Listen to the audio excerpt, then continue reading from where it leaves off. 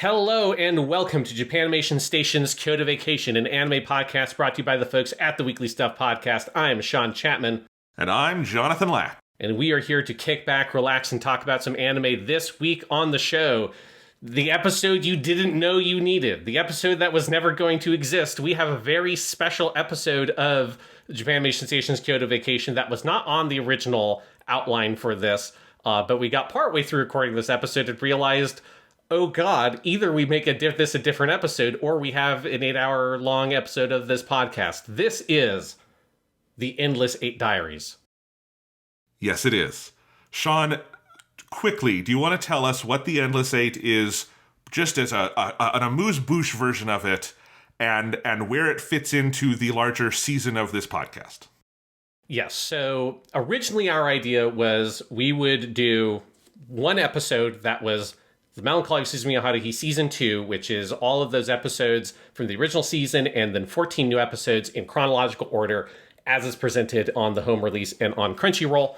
8 of those episodes are the most infamous and fascinating episodes in the history of televised media, which are the Endless Eight, which is the best time loop story ever done, an extremely experimental process that spans 8 episodes.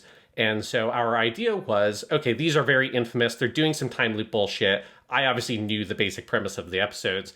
And we had the idea of let's watch one at a time. And after we'll record our reaction after each one and record basically one a day for a week. And then have that be a segment we would play in the middle of this larger episode. That's how we kind of deal with unpacking the Endless Eight, which are a very unique chunk of episodes.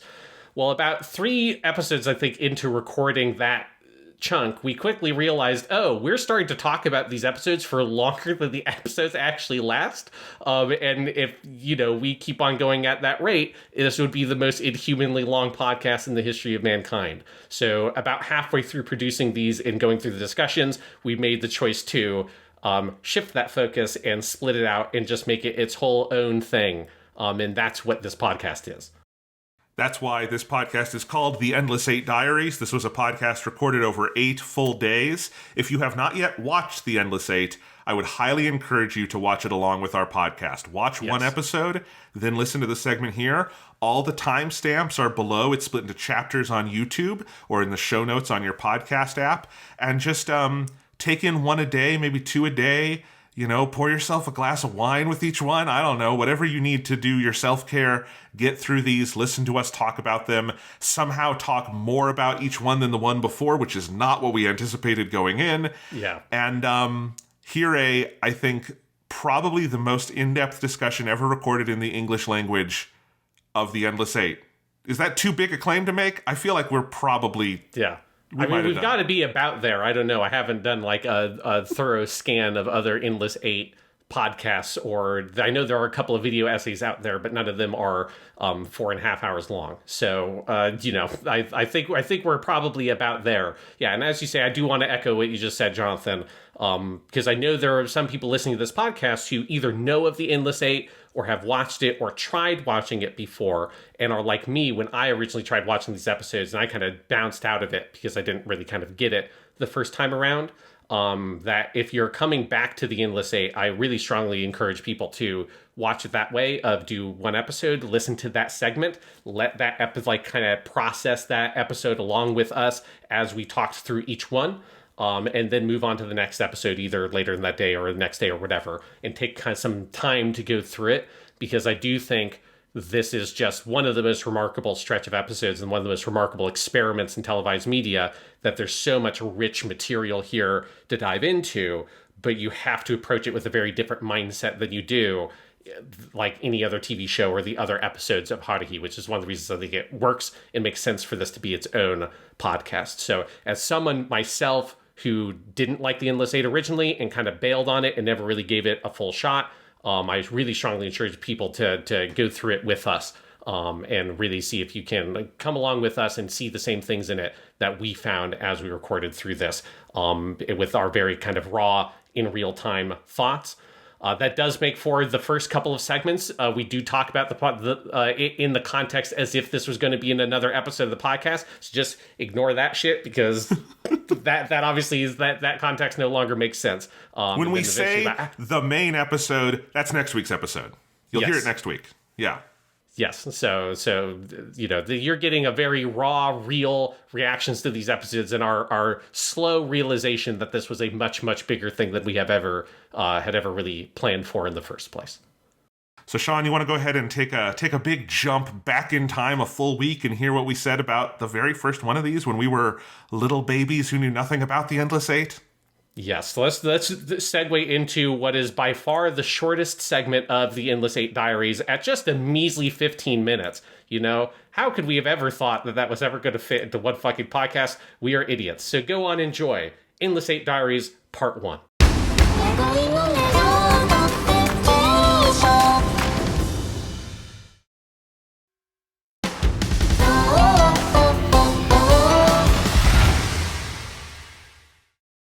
So it is currently 1:05 p.m. on Sunday, October 1st, 2023, and we are here to record the first segment for the Endless Eight Diaries, our process of trying to deal with what I think is probably certifiably the most insane thing ever done in the history of television. We can approach that conversation as we get deeper into the Endless Eight Diaries in the days to come in our timeline.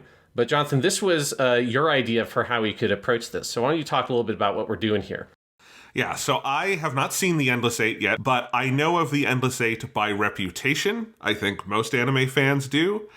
And you and I both had been thinking about how we were going to cover this. I mean, everything about Haruhi was hard to figure out how to cover. But this was one of them. And my idea forever had been, it would be really funny if while we were watching these, we did them one a day, and we just got on the air with each other really quick and did a podcast segment about each episode so that listeners, and then I can edit it together, and then listeners can listen as you and I experience the full Endless Eight start to front in real time as we watch through these. And I don't know exactly what's to come, but I think it will be entertaining, because I think it's possible a lot of people have not engaged with all 8 half hours of the Endless Eight, but we're going to do it. Yeah, so I'm excited for this. So yeah, obviously you have not actually experienced any of the Endless Eight other than the first episode. And arguably, that doesn't even count. I would kind of say Endless Eight Episode 1 isn't even really an episode of the Endless Eight yet. That kind of starts with Endless Eight Episode 2. I have watched it, but I never watched the whole thing. So about 10 years or so ago, when I originally watched through Haruhi, I went in totally unawares, because I already talked about this on the first Haruhi episode, that I didn't know what the fucking shuffle order thing was. So I was also incredibly confused by that and eventually bailed on that because I didn't understand what was happening, and didn't know that it was a purposeful thing. And so then when I eventually got to Endless Eight, I watched the first episode. I'm like, oh, okay, yeah, that's a fine episode of anime. And then I watched the second episode. I'm like, this is kind of weird. I think I got about halfway through the third episode before I said, what the fuck is happening? And then I looked it up, and then I think I skipped to maybe I watched 7 and 8. I believe I watched 7. But I do not believe I've watched any of parts 4, 5, 6. So this will be a new experience for me as well, of actually sitting down and watching the entire thing. But I still got a weird pang of stress watching a certain parts of this episode, because this Endless Eight, it's a fucking thing, man. I am so excited to find out. And I will say, just about this first episode, nothing weird yet. I think this is one of my favorite episodes of Haruhi. It's just it's the most normal episode of all of Haruhi Suzumiya. Other than I guess Someday in the Rain is normal in the sense of what's happening in the episode, but as an episode of anime, it is abnormal for all the things it's doing, kind of durationally. Endless Eight 1, this is just a fun slice of life episode of Haruhi. It's got some things in common with Lucky Star, which we talked about last week, I think. Yep. It is just a fun, and I really enjoyed watching these characters in this environment. I enjoyed Kyon kind of finally coming out of his shell and acknowledging he enjoys being around these lunatics. I had fun with this one. Yeah, it's a fun episode. Just for a little bit of context on this one, this episode was directed by Yoneda Mitsuyoshi, whom we have seen in Clannad. This is the thing we'll have talked about in the overall episode, but just one thing to like center our discussions for our framework here. We are now past Clannad, right? So in our timeline of Kyoto Animation, we are now dealing with the post-Clannad era of KyoAni. So Yoneda Mitsuyoshi, his first episodes were on Clannad Season 1. That's where he was paired with episodes that Kazuya Sakamoto did the storyboards on, but Mitsuyoshi directed. And then Clannad After Story, all of his 3 episodes he did on that, he just storyboarded and directed, including he did the episode after the time jump. So the first episode after the time skip with Ushio and all of that. So that's like his best episode. It's really good. And this is a very well-directed episode as well. He just another note on him, because I did a little bit more digging. So he sticks around with KyoAni until after Nichijou. So he directs 2 episodes of Nichijou. And then after that, he basically leaves the anime industry, although he does have a YouTube channel where he occasionally uploads like animation and illustration tutorials and stuff like that, though it's not very active anymore. It seems like it was more active several years ago.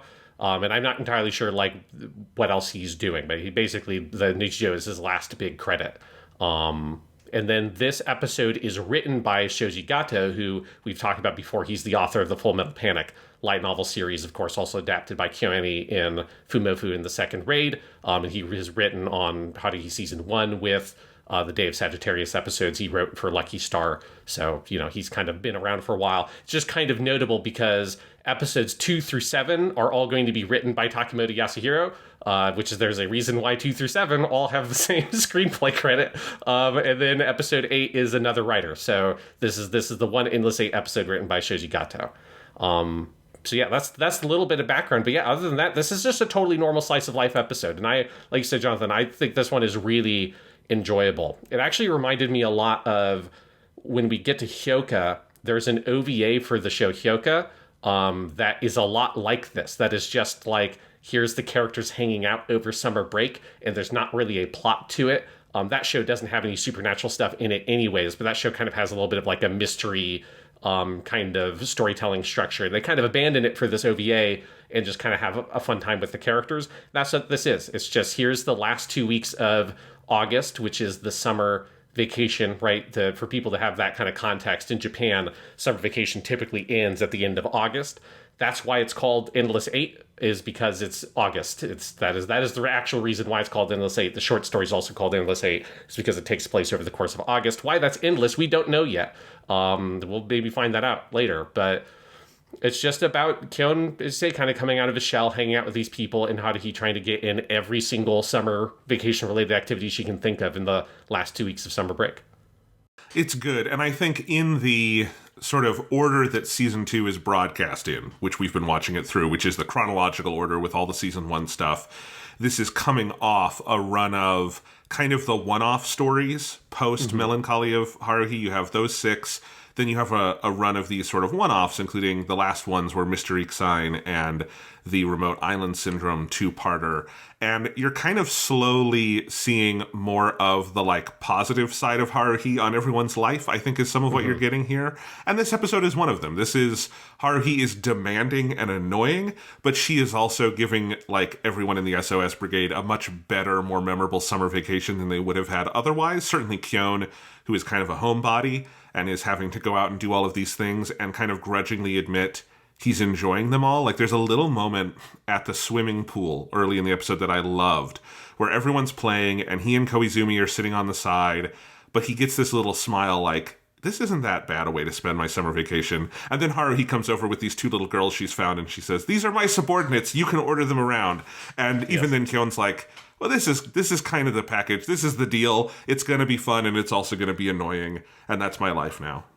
Yeah, because you do have that. I love that little scene with Kyon and Koizumi, because it does set up the tone of all of this, which is, after kind of some of the craziness that has happened in the first half of the season, this is like Haruhi is enjoying like this kind of peaceful life, and that's what she wants. And so all the insane interdimensional computer beings and murders and all that shit is not happening, right? Because it's just like she's not exerting whatever weird power she has on the world. It's just, as far as we know, she's not doing that. It is just we are having fun during summer vacation, and she just wants this kind of peaceful life of hanging out with her friends. And so the whole episode is just basically little vignettes, right? You just get all these vignettes. You get the one in the swimming pool at the very beginning. You get them at the, kind of classic festival where they all wear yukatas in the summer. You get them doing fireworks together. They go catch bugs. They then do probably my favorite one, because this is so weird, is them doing their part-time job of wearing the big suits or whatever and having to advertise the store. And then you find out that that's just because Haruhi wants the costume for Mikuru. And I believe when we get to some of the later episodes from like Someday in the Rain, that costume is in the background. So be on the lookout for that, because that is how insanely meticulous and how mind-blowing watching Haruhi this way is how perfectly everything fits together. But if I remember correctly, you do see that costume in some of the season 1 episodes near the end. Then you just get a big flurry of like the batting cages, them going to a bigger fireworks show, them fishing, them doing the kind of the courage test thing, which I like. Kyon has a piece of narration on that saying like a thing that people don't actually do, but you see in like movies and anime and shit. And so we're doing it also, which I thought was very funny. They go see a very funny looking like Western movie, which I love that. I just love the way the movie looks as they animate it, and all the basically everyone's like asleep in the movie theater. They go to the beach, they go bowling, they go karaoke. And so you just get this like flurry of all these little vignettes and these little moments of all these characters hanging out, accompanied with Kyon's kind of sardonic narration, which Tomokazu Sugita is in fine form with his very kind of blasé narration throughout the episode. It's a very calm, fun little come down that definitely evokes a lot of the same kinds of tones you got in Lucky Star. More so, I would say, than some of the stuff in Haruhi usually. And it's beautifully animated. Like, that's another thing. It is really well animated. At this point in the season, we've only seen 2 of the season 2 episodes, this and Bamboo Leaf Rhapsody, and I'm sure we're talking about this in the main episode, but you see, this was 3 years later after they'd made the full transition to HD, and everything's a little smoother, and they look very good. There's particularly a shot of Kyon coming in on his bike with the fireworks to do this crazy trick that is just fully a, like, movie shot. It's, like, very impressive, but a lot of it, as Haruhi is always beautifully directed and strikingly imaged and all of that, so that's very true here as well. My favorite moment in this entire episode, though, comes at the end on the last day of summer when Kyon realizes he hasn't done any of his homework. He does a little of his homework and then says, I'm not getting this done. And then there's this little montage of him hanging out. And at one point, you have his sister on the couch playing the PlayStation. She's playing a puzzle game, and then it cuts to him playing it with her, and it makes a reverse cut to looking at both of them, and he says, it'll be fine, and he's got this dumb grin on his face, and I just want to screenshot that and like print it out and put it on my wall, because that's basically my approach to life. And it's just, there's no truer frame of anime ever than just this guy who should be doing his homework, sitting and playing a video game with his sister and going, it'll be fine, right? Yeah, everything will work out is basically what he says. Yeah, I do love it. It's the most relatable moment Kyon has had. He's a very relatable character. But it's, him just being like, fuck it. It's whatever. Homework? Yeah, who gives a shit? Yeah, it's pretty good. There are lots of great little moments throughout the episode I really enjoy. One I really love is, this is a thing I would not, I think, have noticed when I originally watched this episode, but when they're at the summer festival, Yuki goes and gets one of the masks there, and it's like an off-brand Ultraman mask, which is great. I love that she's just saying, because she's an alien, Ultraman's an alien. I feel like there's some sort of like simpatico energy going on there between her and Ultraman that I am way into. I like the one other thing I really love in the section where Haruhi is making them do the thing with the mascot outfits. She has this fan she whips out that just has the word Dancho, which is brigade leader, on there, which is so fucking funny to me. I love the idea. She went and got this bot, and I presumably had to have it custom made for her, because I don't imagine they have brigade leader fans that you could just buy in normal stores in Japan. She must have had that custom ordered. So she has her little brigade leader fan. But yeah, there's just like lots of little tiny visual gags like that all throughout the episode I really loved. Yes, it's fantastic. Yeah, there's so many. I loved that. I loved in the section where they are all doing their part-time job, how they characterize each of the 4 brigade members in the fucking big suits where you can't tell who they are underneath, but you can tell through how they're acting, like Mikuru being really shy but trying to be outgoing, and my favorite, of course, being Yuki just standing dead still, almost looking like she's a statue, and then just going, dozo, with like the... the flyer. The flyer. It's so good. Yeah, you get the section where they're fishing in Haruhi. There's lots of really good animation on Haruhi as she's like trying to wind up her throw, and then she ends up whipping the bait off, and it lands on Mikuru, and she freaks out and throws her fishing pole that goes in the water. I really like that bit as well. So one other thing notable about this episode is this is also, and I just did not remember that this is when this happens.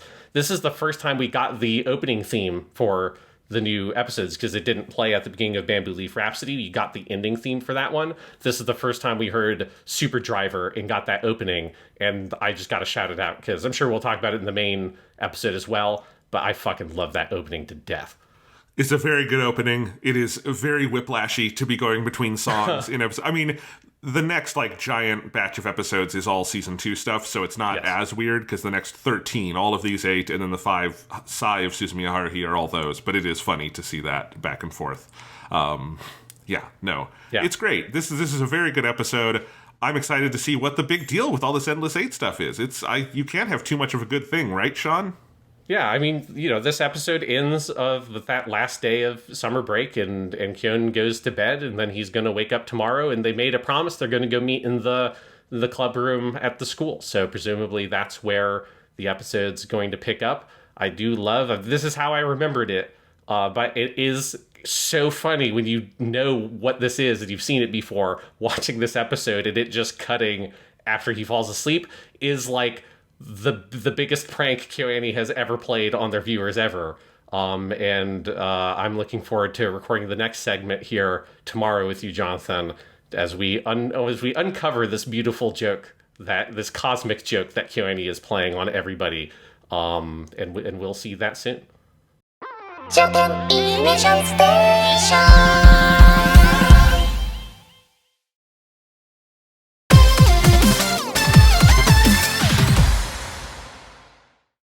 So it is currently 8:05 p.m. on Monday, October the 2nd. It is one day since we started our Endless 8 Diaries journey, and we're here now to talk about Endless 8 2, or actually something I realized on watching this episode is that those numbers on the Blu-ray is for the convenience of the Blu-ray, because all of these episodes are actually just called Endless 8. So we're here to talk about Endless 8, which is the episode that comes after Endless 8, that is precedes the episode Endless 8. Indeed, you could say it's the second episode called Endless 8. Exactly. Yes, I am currently recording from a different spot than usual because it is a Monday night. They are doing a screening for my class, so I set up the screening, got the movie started. I'm up in my office right now, and then when we're done here, I'll go back to the movie. But as a result, my mic is usually in a big stand on my desk or on an arm, so I just pulled it out of that, and I'm holding the mic. I do not usually hold the mic when we record, but I figured for these 15 minutes it would be okay. We're going old school retro style. You should have just done it off of your computer like the real old days. God, no. But Sean, I really enjoyed Endless 8, the second one. Yes, the second Endless 8 episode, which in many ways is the actual first Endless 8 episode, is a fantastic episode. So this is the episode where you get the actual premise, right? We couldn't really talk about it in the first segment because the first Endless 8 episode is just a slice of life episode, and there's nothing weird about it at all and nothing unusual. But the second one, of course, as soon as it starts, if you're an unsuspecting audience member, as I was about 10 years ago, you quickly start going, this feels pretty familiar. And then Kyon starts going, this all feels kind of familiar. And then you get a kind of warped and kind of slightly sinister feeling version of some of the scenes you got in the first episode. As Kyon starts slowly realizing what's happening, then the middle part of the episode, you get your big reveal that all the characters are in a time loop, and that this is the 15,498th time loop. So this is the 15,498th time that this has happened. Nagato is the only one who remembers. They can't figure out why the time loop has happened. Obviously, it's like Haruhi has caused it, but they don't know why or how to get out of it. And then the episode ends, as the first one did, of Kyon going to sleep, but this time in a much heavier emotional context than the last time we saw it. If we assume the first Endless Eight was the actual first time of this cycle, which I don't know if we should assume, but let's just say it is for the sake of argument, does that mean the time jump between that and this episode is the longest time jump between episodes in TV history? Because it would be 3 weeks times 15,498? Yes, I didn't put it in my notes, but Kyon does calculate the however long it is, and it's some like 500 years or something that has taken place. Because it is ambiguous whether or not the first Endless Eight episode is the first time it happened, or if it's one of the whatever like 8,000 times. I think like the Yuki says that I don't remember if that's actually in this episode. It is. But yes, where she says like there's some 8,000 something times has happened before they ever realized. So like. Was one of those what Endless Eight 1 quote unquote was, or was Endless Eight 1 the first one? We don't know. You'd have to watch Yuki specifically because she's the person acting the most different in this one. Which I mean, she's always stoic, but like she is sad stoic in this one in a way that like you can tell it's getting to her in a way that she will never like explicitly let on because of who she is and what she is, but it is getting to her obviously. Yes, and that is one of the big elements of the Endless Eight here. And it was something because obviously I already know this whole story, so it was something I was looking out for in the first episode. And you get like a couple of slightly suggestive shots towards her, but nothing that's super overt. So I think it's very much left to audience interpretation what exactly is the context for the previous episode. But either way, we know we are in the shit. We are in Groundhog Day, but it's like terrifying Groundhog Day because in Groundhog Day you learn it's a time loop and then you know it's a time loop. In this, well, we will see this pattern probably repeat multiple times, but they are not going to retain the information of the time loop, obviously, because there have been almost 8,000 times where they've learned it and they've forgotten it every single time before. So these people have to just constantly encounter this insane existential dread halfway through their summer break, go to bed at the end of it, knowing that probably this loop is going to occur again and they're going to lose all knowledge of it and have to relearn it again. And that Nagato is the only one who's going to retain memories of all this happening. It's most similar to the Doctor Who episode Heaven Sent, which is also a time loop that the Doctor does not know at the beginning is a time loop. And we also do, Heaven Sent is probably the correct answer to what is the longest time between one episode and the next one, because Heaven Sent gives us the time that it has been. But Endless Eight is a similar story told a little bit earlier. But no, this episode is great. And I think what's really like conceptually interesting about this one is that even before you get to the explicit all the characters grouped up talking about the time loop, you're seeing all the same events from the previous episode, but this is very much not the same episode. It is not repetitive in that way. It's totally different animation and emphasis and direction, even when it's the same dialogue. It has a really different color scheme in the first half that's pushed darker towards sort of reds and purples, and you see a lot of, scenes that we saw before from like totally different angles, like that moment at the pool when Haruhi brings the two little girls over and says, "These are my brigade members, you can order them around." Now we see that from Kyon's POV in a kind of creepy way, where it was a more neutral POV before. And then over the course of the episode, that color tone changes. It's more washed out, like there's kind of a slight haze in the second act. And then by the end, there's no color at all in that final shot of Kyon contemplating his homework and realizing it is truly pointless. Yeah, it's phenomenally well directed. So obviously, this one gets to be quite different from the first one, also on a scripting level, right? So the first episode was scripted by Shoji Gato, talked about. This one is talking about Yasuhiro himself doing it, and then he writes the scripts for 2 through 7, which probably gives people an indication of what the content of those episodes is. But so, we're going to see this be more of a template going forward. But yeah, even with the scenes that are meant to be direct reflections of scenes from the first episode, the directing style is so incredibly different that your takeaway is totally different than that previous episode, right? The previous episode is very well directed, but it's directed in a very conventional anime style, right? Like, which is not bad. That's just sort of like what it's going for. It's got a very conventional kind of anime look. The color scheme, all of that is kind of how you expect a show like this, and especially a slice of lifestyle episode, to look like. Whereas this one is much more extreme. One thing I really like about the way it's directed is like everything feels so spacious. Like the gaps between the space that they're in is so huge, and things are often pushed to the corner frames, or they'll do things where, like, you know, you'll have a similar moment of characters are sitting off to the side during the Obon Festival. In the first episode, they're sitting like on a little park bench that's like right near where the festival is. In this one, they're sitting like what looks like maybe, you know, 30 plus yards away on top of a hill off to the side, completely in shadow, removed from the color and the orange, beautiful lights of the festival. And so you get a lot of these shots that are like basically the same kind of shot, that are trying to communicate the same sorts of information that on the page are probably basically the same thing, right, in terms of the script, but the director has interpreted it very differently. And you get that through all kinds of episodes, or all kinds of shots in this episode. This one is directed by Adatani Tomoe, whom we've talked about a lot, right? She was the character designer and chief animation director on Air. And then she directed multiple episodes of Clannad After Story, Lucky Star, and she did one of the episodes of Haruhi as well. She did the second murder mystery episode, which I think you can see a lot of stylistic similarities. Yes, this is definitely a sister episode, because it is a lot of those really extreme compositions that are meant to disarm you. Yeah, and so you get a lot of that style. This is also she after KO, and she's the one who goes on to work at Nintendo as a cinematic supervisor there.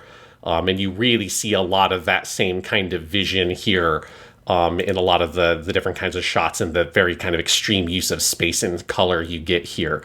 You know, nothing quite as insane as them doing the whole fucking Ralph Bakshi Lord of the Rings shit. Like, that doesn't quite come into play here. I don't know the context in which you could do it, but it is definitely much, much more stylized, which really fits the tone of the episode, which is meant to make you feel, you know, that sense of weight and sort of fear and like cosmic dread, basically, at the nature of this experience they're going through that they have no control over.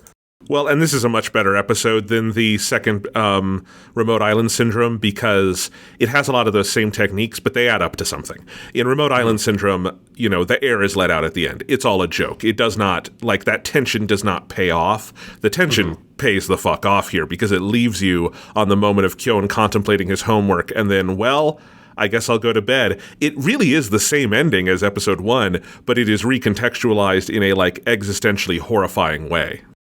Yeah, in the way that it's shot differently, and everything about like the framing and the coloring of that shot communicates that so much. Like, both of them, like, one thing I've been doing for these is I've been taking screenshots, and I took a lot of screenshots of this one in particular, because I want to get as many screenshots as I can so I can compare similar shots in different episodes. And both episodes end with a similar kind of shot, reverse shot of Kyon looking at the clock and a close-up on the clock, and then him going to bed. And I just like how different the clock feels here. You know, it's like that, that carries so much more weight. And obviously, if you're someone who knows what's going on already and you watch that previous episode, that clock shot is very suggestive. But on a first viewing, if you don't have any context, you're not going to know why it's so suggestive. It's like right before midnight, right? It's like 5 minutes before midnight, which is when it's going to tick over. But I love how different contextually all those pieces feel here because of the way it's framed, and then also the larger context of the story. Absolutely. Yeah, I think directorially this is one of the most striking episodes of Haruhi. And for notes you're going to explain in a second, you can also see really clearly in this one, I think this is the first one of all the season 2s where you can fully see it. This is a post-Clannad Haruhi. Yes. Where, like, there's that scene with them on the roof during the stargazing where they're all sitting and you just have the wind blowing through everyone's hair and clothes. And it's like, yes, this is the studio that refused to let a fucking frame go by in Clannad without having wind blow through people's hair. This is so good looking.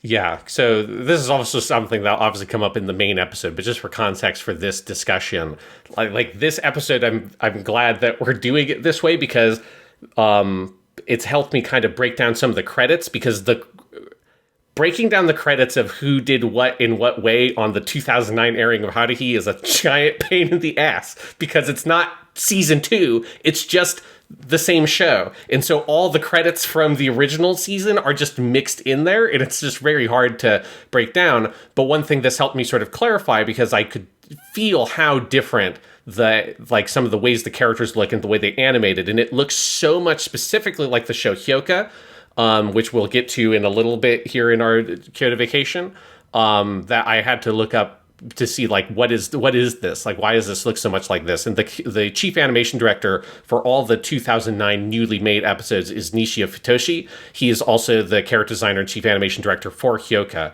I mean, he's been working on everything, but this is like he's kind of coming up into a higher position in KyoAni at this point.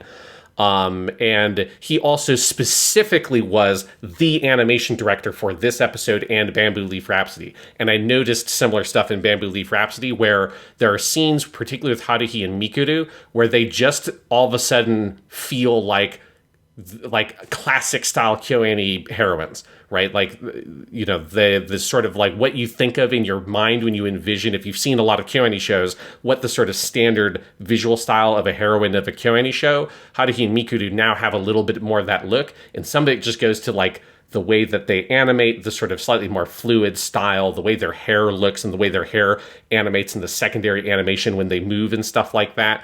All of this is stuff that we saw that style really getting developed in Clannad and Clannad Afterstory, and you can feel it so impactfully here. And it's just added a whole other element to the kind of character acting you get in the animation. And I think the fact that Nishio Futoshi was the animation director for this episode specifically means it's really heightened, because obviously the chief animation director, part of their job is making sure that all of those little pieces of their kind of vision of how the show looks is more consistent, right? And so this feels like this and Bamboo Leaf Rhapsody so far of the new episodes we've seen, they feel like this is like what they want 2009 Haruhi to look like, and it's kind of the epitome of that style, and it's just really focused and concentrated here, and it's, I think, fascinating how much there are shots that feel almost like, even though on the surface level they're very similar in terms of the characters and the animation, those adjustments just make it feel like a radical evolution in some ways from what we saw with the 2006 episodes, which stands out because these are juxtaposed so directly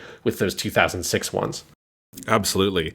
Yeah. And again, I also think just the color work in this episode is extraordinary. As I noted, the kind of reds and purples of the first act, that kind of washed out quality as you start to get the deja vu. And then the big, standout scene here where you have everybody except Haruhi at night talking about the time loop, and it's really heavy greens in a way that feels kind of unreal. Like that light probably isn't actually reflecting that much green there, but it's just the way they have it diffused through the image. Basically anytime there's a light source in this episode, you notice it extremely heavily, and that one also has some of the most extreme crazy angles. It's a masterful sequence because, of course, it is imparting some pretty important exposition to us. Yeah, and it's fun because it's the first time we've seen that scene, because that scene's not in the previous episode, so it's also that one's like very, very fresh. Yeah. One other thing about this episode that I do also want to mention is this episode is so erotic with how it depicts Kyon and Koizumi. It's crazy. Like the way this episode opens with Kyon shirtless, splayed out on his fucking couch watching the baseball game, and it's like, if you look at that, you're like, right, this is the studio that's going to make the sexy swimming boys anime.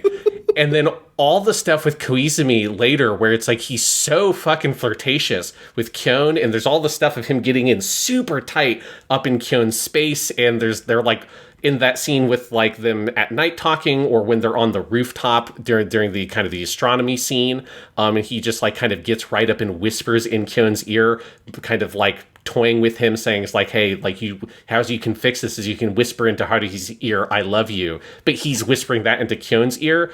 And he says it in English. He says, I love you. And it's a lot. Yeah, and you get a little bit of that kind of stuff in some places in the original show. And where it's most potent is in the other Adatani Tomoe episode, because it is that part 2 Remote Island Syndrome one where you have that very weird conversation between the two of them on the boat where he's staring at the mole on Kyon's neck, and there's just this weird, bizarre, almost kind of erotic energy to that conversation. And it's like, man, this episode is incredibly horny for Kyon and Koizumi, and it's in a way that like I did not remember, but I'm like kind of into it. I have a different assumption about Kyon's sexuality coming out of this one than I did coming into it. Let's just say that. Yeah. And it's also heightened by, so like one other thing that's notable, that I noticed when I took all my screenshots and stuff is that the characters are all dressed differently, right? So like their yukatas are all different patterns. Their daily clothes are all different other than Nagato, who is wearing just the school uniform. And there is like in the second half of the episode, Kyon and Koizumi do just look like they're in like a boy band. And it's like their style is very sort of flamboyant in a certain way, particularly Koizumi. Koizumi's got this scarf on during the big reveal sequence, especially the way he like is playing with his own body and kind of like splaying it out and doing these big like dancer-esque movements. Yes, you could take some of these screenshots and tell someone this is from my favorite boy band anime, and they would believe you. Yes, it's the thing I'm now going to be on the lookout for. Is I'm going to guess that the clothes are going to be different in all of these episodes. So that will be something to look out for, is the different fashions, because the swimsuits are totally different, the yukata are different, the daily clothes are all different. Speaking of differences, fun. Yuki goes for a different mask. It's the same mask with a different color. It's a red version of that sort of Ultraman alien mask. Yes, yeah, it is still an Ultraman mask, but yes, a very different looking one. And so, yeah, I'm curious, because that was one of the reasons why I took a bunch of screenshots of the mask last time. One is because I like Ultraman, but two, I was like, I wonder if this is a thing that changes in all of these episodes, because obviously, we are still at the very beginning of this journey, so I'm still trying to figure out where are these sort of junction points going to be where they're going to insert little changes and little Easter eggs. Well, and here was my thought, is Yuki's the one who remembers. She cannot directly tell everyone else, but she is awfully insistent on getting a mask when they get there in this episode in a way that feels like she's done this before and she has a goal. So my working theory is she's trying to tell them something with those masks. But we will find out in the next one, which is a Kigami Yoshiji directed episode, which makes me very excited. Yes, and so from this point forward, we're fucking in the shit, Jonathan. Like, these first two episodes, this is like a normal anime, right? If the next episode was just an episode that they like figured it out and resolved the time loop, that would be a thing that would be like, yeah, that's just a normal 3-episode arc in a kind of weird sci-fi mystery show anime. But we of course have 8 episodes, so now we are going to be really in it, and I am very excited to watch the next episode, and we'll watch that tomorrow and update our Endless 8 Diaries, and we'll see where this journey takes us.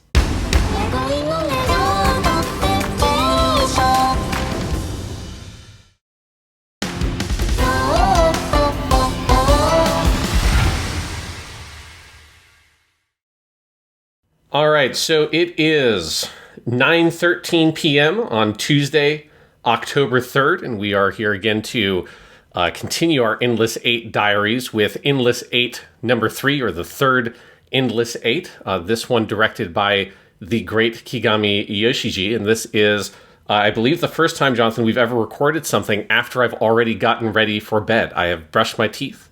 I have flossed. I have done everything, because this is the first time we've done a late night recording since I became a teacher. Yeah, you have to go to bed pretty early because you have to get up pretty early, and I do pity you for that. But I am glad you were able to fit this in, Sean. I had a busy evening. The reason we're doing this is I had an event at school. We had a filmmaker coming in. It was actually kind of funny. This is a cool indie filmmaker who were showing their work. And I actually wound up, by a coincidence, I just was watching the whole 90-minute presentation sitting right next to the filmmaker, which is weirdly... I've done that before with people I know who are screening their work, but not with a stranger who's semi-famous in this field. And so anyway, that was fun. Was there, got through most of the Q&A, came home, took my dog out, sat down, and now we get to talk about Endless 8-3, which is a significant one because I have to say, this is where I realized the Endless 8 has been completely misdescribed to me over the years. Mm-hmm.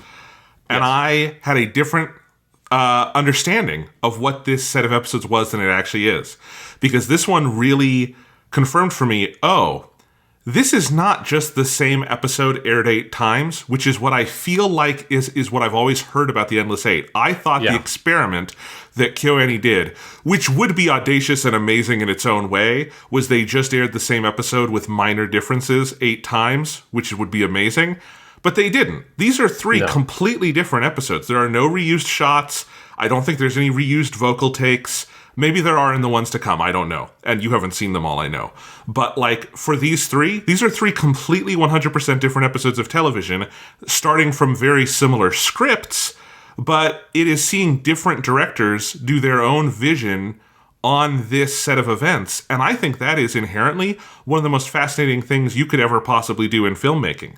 Like, I've thought how fun it would be, like, I would love to see someone do an experiment of make a season of television where it's just like take a pilot script for some unmade pilot and just have 8 directors, all cast it differently, all use different DPs and everything, and just make that pilot 8 times, and I would watch the shit out of that. That would be fascinating. You know what's even more fascinating? Do it in animation where you have a completely different level of control. That's basically what we're getting with Endless Eight, and it's a little more complex than that because there's also the extra task these directors have of like kind of accentuating emotional states as the story goes along. But this one, by the great Kigami Yoshiji, who very much takes this, I think, ball and runs with it in a really interesting, subdued way in this one, it really hit me because I wrote more notes on this one than I did on parts 1 and 2, and it's because now that I know the beats of the story so well, seeing each director take scenes that are identical on the page in a new direction, fascinating. And if that's what all the Endless Eight are, then the internet has been utterly wrong on it and are a bunch of fucking heathens. This is fascinating. Yeah. So I think, this is like a good time to kind of talk about some of the context of this. I don't know how this will fit in the larger overall episode, how much of this we'll talk about there. But since you're bringing it up, it just feels natural to talk about sort of a little bit of the production process here. Because, yes, basically how these were made.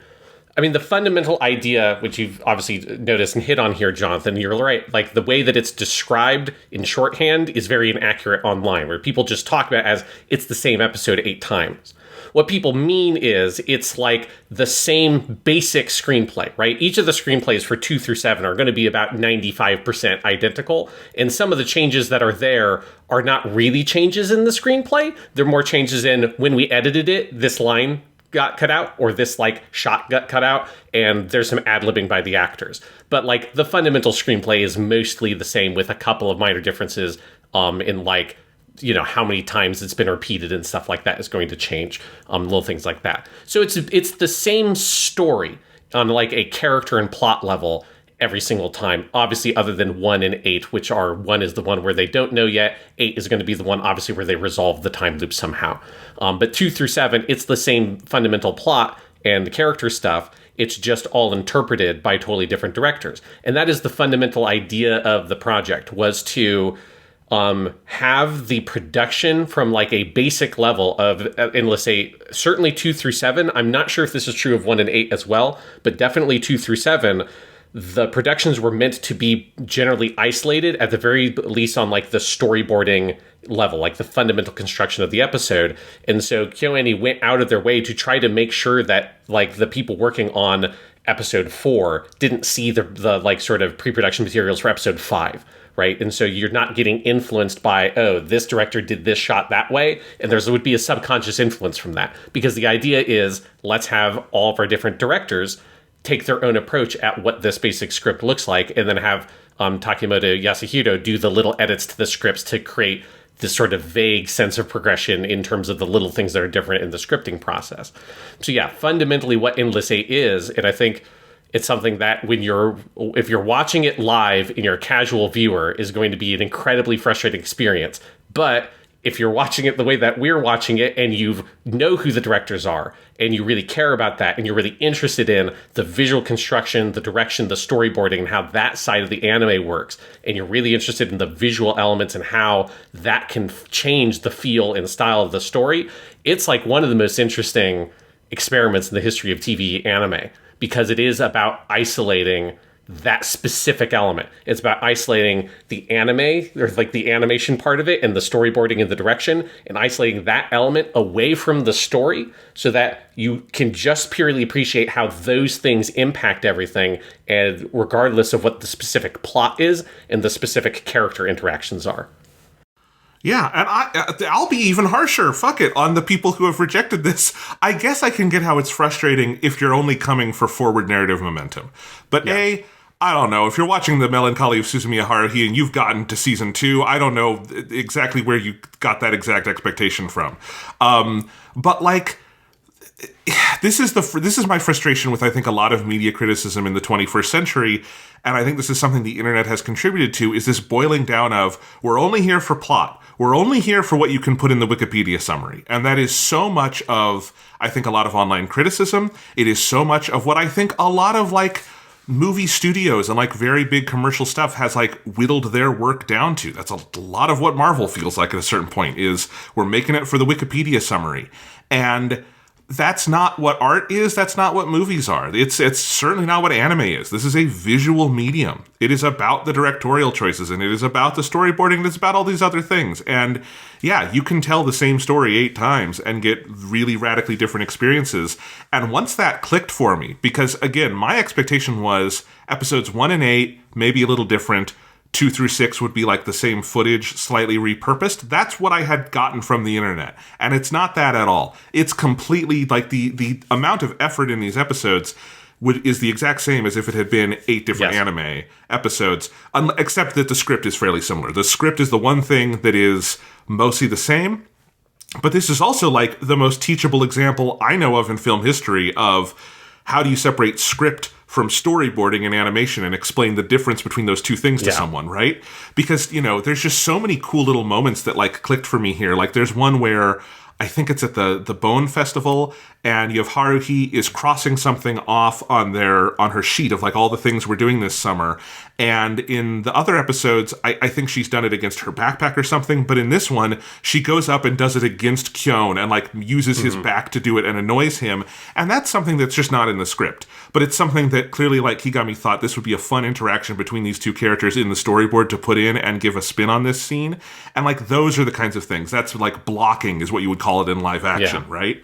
And all of those kinds of choices, and especially, like, I think Endless 8 2 and 3, the, like, radically different directions these two directors, Aratani Tomoe and then Kigami Yoshiji, took it in, like, really different directions. Like, Aratani Tomoe was, like, almost like a Lovecraftian sense of the horror of this existential thing that is going on, where it's all fisheye lenses and it's these, like, big color diffusions and all these crazy, you know, framings. And for Kigami, it's like, it is aggressively neutral.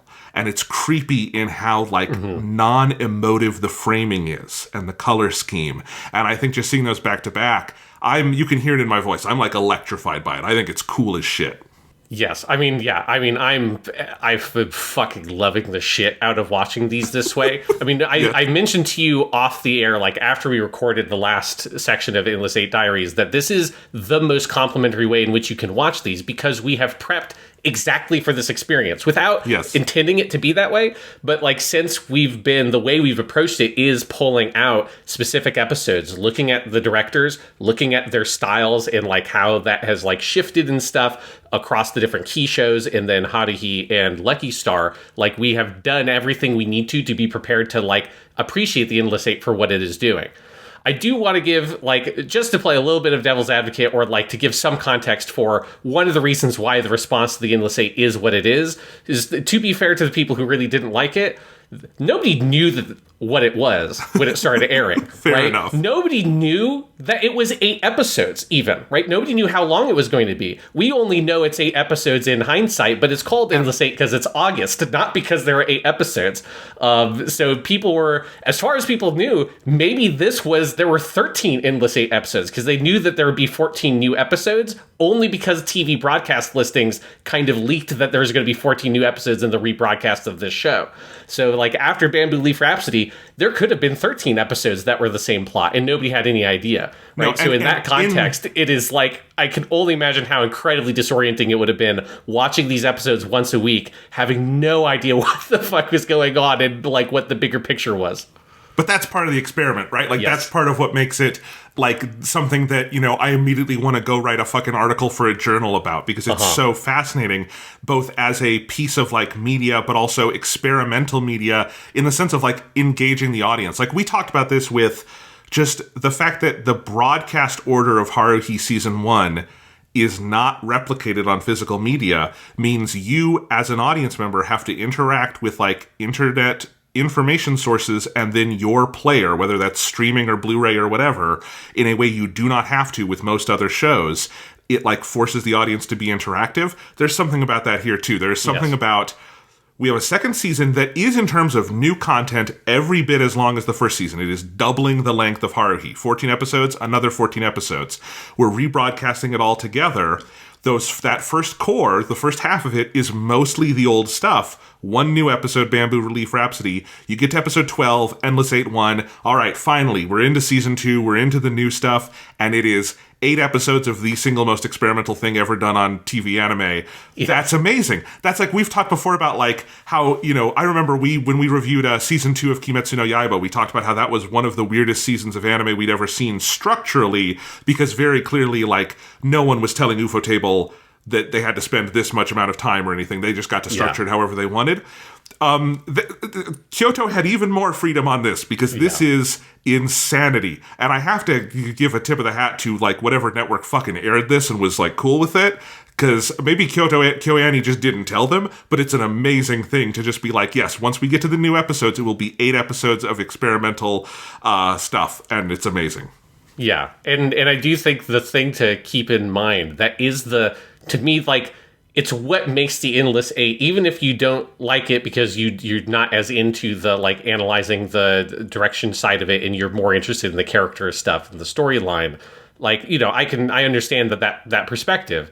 But you have to respect the Endless 8, because it's not a cost-cutting measure, right? They didn't save money by doing this, and that's a really important thing to emphasize, because I think that's, Jonathan, where some of your misconception comes from like the way that people talk about it. Shorthand is like the same episode, is it sounds like that's like when you watch, you know, a particularly dire stretch of Naruto or something where they're just reusing flashbacks for like half the episode over and over and over again, just to like save some budget and to like build up some time they can to do the bigger episodes.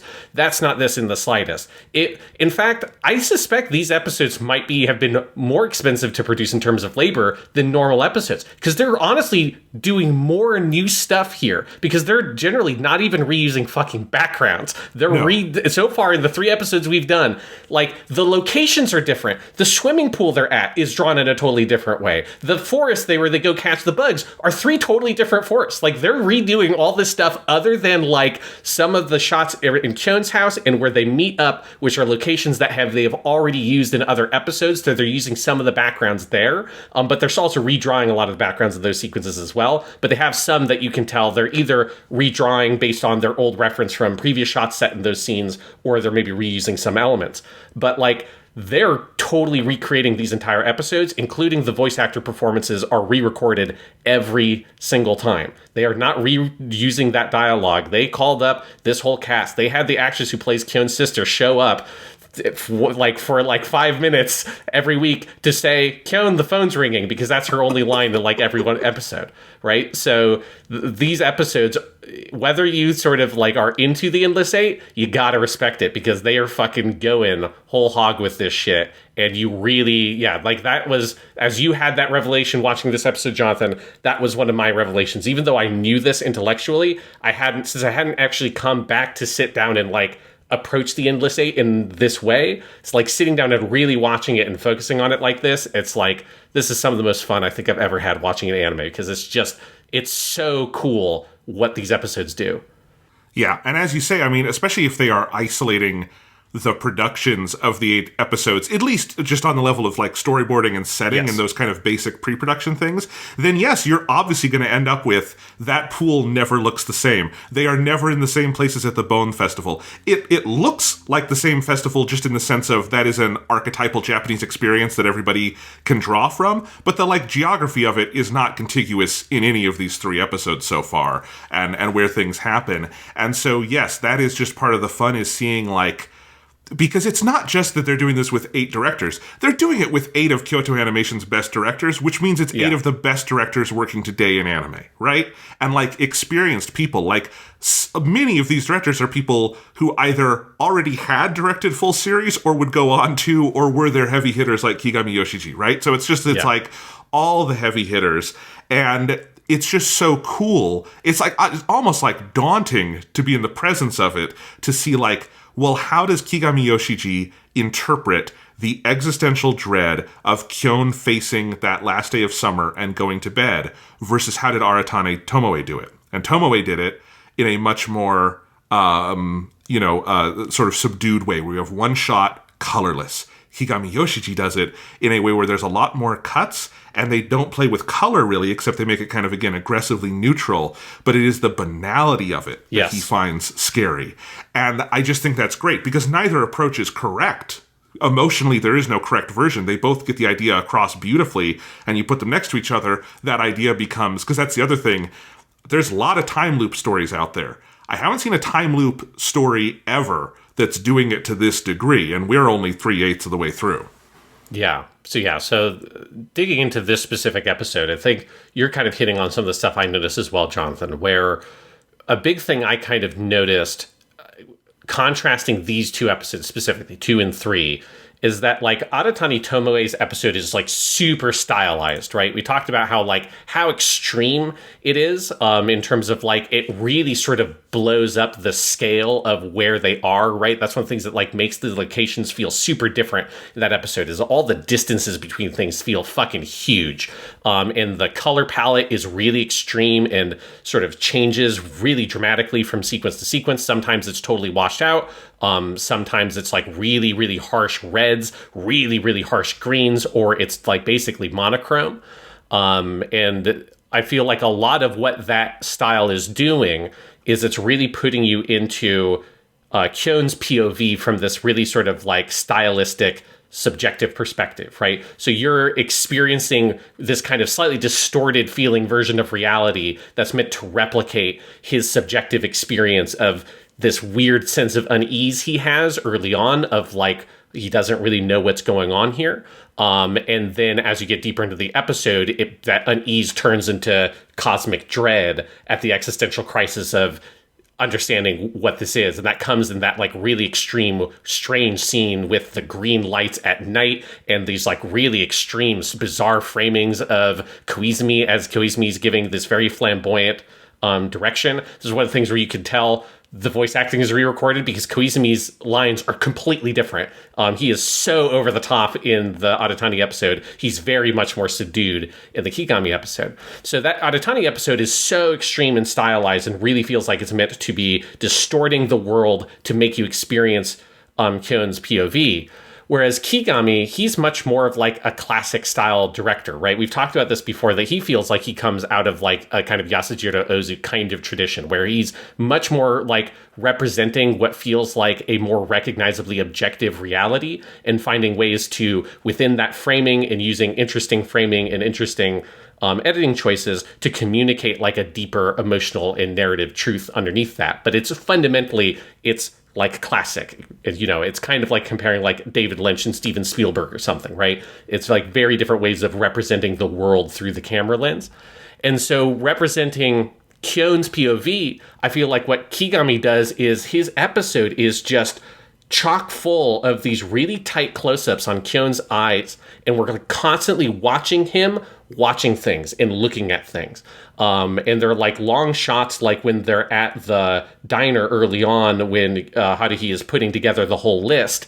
And there's that little moment where Koizumi picks up the list to look at it that you kind of understand intuitively he's doing it to check his sort of sense of deja vu at the beginning of this time loop.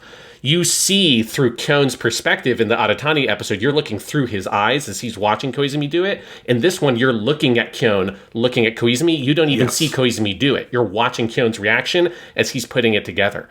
And so the whole episode, you're very much in Kyon's POV, but in a very different sense, where you as the audience are outside of his actual perspective, but the camera is so fixated on his face and his eyes and where he's looking and the expressions on his face. There's so many great shots of his face and all these like really interesting expressions he has that you're really studying him and looking at him trying to process this. And so you're it's still externalized from your perspective, but you're given so much sort of insight and meat into thinking about Kyon's experience of what's going on here. And I love how I think they're fundamentally the same idea, right? We really want to look at Kyon's perspective and his POV because it's fundamental to the Haruhi story is it's all told from Kyon's POV. But how you represent that, it's completely opposite. And they're like both incredibly masterful at how they execute those different versions of understanding what POV or perspective means in this context. Yes, and this is one of the great paradoxes of cinema, is that, the novel has a really easy first person. It has I. It has the first person pronoun, and every language has an equivalent of it, right? Cinema does not have an easy first person pronoun. You can do like a direct POV shot, like from the character's eyes, but evidenced by the very, very few amounts of movies that have ever used that, like from start to finish, it's not actually that frequent a technique. It's something you use in specific moments. Halloween opens, John Carpenter's Halloween opens with a big long shot from Michael Myers' POV. And there are scenes throughout the movie that are suggestive of that, but most of the movie is not literally we are in his eyeballs, right? And it's true of this too. And even like if you look at the Aratani Tomoe episode, there are some shots from Kyo's eye line, and there's others that are just emphasizing like kind of the world as he sees it, but not literally we are in his eyes. But you can also, and this is one of the amazing things about film, is that you can give perspective and subjectivity looking at the person in the third person. Yes. Which seems like it's a paradox. That would be a paradox in some other forms of art. In the film, you can make it work. And these are two directors who are so good at what they do that I would not say at all one is better than the other, but they're both effective in very different ways.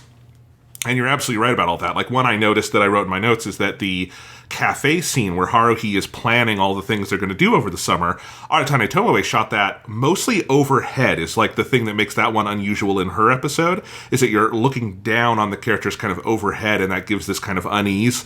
And then in this one, we're looking at Kyon for almost all of it and hearing the lines off screen. And we're watching him study everyone. And we're seeing that, like, something's off. Like he doesn't feel terrible. He doesn't feel, it's just something's kind of off. And again, there's also just a lot of like kind of neutral shots that feel like they're not colorless, they're not monochromatic, they're just neutral in a way that Haruhi often isn't. And so you're feeling like something has been drained from the world, and you get that over the course of the episode, and it's really tight and effective. And I think for me, and again, this is not me saying one is better than the other, this one hit me harder because I think this is a kind of filmmaking that maybe just naturally hits me a little harder. You invoked like Yasujiro Ozu. That happens to be like one of my 2 or 3 favorite directors. And there is a certain quality of that here. Like, just by the time you get to the final scenes where it just kind of all feels like purgatory almost. Like, the one that really struck me is the scene on the roof with the stargazing in the Aratani Tomoe episode. You have, we talked about it last night with just how sexual it is between Koizumi and Kyon. And it is just like, it's heavy. And in this one, it's aggressively asexual. It is cold, and it is like, it almost feels like David Cronenberg Crash levels of like, this is drained of eroticism and feels kind of miserable. But not in like a really like bang the drum kind of way. And then one other thing I want to say about Kigami being maybe more of a classicist is I think that's also true in the anime history of the word, because there's a ton in this episode, more than, they do this pretty frequently in Haruhi, but more than in any other episode I've seen, of just the still frames. where you do an action through one still, and he uses it over and over in this one. And of course, that's a technique that goes back to the earliest days of anime, and it's one that a lot of like anime kind of historical figures like Osamu Dezaki really liked to use. And there's a real feel of that here, and I love a lot of those individual shots. Anime directors who are good at that are so good at capturing a whole scene in one image, and it's so cool to see, and this one's full of them. Yeah, it's very much like you get a much bigger montage of those near the end of the episode, because in the Aratani Tomoe one, it definitely feels like, you get much less of a sense of the whole summer vacation because you don't have those as much, whereas like the first episode does more of that, this episode does as well. So in fact, this episode I think has vignettes from all of the different ones we'd seen before, including a new one, because you have like the batting cages, you have the fireworks show, you have them going at the fishing competition, the haunted house, or the test of courage, I guess technically here it looks like kind of a haunted house, so that shot's a very different vibe than the other ones. You have them at the movie theater, which you see them just in the movie theater, you don't see the movie, and I'm bummed out about that because I loved the weird like movie in the first episode. But then you also have them at the beach, and I don't think we'd seen that before, and then you have them bowling at the karaoke. So you get just like this sense in that second half of this rapid fire sequence of there's nothing we can do about it, right? It's like there's this hopelessness of they're going to all of these crazy events, but they all kind of understand, other than Haruhi, that all of it is completely meaningless. And I think that's one of those things that highlights some of like that sense of kind of despair you get in this episode. That's very different. It's very quiet here compared to the Aratani Tomoe one. Yes. The thing for me that is like the thing that is the most striking about this episode, because the Kyon POV stuff and like the close-ups on his face in that, like that really struck me. But the biggest thing, particularly just like when I sat down and watched it, because the Kyon POV stuff I noticed even more when I was doing my screenshots and doing kind of a reflection on it. But it's the way that Yuki is used in this episode is like deeply haunting. Because there's a couple of shots. The first one that really struck me was the one at the Obon Festival, where we have the scene we've now seen all three times of Yuki going and getting the Ultraman mask, and it's a slightly different Ultraman mask each time. They're colored differently.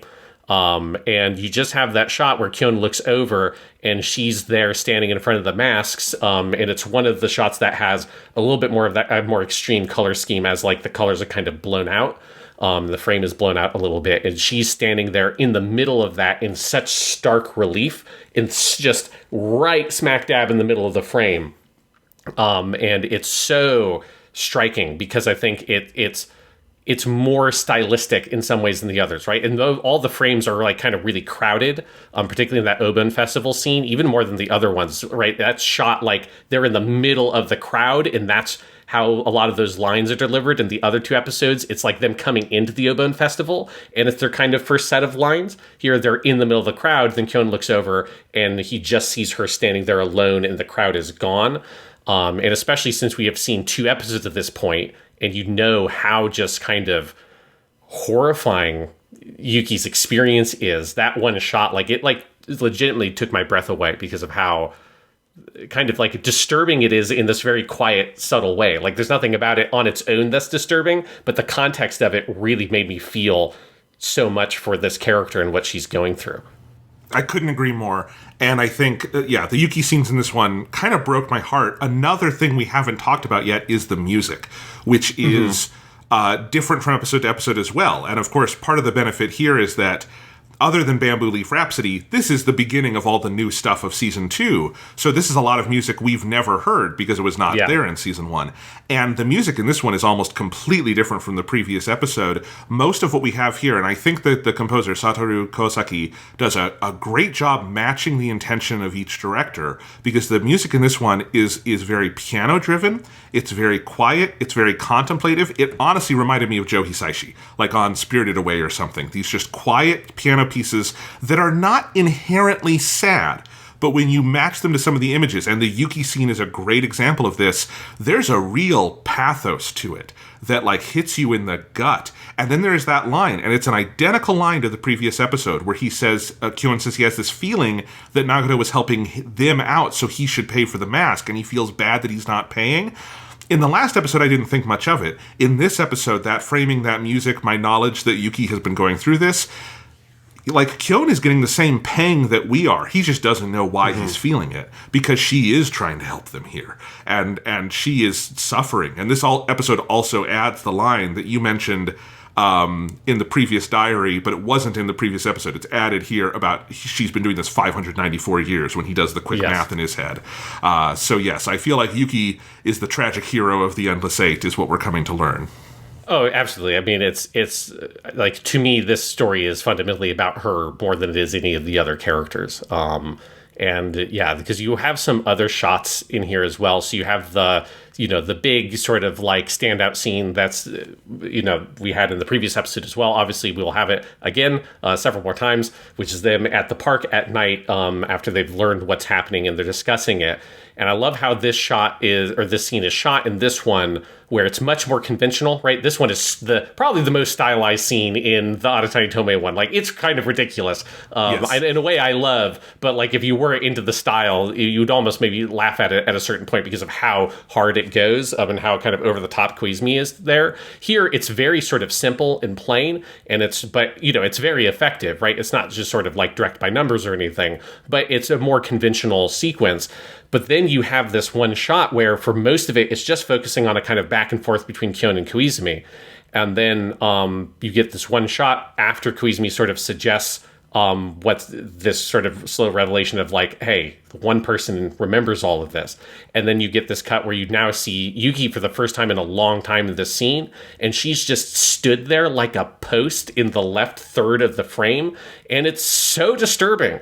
And then this exact same framing, only like on the opposite side of the frame, is then reused again when they're on the rooftop. And you have this quick shots that show each of the different people, and Yuki's just standing there alone, like slack like a fucking post, this time on the right third of the frame, just staring left into nothing. You're just getting her kind of like profile.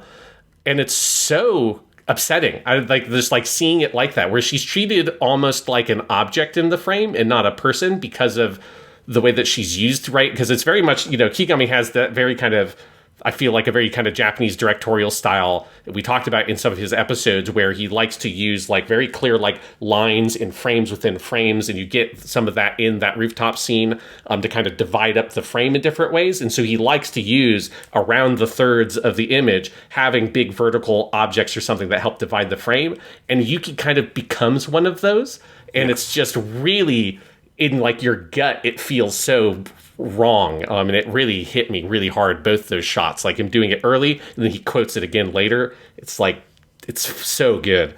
Because you make the Ozu connection, that's Ozu. That's his whole, that's what his claim to fame. And it's like, there are shots that are very Ozu-esque where you're seeing through kind of the layers of the Japanese house. It's more modern here than Ozu ever shot, but like, we have that here on the rooftop. And then Yuki becomes one of the leading lines of the image. Human beings are not usually leading lines in the image. Yes. And that's what is like, because she is bisecting the line of the roof there and is making this sort of, this like perpendicular with it in a way that is really haunting. And yeah, my heart fucking breaks for our little robot girl, or whatever the heck she is. But I love her, and I want her to be free.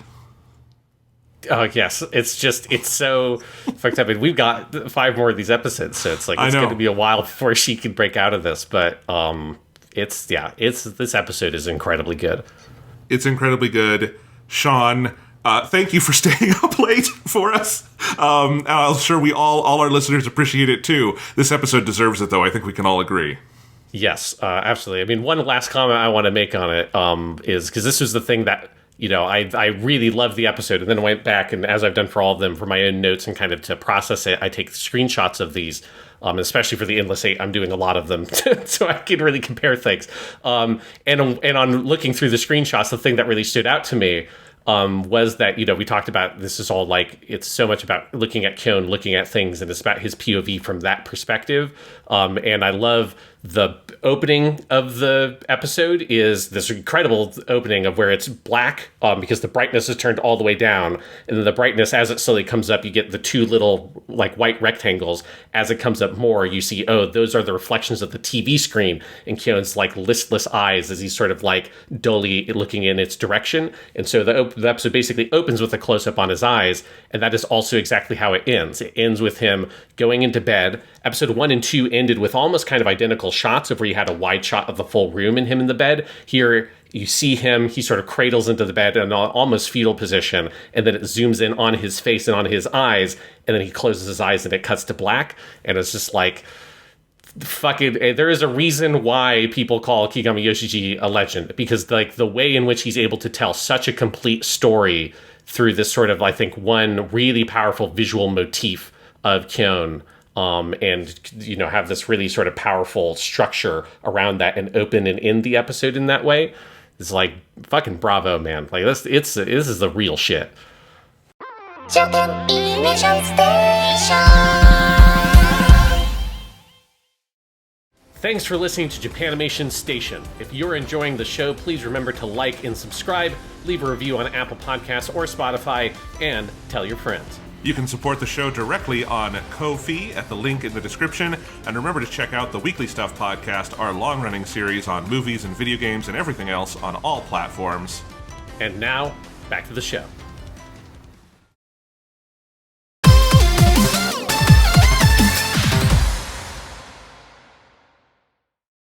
All right, it is 8:01 p.m. on Wednesday, October 4th, and we are here to talk about the fourth Endless Eight episode, this one directed by Tako Noriko. This is also the first recording, Jonathan, where we have realized this is just going to be its own podcast episode. There's absolutely no way this is going to fit in a bigger podcast episode. That probably was maybe obvious to the listeners.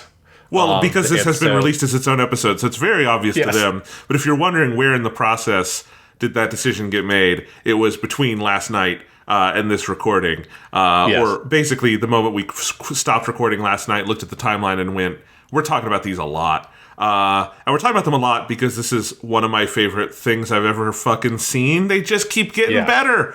This one is so good, Sean. Visual metaphor everywhere. I love it.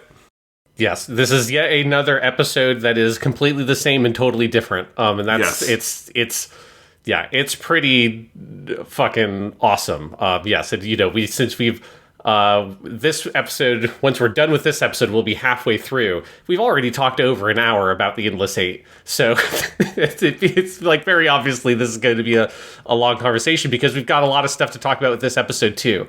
Because you know, it's just kind of incredible to see, you know, an extension of what we talked about in the last section of this sense of, because the screenplay and stuff, like the dialogue, the fundamental plot is all more or less set in stone with minor adjustments each episode, it really just highlights how dramatically different each director can really approach the material, because this episode is probably the most different out of the, like, really the three Endless Eight episodes, right? Because the first one is a fundamentally different kind of episode. That the first Endless Eight has a different plot, but 2, 3, 4 have the same plot. But 2 and 3 felt like, here's two directors that have very different approaches, but have very similar takes on the material, right? So it's like they have a similar take, but they like sort of express that take in two very different ways. I feel like Tako Noriko just has a completely different idea of what this story is about fundamentally, and how to express that visually just ends up being super different. And it's awesome. And it has like the most specific visual callback I've ever seen, because we have the fucking cloud, Jonathan. The cloud is back. It's the goddamn cloud. It's here. The cloud that, like, it's the first shot of the episode. It's really omnipresent throughout. And then, of course, that builds into the visual metaphor of the plane.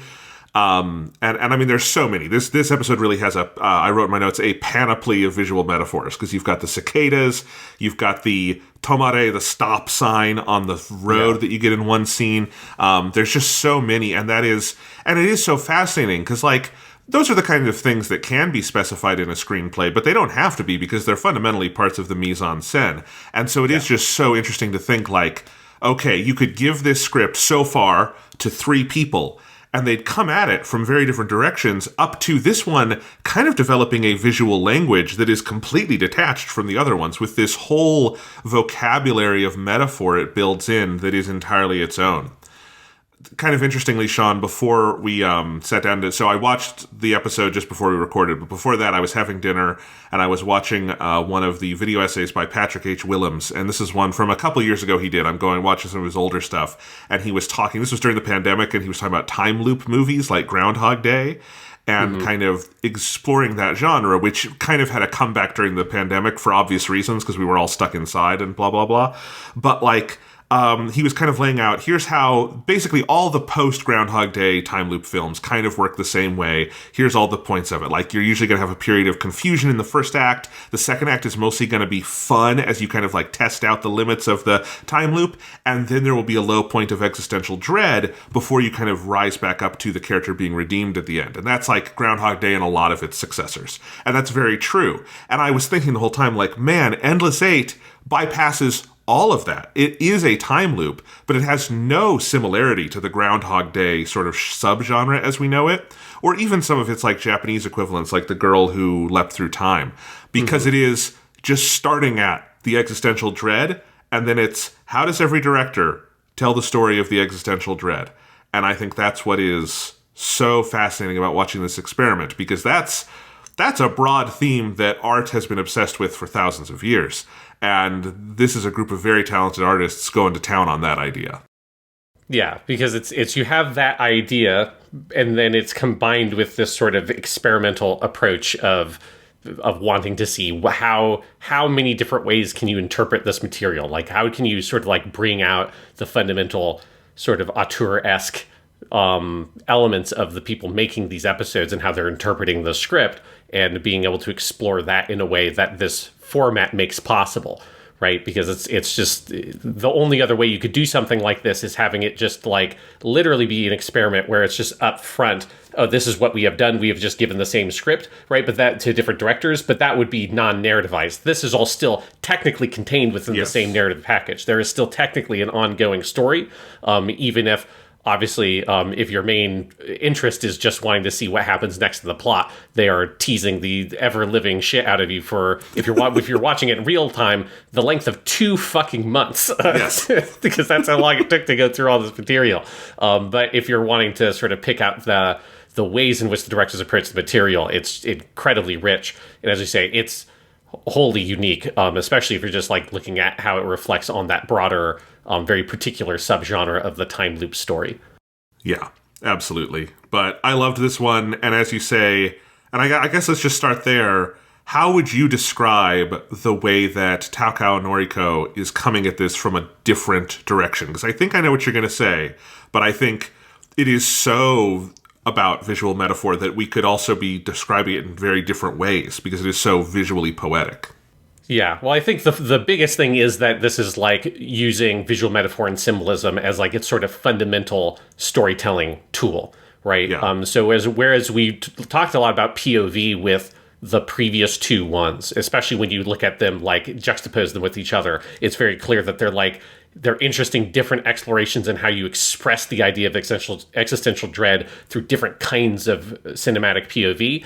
This one, obviously POV is still a thing because it's always going to be a thing, but it doesn't feel like it's the same fixation. Instead, it's fixated on how can we explore this material through the lens of metaphor and symbolism. And there are like things that are metaphors like the cicada, which is there in the other episodes. It's just it's not focused on. So I never really thought about how them like catching the cicadas being things that these insects that are alive or like, active and alive for 2 weeks, basically, and then they are dead, right? And that being like they are these summer creatures, the way that our characters are, like all that stuff that's baked in, right? There's a lot of like this kind of stuff that's all baked into the other episodes. They're just not focused on it. Whereas this episode's very intent on really wringing out that material and bringing it to the forefront.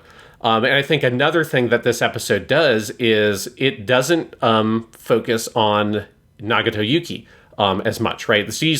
She is, while not like the main character in terms of screen time, she feels like she is the sort of character that episodes 2 and 3 are really fixated on, because she like anchors every time she's in a scene. She really anchors that scene. But Haruhi is much more of a background element in those episodes. She feels much more prominent here because she is literally haunting Kyon, right? And you have these some of like my favorite imagery of Haruhi as a character is in this episode, in some of the more dreamlike sequences, in the sense of her being this godlike being that has trapped them here. Like none of the other episodes have really sort of focused on that side of it and thought of the Haruhi-ness of it all. Whereas here, I've never felt more kind of terrified of her in some of these scenes where you really feel that, oh yeah, she is bending reality around her unwittingly, and like everything about Kyon is kind of being twisted by that fact. Yeah, I do. I have to say, you do have to remind yourself a little bit in Endless Eight more than in other parts of the show of like, it's not Haruhi's fault. She doesn't know she's doing it. Like this is a horrible, horrible thing she has done to these people, but she has not meant to. She's really trying to give them a good time this summer. It just so happens that she was born with omniscient godlike powers. It's not her fault, but boy, this is a rough one. And I agree about the Haruhi imagery. Also, Haruhi's outfits in this one. Her yukata in this one is by far the best. The black one with kind of the white trim, and then the big red like blossoms with the pink sash. Oh, that's a great yukata. At the end of the episode, she's got a really fun outfit on in the cafe that I thought was funny. That's like she's got overalls and a red shirt, which is just like a weird outfit for a Japanese teenager to be wearing, and I love that. She's just really into Mario, you know. Yes. So she's just cosplaying as Mario, and that's it. Basically, yes. No, and I think that's all true, Sean. And I think Kyon's role in this one, I think what they did a really good job emphasizing here is there's this feeling, and I think it makes sense for this to be the fourth in the lineup. I don't know how planned that was, but like, or how aware they were of it making it, but like he's floating on top of the episode. It's like he's not quite a participant in this one anymore. Because one, he's having more flashes of deja vu than in the last two scripts. But also, like, there's just this feeling of he's very detached from it. He's kind of floating on air. He's observing things. So there's a lot of shots that are, like, out of his POV, are there for the purpose of symbolism. Like the scene where we have the big exposition. I think of it as the exposition dump scene. And that sounds like I'm denigrating the scene. But it is where you get, Koizumi telling us what the time loop is. And every director has done very interesting things with it. This one is a lot of like, you have those big, slow tracking shots across the street where it says, and I actually was kind of confused why they didn't subtitle this because it's extremely significant. What it says on the street is tomare. It says stop. And that's like a common thing on Japanese streets is how they write stop on the street in paint, and you see that, and it is as Koizumi is explaining how time has stopped. It is not a subtle visual metaphor, but it is an interesting one that I was surprised they didn't subtitle, at least in the version I was watching.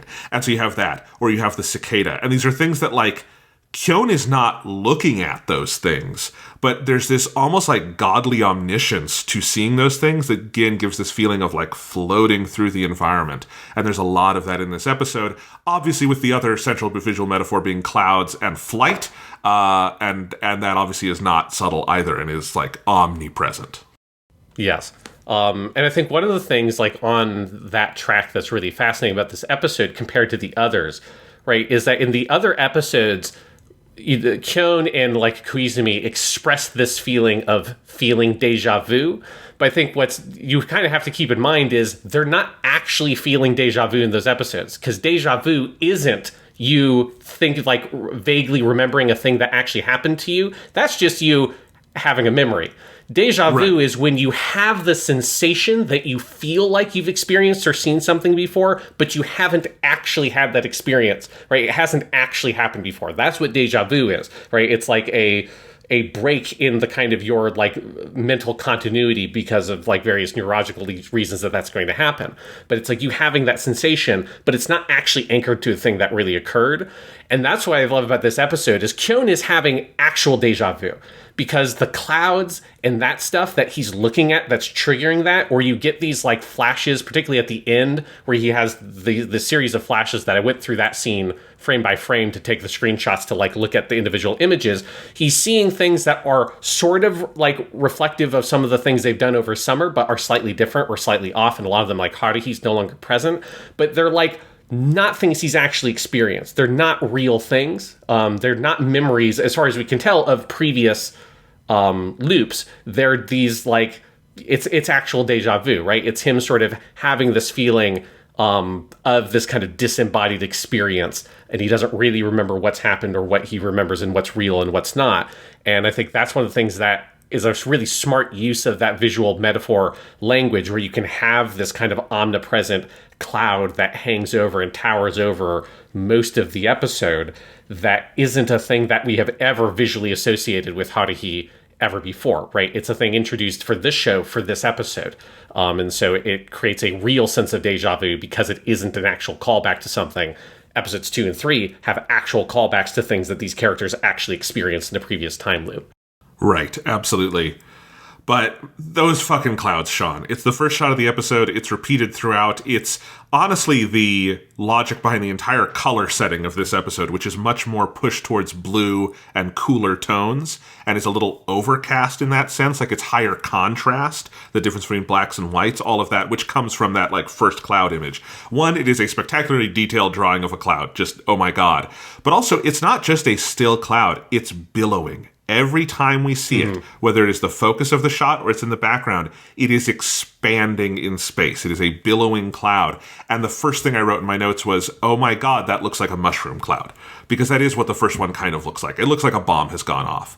And as you go through the episode, like, we got to about halfway through, and I wrote, these billowing clouds are omnipresent. So many shots, like they're growing and coming after the characters to destroy them. Like a bomb of radiation coming ever closer. So much dread. And like, that's totally the feeling it gives me. And maybe someone else watching would have a different feeling. That's the whole purpose of this kind of visual tone poetry we're almost getting here. But that is absolutely, like, this one freaked me out a little bit, I have to say. Yeah. Jonathan, do you remember where we have seen this cloud before? Clannad, in the episode where yes, someone dies. Isn't it when his daughter dies in Clannad? No, it's not when the daughter dies. So in episode 12 of Clannad, I'm just going to link you, Jonathan, in the chat, okay, my image gallery from that one, just so you can see it.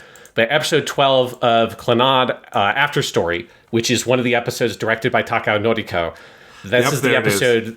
Yes, it's the one that has Yoshino's backstory of, like, why he quit being a rock star, and it's the one that ends with Tomiya's dad in jail, and then him leaving, punching the wall, ripping up his knuckles, and then proposing to Nagisa. Throughout that episode, there is this same cloud that is present. We talked about it in that episode because it's particularly notable because that cloud transcends the sort of temporal boundaries of the story, because it's in the present day and it's in the flashback, and it's the same fucking cloud. It is. You're so right.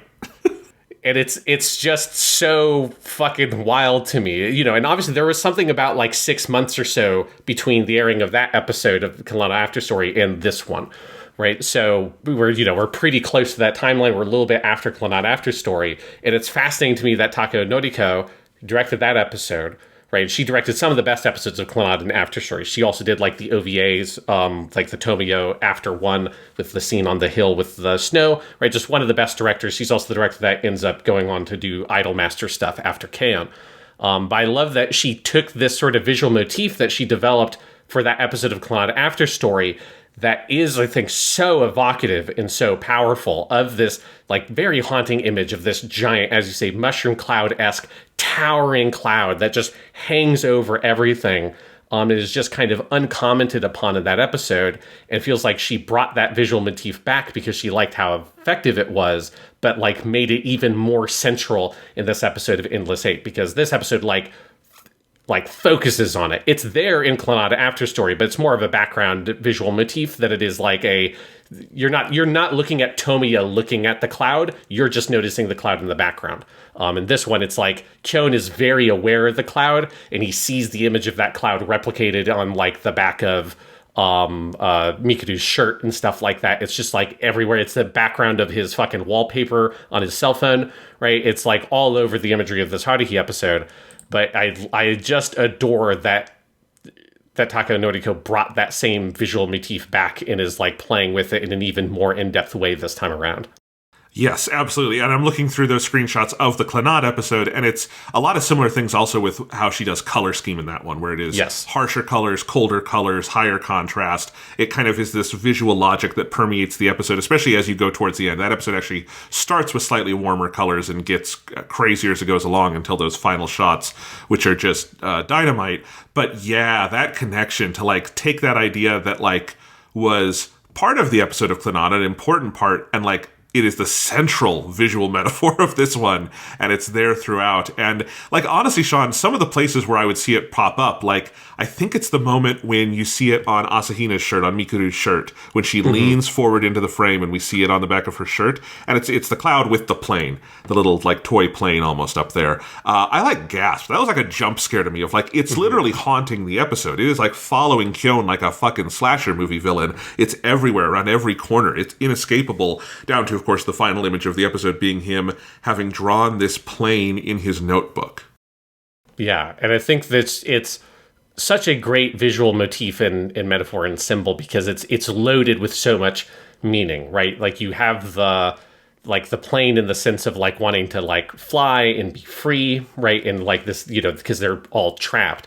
But this like what I like is you have in that sequence in the what you call the exposition scene, like the scene at night, where the cloud becomes kind of synonymous with Haruhi, and you get it's like probably my favorite sequence of the episode, just in terms of visually, of Haruhi standing in front of the cloud as it slowly pans up, and then it zooms in on her face, and you see the paper airplane fly behind her, and it's like the cloud becomes this almost kind of godlike thing in the way that Haruhi is, that it's distant, it's like hanging over every single thing in the episode, and it's just looking down upon everybody else in this sort of mysterious way, and wanting to be able to sort of like fly and break free of that somehow, but they're trapped always. You can't like get under or out of the purview of this cloud. It's a giant towering cloud in the sky. You can't get away from it. It's always going to be there. And it's just such a great visual image of like this, such an oppressive atmosphere you get. Yeah, and then of course there's the flip side of that coin, which is the little paper airplane that is there throughout, that we first glimpse. And I actually wasn't sure what it was the first time we see it, because the first time we see it is during the baseball game on TV, and it's when someone hits a ball and is getting a home run. And so Kyon is sort of visualizing that and the plane. I wasn't sure, is it supposed to be the baseball? It's supposed to be the plane. You see the plane more and more. And like that becomes this central thing all the way on to the end. So this is, during this loop, this thing just stuck in Kyon's mind, as he's also having this feeling of kind of like floating powerlessly through the episode, a la a paper plane. And it is, of course, a perfect, like, there is no better visual representation of his relationship with Haruhi in the entire show. And I'm pretty sure there won't be, because I'm not sure there is a better one than her as this godlike mushroom cloud and him as a little paper plane trying to survive the winds. It's amazing. And just, yeah, but the thing is, when you're watching it, at least for me, I don't know about you, Sean, I'm not necessarily trying to like verbalize it. Like that's me talking about it now of like, that's what the plane is, that's what the cloud is. But like, you're just feeling it when you watch it. It really is such a mastery of that kind of visual poetry. I'm not trying to decode it. I'm trying to like feel it. And it hit me. Like this one shook me a little bit, Sean. Yeah. And I think there is just something about the image of that cloud and the specific design of it.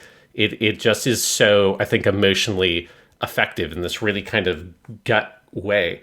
It makes me think a lot of, there's this very peculiar scene in Godzilla versus Mechagodzilla that is a scene that feels like it's out of a different movie, where it's early on, the characters are on an airplane and they look out the window and there's this giant, ominous, like giant towering storm cloud that's black in that movie because it's kind of a storm cloud. They talk about it being an omen of evil or some monster or something. And it feels like a little bit sort of like out of place with the sci-fi crazy alien shit that's in that movie. Like and as has often happened in those Godzilla movies, they're kind of like stitched together from lots of different story ideas. So it likely was left over from a slightly more spiritually leaning narrative Godzilla film.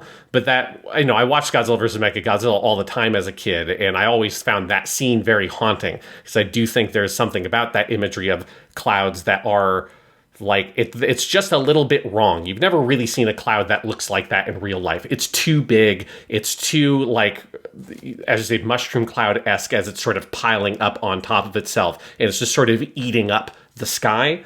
And I think there's just something in your gut that you look at that and it feels wrong. It's like, it feels like a storm coming in. It feels like something happened on the horizon that is like eating up the world.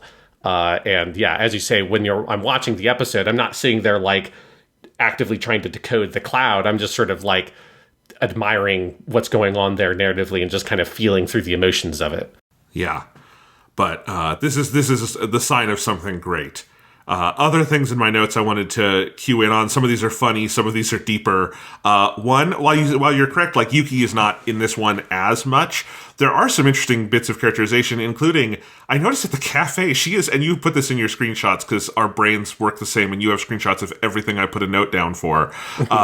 She's drinking a much fancier drink at the cafe at the beginning of the episode than she usually does. She's got this like green bubbly soda with ice cream in it. And I'm like, Nagato, the robot, probably isn't doing that much, but 600 years into this fucking ordeal she's in, she is getting the fancy drinks at the cafe, and I think that's funny. Or sad, I don't know, one of the two. Yeah, and then that's also because that's a setup for one of the images at the very end of the episode, which is when Haruhi leaves. She has this sort of like mostly finished float that she leaves behind that the camera lingers on before it cuts. It's like so there's like a parallelism as well there visually. But yes, I also really like the weird like melon soda float that Yuki has at the beginning. Yes. Okay, I love seeing how every director so far has visualized the bike pile-on at the beginning of the episode where the boys have brought their bikes, but the girls don't have theirs. This one I thought was particularly fun. They're all funny. This one, just the organization where you have this big shot of them kind of in this like line. You have the picture here, and you have Haruhi up on like the spokes, and then you have Nagato sitting backwards, and then Mikuru is over with Koizumi who's smiling, and it is hilarious because you've also got Kyon in a lot of this episode is wearing a hat, which he does not usually wear, but he's got this baseball cap on, and there's just something funny about that. Haruhi's got this hoodie. That is just a great little composition, and it is one of those, there are moments that now I'm like getting hyped for every time we get to in these because I want to see how the different artists visualize it, and this is one of them every time because the bike joke is so good. Yes, because that's one where, like, that scene has, I think, basically been word for word the exact same time, the exact same thing every single time. So all of them have that exact gag, but they're all visually executed in very different ways, which is tremendously fun. Also, just mad props to, what's her name? I want to say Gotuza-sama, but Yuko Goto. Yuko Goto, who does Asahina. The way she does when they get to the little like park area for the exposition scene and she's crying and saying, I can't get back to the future. The take they use in this one is so funny because she like really can't get the words out and it takes forever. It's like much more hysterical than in the last two episodes. It kind of killed me. It's very funny. Yeah, and I think this episode you could also feel that Tomokazu Sugita as Kyon is starting to put more ad-libs in, which is the thing that we like. I've seen and read interviews about, like, you know, both on Haruhi season 1, especially like all of his stuff in his weird cameo appearances in Lucky Star, and then some of the stuff in this season as well. They have him ad lib, usually like on the day, like coming up with looking at the images, being like, "Oh, this would be a fun thing to say." In that scene, when she's trying to explain it, Sugita's just going, the Japanese word for future is mirai, and that's what she's saying. She's saying, like, I can't go back to the future. He's just going, mirai? Mirai? Like, he's like he can't quite understand what she's saying. He's like, it's so clearly like an actual ad-lib because it's almost like slightly out of character. It's very funny. And then there is a line that I absolutely lost my shit, and I would pay good money to bet that this is Sugita came up with this on the day. When they take off the frog outfits after their big part-time job thing, he has this line where he says, "Oh, I feel like the Gundam Virtue efforts purged its armor," which is a very topical reference because Double O Gundam was only like a year too old at this point. But it's like it feels like a joke that would have been in Lucky Star. Like, it feels almost slightly out of place in a weird way in Haruhi, but you know, they're definitely letting Sugita have some fun after he's having to do the same script like 4 weeks in a row. It's like, hey, let me put a couple of my own jokes in here. I mean, I had to go check because Double O Gundam, the second season, would have only just finished airing when season 2 of Haruhi started. So, like, It's super... Like, that makes me think, like, okay, that was definitely a Sugita ad-lib. Because it also, like, it just, like, barely fits in the, like, line of the, like, the dub of, like, the flip flaps and everything, like, the space he has. And it's so casual is what makes it so funny. Just, like, this is a very natural thing for him to say. I fucking love that. I kind of love the idea that in this time loop, he is maybe watching episodes of Gundam 00, just we're not seeing it, but that is something Kyon is doing, and it's on his mind for these hundreds of years in this time loop. But that is a very good one. All of that. Yeah, I think that might be a continuity error because I think when this episode is set, Double O Gundam shouldn't have aired yet. So you're right. I don't know if there's a wiki somewhere where someone's put a very anal note there being like, oh, well, technically this episode would have taken place in the summer of 2004 because that's when the light novels were, or some bullshit like that. And it's like, really, Kyon never should have been able to know what the Gundam virtue was. If he was to say this, he should have talked about Gundam Seed. Okay, but... This is the world of Haruhi. My headcanon. Haruhi Suzumiya, the character, saw Gundam Seed Destiny, said this is shit, willed Gundam 00 into existence because that's her power, and now they had the Gundam Virtue, one of the greatest Gundams of all time. I mean, Kyon has good taste here, and that is what happened. Yeah, I like that. That is my theory as well. All right. You wanted to make a note on the music here, Sean, because it's so good again in this episode. There's some more experimental stuff in this one as well, along with more of the kind of sad piano stuff I noted last time. Yeah, because I really noticed it on this one that, like, because we talked about last time that it's like, oh, we're getting like new music because it's a new batches of episodes. But especially this one, I realized, like, not only are we getting new music, we're like not rehearing the new music tracks. And so I looked up the albums and realized, oh, there's like over 2 hours of new music that was done for the 2009 episodes. And if you look at the soundtracks, there's basically about 5 tracks for each episode of Endless 8. And so it kind of feels like the Endless 8 episodes, they're not like completely originally scored. You do get some pieces of music from like season 1 and stuff, but most of the really notable pieces of music are unique in each episode.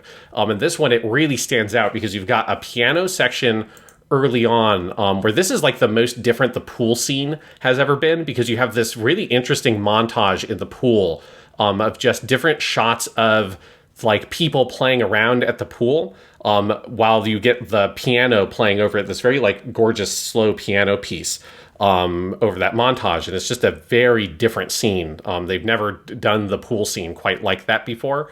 And then the other really notable piece of music, which is just fucking crazy because it kind of just sounds like the soundtrack is breaking, is the scene that is a new version of a scene we saw in episode 2, but not episode 3, where Kyon stops Yuki after everyone leaves after the meeting where they come up with their plan for the summer, and Kyon stops her, doesn't really know what to say, and then she kind of walks away, and he walks away from that feeling like, oh, why did I do that? Like, what the fuck am I doing? Why did I say all that?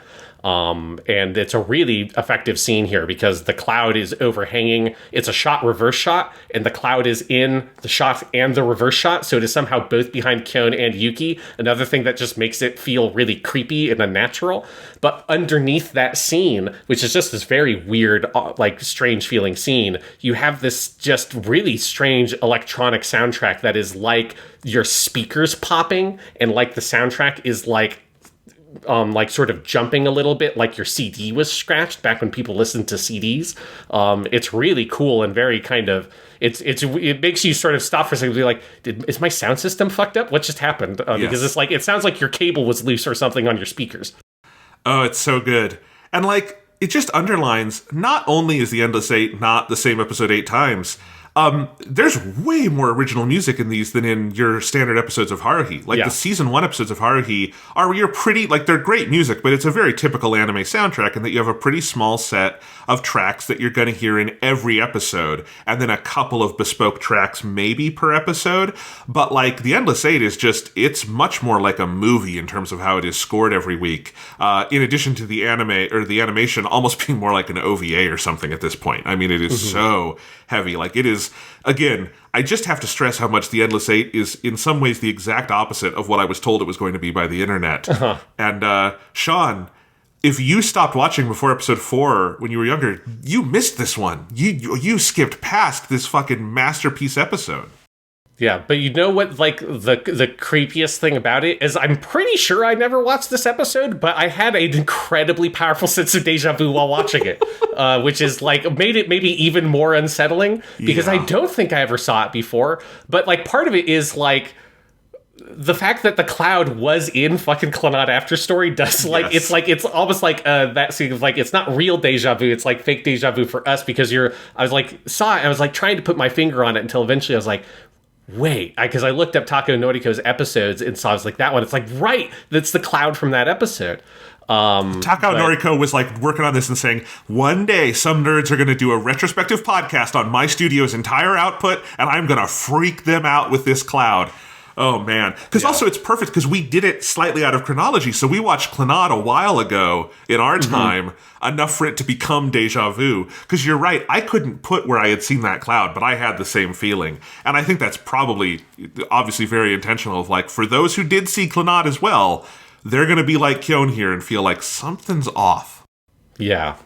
One other element I do want to also zoom in a little bit, because we talked about the cloud a lot, but there's another, like, big metaphor in the episode, which is the cicadas, which I just love, because I think this is probably the best example I can point to for something that's not, like, strictly, like, visual, in terms of, like, how a director is able to really pull really, like, fresh material out of the fundamental narrative here is the cicada stuff, because it's a lot of it comes particularly from just one shot in one little moment, where when they catch all the cicadas, and you have your little montage in the park that, once again, it is just a completely different place where they are catching all the cicadas, which I love. It's got a very suggestive, like, feminine statue that looks like a kind of like maternity idol or something like that, which is good. And I think there's a little bit of a kind of psychosexual thing in the background of this episode with Kyon and Haruhi that is not as intense as the Kyon Koizumi shit we got in episode 2, but it's definitely there in this episode as well. Well, and it's paying off near the end, where you have his, like, series of, like, frame by frame flashes,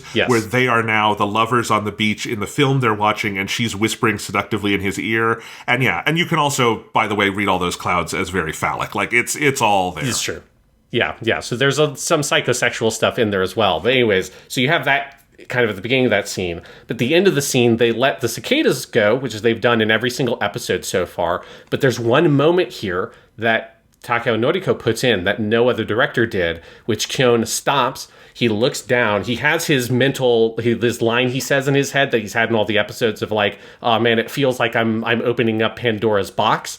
And then he looks down at the empty box, and you get a close-up just on the box with no cicadas in it.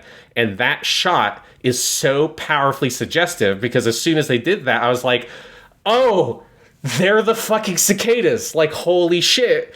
He's looking at the box, realizing he's in the fucking box, right? He doesn't know how to articulate that yet. This is before he's learned about the time loop explicitly in this episode.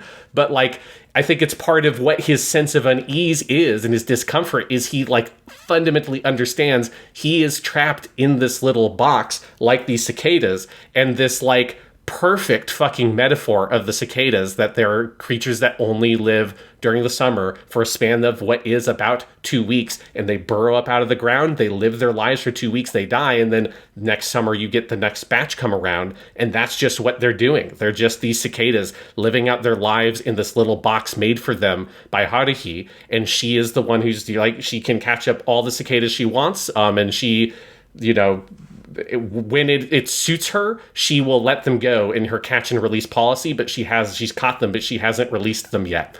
And then you get, after that point, a recurring cicada imagery in the nighttime scene, where they're sitting at the park, and you have a cicada that's on one of the pillars, like right in the front of the camera, and so it's very suggestive.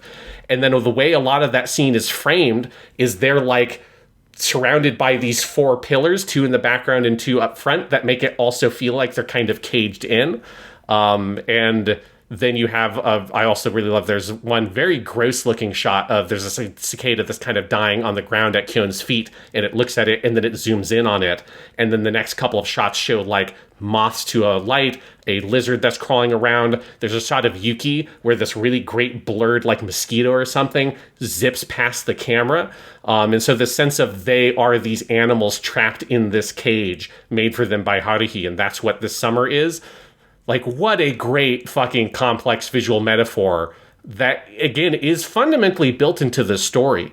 And it's something that I bet Tanigawa, the light novel author, was probably kind of thinking that in the back of his head when he wrote the light novel version of the story. But it's not something that any of the directors have kind of specifically pulled out and focused on. And here it just becomes this very powerful piece of symbolism that also helps kind of shift some of the style of the episode, so you're not just sort of only on the cloud thing for 22 minutes. I think that would get really old. And so in the middle section of the episode, it kind of finds a different fixation to go to for a while. So when it comes back and does the cloud stuff heavily at the end again, it has a nicer kind of narrative structure to it. It's unreal. The dying cicada, also that push in on it you were describing, is as Nagato is telling us, and then Kyon is repeating the number over and over again, that it's the 15,513th time. So it is as the cicada is like torturedly dying on the ground is when we get the number in this episode. And it's another moment that just like viscerally got me. Fuck. Sean, do you remember when we started this and you were like, I don't know if we'll have more than 5-10 minutes to say on each of these. Yeah. They're getting longer. They're getting longer. Well, there's more to say because they're like, one, they're all very different, but also once you start piling them up, there are really interesting differences to juxtapose them with. Like, and it feels so incredibly rewarding because we've like done all the legwork on it, right? Because we did the research and we're looking at the episode directors and we've like gone really thoroughly through all the shows up to this point. So it's like, once you come here, it's like, oh shit, we've seen the fucking clouds. Like, oh, we've seen that the way this author likes to use like color palettes. We've seen this director's tendencies in framing and stuff, and seeing all that come together and being able to juxtapose all those things. It's like, fucking hell. It is very cool. Like this makes me want to fucking get a film degree just to do an Endless 8 class and just like teach this. like you could do a whole semester just on these fucking 8 episodes, dude. You totally could. If I ever get to teach that class, Sean, I will bring you in as a guest lecturer. But speaking of directors we've had experience with, the next one is frickin' Ishihara Tatsuya himself. The guy who directs all the KyoAni stuff. So yeah. I am very excited for that one. Yeah, I'm very excited for the next one as well, because it's Ishihara Tatsuya is the guy who's like, he's such a good like overall director, right? He's clearly like an incredible like manager of a team and stuff like that. But because of that, he so rarely gets to have the really like those episodes where he gets to stand out on his own. But when he does, they're really fucking good. So yeah. I'm very excited because, in reality, Takemoto Yasuhiro was kind of effectively the real director of this like batch of episodes for 2009 Haruhi. Like, Ishihara Tatsuya is technically the chief director, but all the interviews I've read kind of indicate that Takemoto Yasuhiro was more or less the person who did most of that kind of overall work, which freed up Ishihara Tatsuya to do more of this kind of stuff. So I'm very excited.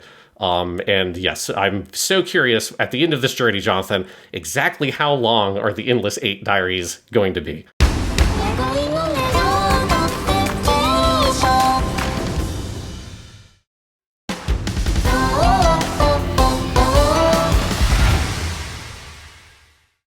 All right, so it is currently 8:01 p.m. on Thursday, October 5th. It's my older brother's birthday today. Happy birthday. He's 35, so he's an old fucker.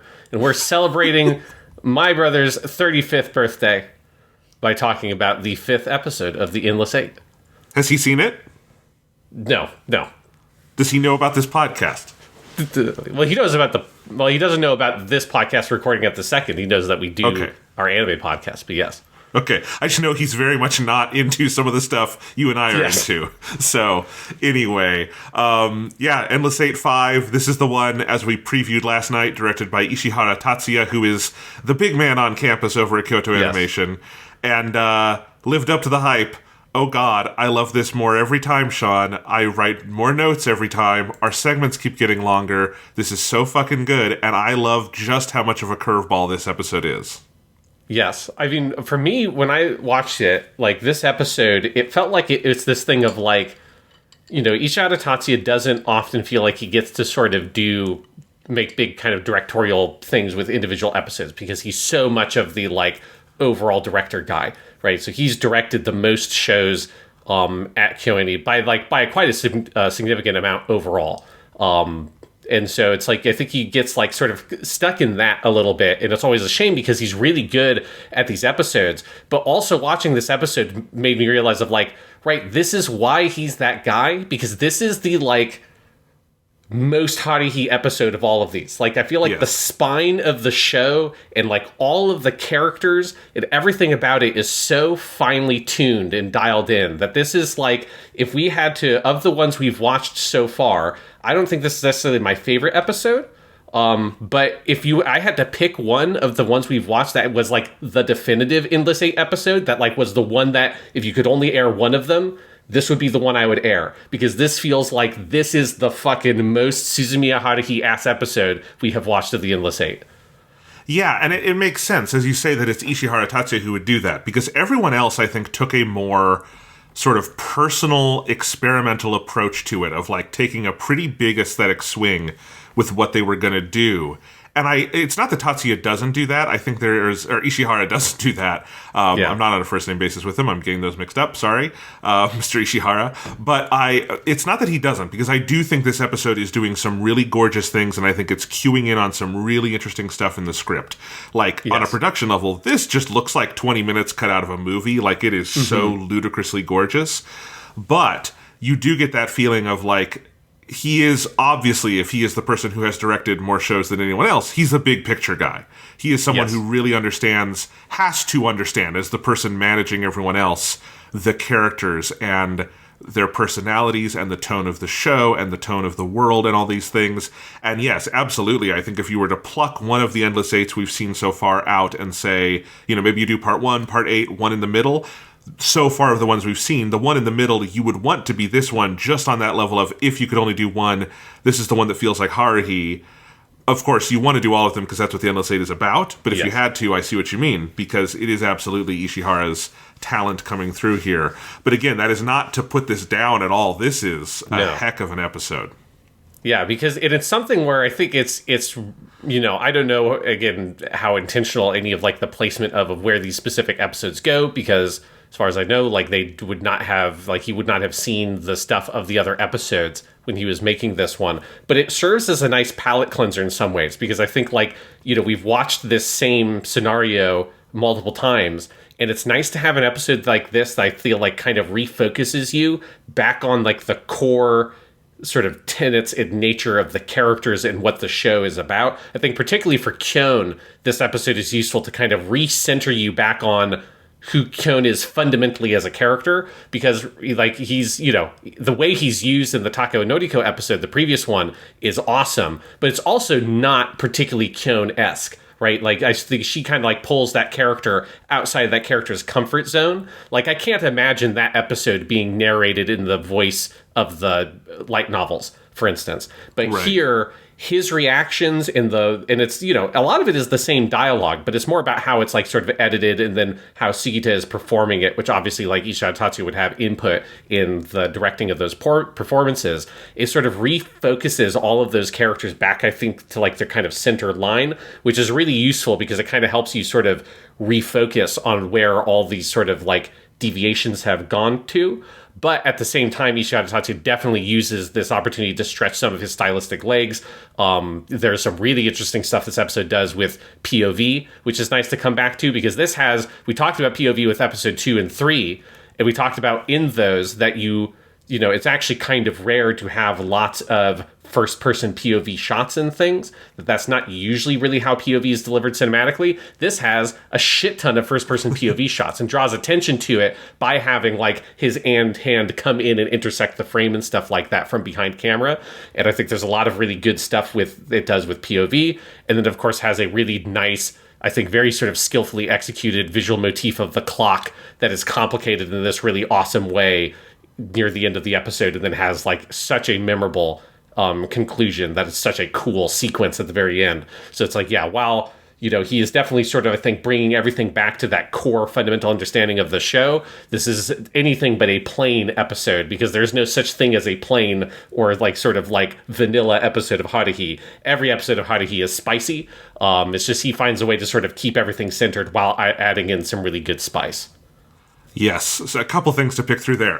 The POV thing, you're right, but also there's a lot of POV shots from inanimate objects. There's the shot that you were referring to at the end of the episode with the clock, where we're literally mounting the camera on the second hand of the clock, or at the end on some other inanimate point in space, but moving with the degrees of a clock hand. There is the really memorable shot at the Obon Festival that is from behind the mask as it's getting pulled off of the table. So yes, the camera is put in interesting places throughout this episode. On terms of the dialogue in Kyon, this one reminded me of the sensation I had when we started watching Haruhi, and overall this feels much more like a season 1 episode of Haruhi than any of the other season 2 episodes we've seen so far, which is mostly just Endless Eight, but also the Bamboo Leaf Rhapsody. This one very much feels like season 1 Haruhi, and part of that is just how the dialogue is delivered and the pace at which it goes. This one has more of the script than any of 2, 3, 4, because it's got like every moment that some of those other ones kind of picked and chose. Like it's got all of it plus a little bit of extra dialogue, and part of that is it's moving fast. When we reviewed season 1, I said Haruhi kind of has this quality of like an old school screwball comedy, like the dialogue sometimes just comes at you like a fucking machine gun. That's really not how it's delivered in the last couple of Endless Eights we've watched. This one really has the machine gun dialogue quality to it back. Kyon is like very quippy. He's much more of like the the movie star version of Kyon, who is like delivering the big lines a little bit more. Koizumi is much more animated than he was in episode 4. And overall, like this is like tonally a lighter version of the story. And I think you're right, it being placed here, 2, 3, 4 just get progressively darker until the end of 4. Like, I don't know how you would follow that up with, like, here's an even darker interpretation of this story. I don't know if one exists. That one freaked me out. And this one goes hard in the other direction, which I think also matters, because one thing you don't want to do with Endless Eight, I assume, is come out of it feeling like there's no possible way Haruhi is worth the trouble, right? You don't want to come out of it thinking Haruhi, whether she's intending to or not, is a vengeful god keeping these people in her world and torturing them. And I think this one does tonally recenter you on, right, A, she doesn't mean to be doing it, and B, these characters are all there for a reason. Like, Kyon has a certain personality of putting up with this shit. And, like, this is the first Endless Eight where we've gotten, like, the exposition in the middle where we learn it's a time loop. And Kyon, like, reacts to it the way Kyon reacts to things in, like, season 1 episodes, which is much more exasperated, but willing to go along with it, which is also fundamentally kind of where Koizumi is. And Mikuru is, abandoned to the whims of fate, poor girl, and Nagato's a robot. But, like, I feel like all of that, this one really does feel like they could have even pulled a twist if they wanted to and put this like way earlier in the timeline and been like, this is the 2000th version of it. And I would have believed it because it is lighter. But I also think it makes sense here because, of course, it is not linear. They're resetting every time. And I think that's also really important of like how the tone of these episodes are not progressive. And I think that's like very intentional. Like they didn't like the point of the story isn't that every single loop something advances in a certain way, that every single loop it gets darker, every single loop they figure it out a little bit earlier. That's not what's happening at all. That's a much more traditional time loop structure, where as the time loops occur, there is a broader linear plot line that exists outside of the time loops that you're seeing advance.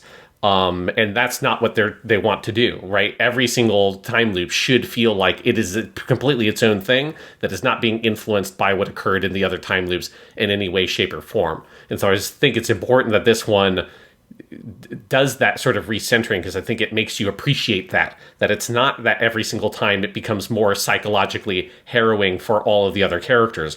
The only character for whom that is true is Yuki, but you also have no access to her interiority at all, because that's the nature of that character. She's so alien, literally, and she's so like distant from you and from Kyon's POV that unless he is being able to interrogate something about what she's feeling, that's going to be so removed from you. And so without that one aspect, there's nothing about this that should have that sense of emotional or narrative continuity between the loops. And I think that's one of the things I like about this episode is it sort of brings back some of like, or makes you sort of appreciate the authenticity of what they're doing narratively with the time loops here, that they're not cheating it, that it feels like, no, legitimately, this is a completely fresh experience for all these characters other than Nagato every single time. Yeah, the reason why Kyon hasn't put it together yet in the cafe at the end is that that's always the first time for him, sort of. He only ever has these 2 weeks to figure it out, and he only ever has those 2 weeks minus however many days before they figure it out to think about it. Otherwise, it is just vague feelings of deja vu, which in this case are there, but they're not bothering him, which makes sense. They wouldn't in every loop, as you say. So, yeah, I love all of that. I just love, this story has become so familiar to us, and seeing such a radically different tonal left turn with it also, like, kind of defamiliarizes what is already a defamiliarizing project, which is showing us the same thing over and over again. And yeah, appreciating it anew. And also just, again, gorgeous episode. Oh, it's so, yeah, just, it's very pristine looking, for sure. Yeah. Like there's that shot of the rainbow near the end of the episode that I just had, it's like the rainbow over the city. It's in the like kind of montage, and it's not them doing anything. It's just this big shot that like is the most beautiful fucking bespoke background. You would normally save that and use it for something bigger. It's like so gorgeous, but it's just like one insert shot here, and there's shots like that throughout the episode. In fact, I think the entire approach to like scenery and everything, like we've talked about the different things different directors have cued in on. I think Ishihara Tatsuya is the first one to really cue in on the summer aspect of this one. Yes. At least in 2, 3, 4, 5, because it is like super summery. Like there is greenery everywhere. The light is so intense that in certain shots, the characters are basically glowing. Like they are emitting like light from their bodies in some moments. It's like, there's like, all the shots of the water at the pool. There's so much light bouncing off of the water. There's just so many things like that throughout where like it is a really, like you can feel the heat in the episode. It is extremely sensory is the word I kept coming back to, and like kind of grounding you in the sensory experience of this summer vacation they're on. And that's interesting because everybody else's episode took place more in kind of like an internalized space where when you think about it, those clouds in episode 4 probably couldn't exist and wouldn't in August in Japan like that, right? It would be a little and certainly weird. Not in this sort of like they're stalking you like fucking Jason Voorhees style thing going on there. Not to say it doesn't like rain in Japan, but like it's overcast in a way that looks more like winter in episode 4. And the other ones have some of this quality too, because they are doing the thing that is super common in anime of externalizing the mood of the characters through the setting a little bit.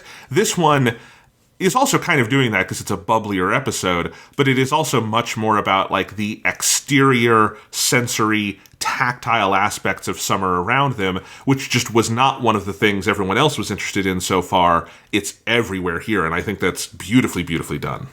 Yeah, and I think it's one of the things that makes it feel a little bit more like Season 1 Haruhi, because that's very much one of the things about Season 1 Haruhi that makes it feel distinct from a lot of anime, is that it is using some more sort of like traditionally live action techniques in framing to sort of like ground the narrative, right? We talked about that, they very specifically in Haruhi tried to avoid using anime-isms, right? So you're not trying to you're not using super deformed chibi versions of the characters. You're not having like giant like veins pop out of their forehead or having characters like sort of collapse backwards as a punchline to a joke. You're not doing any of that stuff. It's meant to feel like these are very real people existing in an incredibly grounded world, except for Haruhi spirals everything out of control. But even that's not in an animated fashion. That's just the nature of her abilities. And so I do think that this one, a lot of those camera techniques of like feeling like there is a very physical camera that exists physically in this space, it is interacting with objects in a physical way, like a lot of that brings some of that Haruhi Season 1 sort of pseudo live action quality to it. Again, it's not actually live action, but using some of those techniques and making you feel that sort of very grounded reality of the characters. And I think like the color palette and all that of this episode do that too. And that's, I think, one of the things that gives that very summer sensory feeling you're talking about, is that it's so real. It feels like you could reach out and touch it, and it feels like you're like there at that pool with these characters, because it's a very sort of realistic setting and portrayed in a way that feels very tangible to you. Yeah, you could get pretty much every shot in this episode in live action. Some of them would be difficult and would take specialized equipment. Like for the clock shot at the end, you would need like a GoPro and some other stuff to like get it right. But you could do it. And I think that's like clearly like a missive for this episode, is a way they are thinking about how to frame every shot, is that if this were an environment, where could you place a camera? What kind of effect would it have? You know, like what distortions would light off the water create if you were shooting here? What would it look like if Mikuru came to the camera from above the water, went through the water, dived in like in a belly flop near the camera that is underwater? It's like very, very well animated for all of that. And that shot is amazing, by the way. But yeah. Yeah, and all the stuff it does near the end where the camera basically syncs to the rotation of objects in the world, so that like it looks like that object is still and the background is moving. I feel like that's obviously a thing you can do in animation. Is probably in some ways maybe even easier to do in animation than it would be in real life, because you don't need particularly specialized camera equipment to pull it off. It is conceptually such a like physical camera kind of thing. Like you wouldn't normally think to do that, because it's so much about the relative movement of objects in real space and your orientation or your point of reference of moving objects in real space that you're doing with that kind of camera move. And so it's just like so not something you would normally ever see in animation. It's a rare move in live action. It's even rarer in anime. In fact, off the top of my head, I can't think of other shots that do that exact thing in anime. I can think of multiple live action shots that do that, and that's like the concept of the shot, is changing your motion frame of reference by linking the camera up physically to something that is moving or rotating in the frame. Yes, absolutely. And just in general, you also just see more of the setting in this episode. Like I noticed, this is the first time we get an establishing shot of the pool, specifically the outside like building they have to pass through. And like there's more of the pool in its totality. There's just like more of the surrounding spaces. It's like the town feels like more of a space, which of course this is something Ishihara Tatsuya is a fucking master at. When you think about the town as something that is like a character in Air and Canon and Clannad, all of them, right? And it's true in Haruhi Season 1, and it's very true here. And I think some of that stuff I also was like, oh, this is really cool to see some of these kinds of shots. There's just way more shots of the city and streets and things like that. Yeah, like I particularly love the Obon Festival is next to some sort of nighttime baseball game that's happening, and that's such a cool, like it just so sort of places it in such a real location, especially because the Obon Festival has been, for most episodes, that's where you're starting to enter a sort of slightly more surreal space, because the lighting is so extreme, because the lighting is extreme for that location in real life, right? So part of the point of the festival atmosphere is for it to be, in some sense, otherworldly. But having it placed next to this sort of everyday thing like this baseball game that has a very different sort of look to it, because it has the very harsh sort of white-blue nighttime lights to light up the baseball game, having that adjacent, and you can see those lights in the background sometimes, it sort of centers everything in a very real physical space and sort of prevents you from entering the sort of dreamlike atmosphere most of the other episodes are really relying on, and something that keeps this episode feeling distinct and also stylistically more in line with how Season 1 operated. Yes, absolutely. Yeah, it's just, we could praise the general look of this thing all day, because it is a spectacularly beautiful episode of television. And again, I think the thing I wrote in my notes, and I feel like this, I almost feel like, Ishihara Tatsuya must have like written this as a note to himself and like put it on his desk as like a guiding principle, is that like, I feel like every shot in this one is pulling its inspiration from some kind of sensory detail in the image, in the scene, in the idea. Like everything is pulling from something that these characters would be feeling or seeing or experiencing, and it makes it, there's that tactility that we're talking about, that sense that you are there, and it's incredible. One moment that I also felt was like tonally kind of an unlocking moment for me, every episode of The Endless Eight so far, there's been at least one moment where I've noticed something that was always there in the script, but didn't register in another take on the episode, right? Yeah. Like, I will say, for instance, I think it's the last one no, it's the one before. It's episode 3 was the first time I noticed the no diving joke, which is there in episode 2, but episode 3 does the thing where you have Haruhi do the really big dive into the camera, and then you have the cut to Kyon standing next to the goofy sign that says no diving, and I registered. Yeah, and he has his arms like splayed out like he's displaying it. Yeah, it's a really good joke. So in episode 4, that joke happens again, but with Haruhi off screen and Kyon just standing next to a different version of the sign, more subdued version of the joke. I noticed at that time because I was looking for it. So like and those have been built into my like repertoire, and I noticed it this time as well. This one does it very differently. This one, there is no sign, and Kyon is off screen, and it's Haruhi diving, and we hear Kyon yell at her. But the one that registered for me this time, that 2, 3, 4 didn't really hit me. There's a line in the big exposition scene where Kyon comes back at Koizumi after he's dumped all this info and says, "Boy, you seem awfully cheerful about this." And I never, like, I heard it in all the other episodes, but like it feels like kind of obligatory in those because Koizumi is always weirdly cheerful about everything, and so you throw that at him. But yeah, Koizumi, especially in this one, is weirdly cheerful, and I feel like it's also just a reflection of the episode. The episode, given the context we're in, is weirdly cheerful. And I feel like that was also just something that, I could see, Ishihara Tatsuya preparing to do his storyboards, circling that line in the script and feeling like that's an interesting line, because I feel like the episode builds into and out of that line in an interesting way, where it was more just an obligatory part of things in the other episodes. And everybody has different lines that are more central and more obligatory depending on who's emphasizing what. But that felt like more of an animating idea behind this one of like, yeah, Koizumi is weirdly happy. Everyone's a little like slap drunk in this one. Let's talk about it. And I love seeing those moments anew.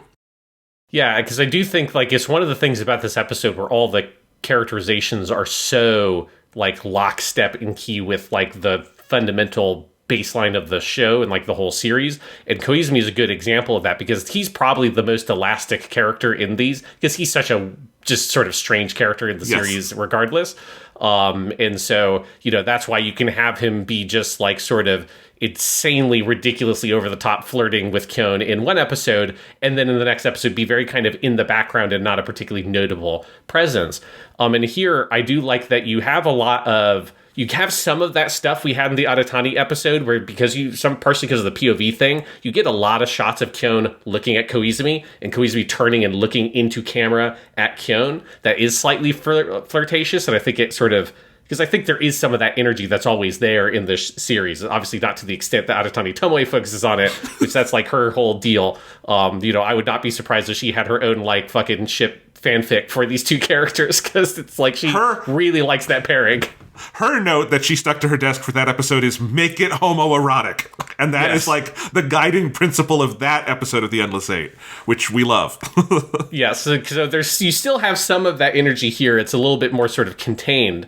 But because of that, you are seeing throughout the episode, for the first section, you get a little bit more focus on Koizumi's process that he's going through quietly, of that he's experiencing these deja vus as well, and he's doing little things to check them. And he's always done the thing where he's looked at the list. But I think one thing I sort of like noticed more was his expression of what he's like at the pool, of where you see a moment where he's having deja vu, and it's just Kyon looking at him, and you just look at the expressions on Koizumi's face change. And these lines that are there about like Kyon asking him, hey, what's up? And Koizumi says, oh, it's nothing. Like, that's always been there, but it's never sort of jumped out at me. And so I like that you have that. Then you have when he has the moment where he becomes really cheerful, which in this, he's like incredibly cheerful, and he has his like crazy sort of like sports watch that he points at, and when he does this, like, it's a never ending, endless summer, which is a great line because he says the words endless summer in English. He's so cheerful about it because he's released that feeling of like sort of unease he's had about this deja vu. And then for the last third of the episode, he just has this very sort of like reserved, sort of given up smile, right? Which is a very kind of Koizumi expression, but you get the sense of like, he understands the broader context of what's going on here, and he's just sort of decided to accept it. And he knows that it's kind of futile. And I like that expression on his face. And it's like, it's there for the whole end of the episode. It is kind of constantly there, this look of, he's sort of slightly smiling, but in his eyes, you can see he's just given up. And I think you get a nice little character arc with him that's just all communicated by Kyon looking at him. Because again, it's most of the POV shots that you get from Kyon's eyes are him turning and looking at Koizumi. You get like lots of camera pans and stuff that make you very sort of aware of the fact you're looking through Kyon's eyes. There is this spectacular little sequence near the end that you have screenshotted expertly here for us, Sean, where you have Haruhi spinning everyone else in this big ball on the playground that they're in. Yes. And you have a series of rapid cuts showing each of the 4 non-Haruhi members of the group reacting to being spun around. And Kyon is like ducking his head mostly out of frame because he's just like, oh god, this fucking, that kind of Kyon thing. Yeah. You have Mikuru like going, and like her hair being buffeted in the wind because that's who Mikuru is. She is buffeted by the whims of fate. And you have Nagato just looking forward just blankly in a very Nagato way. And then you have Koizumi with this just phenomenal drawing where he's got his hands like the fingers intertwined under his chin, hair kind of rustling in the breeze, just kind of like lightly smiling. And it is so like, yep, that is Koizumi as a person perfectly. I love that scene because these are 4 very fast images, but they just kind of tell you everything you need to know about each of those characters. And then, of course, who Haruhi is, she's the person throwing them in a ball, all in a ball, and then spinning them very fast. Yeah, well, that scene in particular to me is like the sort of key scene in this episode where it's just like the whole story of the Endless Eight is told in that little moment. It kind of feels like Ishihara Tatsuya's version of some of like the visual metaphor stuff we had in the Takao Noriko episode, because that also builds into the really great visual motif across the whole episode of the clocks, right? Because you have a lot of lingering shots on clocks throughout the whole episode. I tried to take a screenshot of every clock shot I saw, and there are quite a few of them. And that, that's a sort of like a very like straightforward visual like motif to include in an episode for time loops. But I think what really makes it work so well is this element where that shot of the ball that's spinning, so, right, it's a metaphor already for like everything that's going on here with the character interactions, that all of them are trapped in this little ball being spun around by Haruhi, who's having the time of her life doing this, completely ignorant of like the effect she's having on all the people inside of it. She's just like, hey, we're all having fun, and they're just in there being like, oh god, please stop and let me get off this fucking crazy thing. And they all express that visually in very different ways. That is what all 4 of these people are feeling. And then you have this great moment that sort of defies the laws of physics, which is appropriate for Haruhi, where she spins it really hard, grabs it, and is just being swung by it so hard that she's stuck out like a needle or like a hand on a clock. And that's when you get that top-down view, and that's where it like visually starts to resemble a clock. And then that's where you get the first use of the camera locks itself to the orientation of the spinning object, so it looks like it's basically stuck in space and everything else is moving around it, which is then it's going to quote again at the end with the clock in Kyon's room. And that to me is just such a great, for a little like 22-minute episode, right? It's such a great use of that kind of visual motif of where you've just brought it up and focused on it enough in the first section of the episode that's mostly a background thing. You just kind of notice it because it pops up quite a bit. You particularly notice it because it pops up more in this episode than in the other ones. So you have that clear juxtaposition of, the other episodes didn't show clocks like in all the establishing shots and stuff like that. And then, but, it kind of goes in the background of your mind, and then you get this shot where you're like, well, it's not actually a clock, but the shape of it so resembles one that it kind of files in the back of your mind as being like that. Even though, like, at the time, I didn't quite register it that way, but it's sort of like, it's such an interesting shot, it lodges in the back of your mind. But then at the end, this is almost like basically a Kisha Tenketsu structure, I've realized as I'm describing it. At the end, you have the clock in the room that uses the same camera movement and sort of links those two visual symbols together, and just creates this really powerful unifying and linking visual motif that brings the whole episode home in a way that reminds me a lot of the eyes for Kyon in the Kigami Yoshiji episode that also had that sense of like, oh, there's this fullness to the episode that's being done by using this visual motif that's developing in that way that's like a little bit more sort of subtle or in the background for most of it than the Noriko episode where the symbolism is meant to be in your face. This one is just nice sort of quiet development that ends with this nice moment to sort of really make you focus in on it.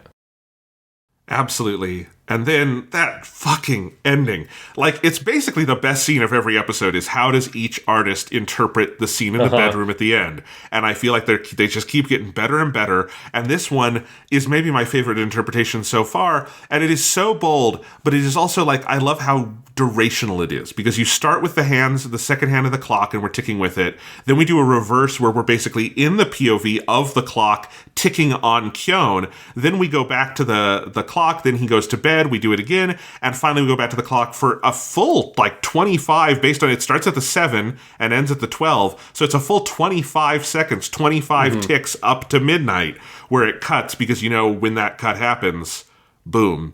And oh my god, I just fucking loved it.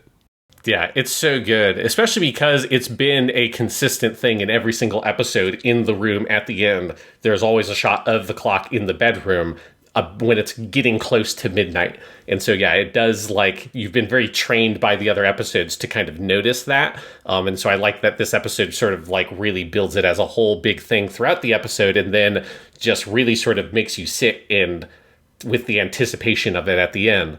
Because that also links to the other thing I love about the ending before you get to that scene is this is the most interesting version of the diner scene at the end where Haruhi is walking away, because it does it 3 times, right? So they have their whole thing. I love you have Kyon is doodling an 8 on the 8/ maybe an infinity sign, depending on how you interpret it, right? He's doodling that on the paper. And I love how he takes it away from him. It's like, hey, don't scribble on that. It's just like, come on, Haruhi. It's like, you're not his mom. Let him scribble. And then she starts to walk away, and Kyon has this sort of internal monologue he's had every time about she said something, if you're not satisfied, something she said is a clue to what I need to do. How can I stop this? But that monologue is split up across them replaying that exact scene 3 times of him getting up. Mikuru makes this oh sound. He turns, he looks at her, starting to walk away. He reaches out his hand, and then it cuts back to, he's sitting down. She stands up, walks away. It goes through that 3 full times as he's going through his narration. And I love it because it's so startling, because it's not directed in such a way to kind of key you in that they're about to do that. It's a thing where you could think when it happens that you hit a button on your remote and it sort of skipped back a scene or something, because it just so harshly cuts back to the beginning of that moment, and it's completely identical. Yes, this is the only part of the Endless Eight where they actually are reusing footage. Yes. Is this part. And it is startling. These episodes, as a lot, any ones where I'm taking a lot of notes, take me a while to watch, because I rewind and there's certain things I want to see again, or maybe I was writing something down and I missed something, whatever. But when that happened, I was like, am I sitting on the remote? That was my first turning to check. I'm like, oh no, it's right here. Look back. Oh no, they're fucking with us. And it's a great version of that. Yes, it's very startling. It also, because we have to listen to Haruhi's line as she leaves 3 times, for the first time, I had a theory. And again, I don't know what's coming, but what it is. And I think she has that line about, I had tomorrow reserved, but it's okay. And I went, tomorrow, that's got to be it. That's got to be the thing. There's something in that last day that she wants to do, and she wants someone to ask her about it. And I feel like that's what Kyon is going to have to key in on. So Sean can't tell me because he's seen it and he knows. But just for listeners playing along at home, that's my prediction. Yeah, but I do think it's one of, we talked about that there are different scenes that in each episode you look at very differently and sort of key in on. And this is one of those, obviously, because it really makes you stop and think about it. And it really extends out this span of time. And yeah, it does sort of make you stew in that question, because I think, obviously I know what the answer is, so maybe that's one of the reasons why I haven't been focusing on it. But I also feel like the other episodes, while that scene is always there and it's always very important, I don't feel like the emphasis is really on you trying to think through what is Kyon, what does he need to do? Yeah. Whereas here you're sitting in that moment for so long, and that sense of desperation is contained in this episode. It's not about it like, so far it's more been about we keep on arriving at this moment and he can't do it. Here, because they replay this version of the scene 3 times right in front of you, it makes you sit and think about the issue Kyon has in front of him, of that, like, it is looping, but he's never able to get the extra piece of information he needs, and so that's why he's stuck in this loop, and it's making you sit and think about what is the thing that he can do, and it makes you sort of bring up those lines multiple times that Haruhi has, so it gives you a space as the viewer to start crafting your own theory for what he needs to do to fix the time loop. Well, because Aratani and Kigami's episodes are really about the disorientation of that moment, that feeling that he has that this is a point of no return, and that there's some kind of barrier here.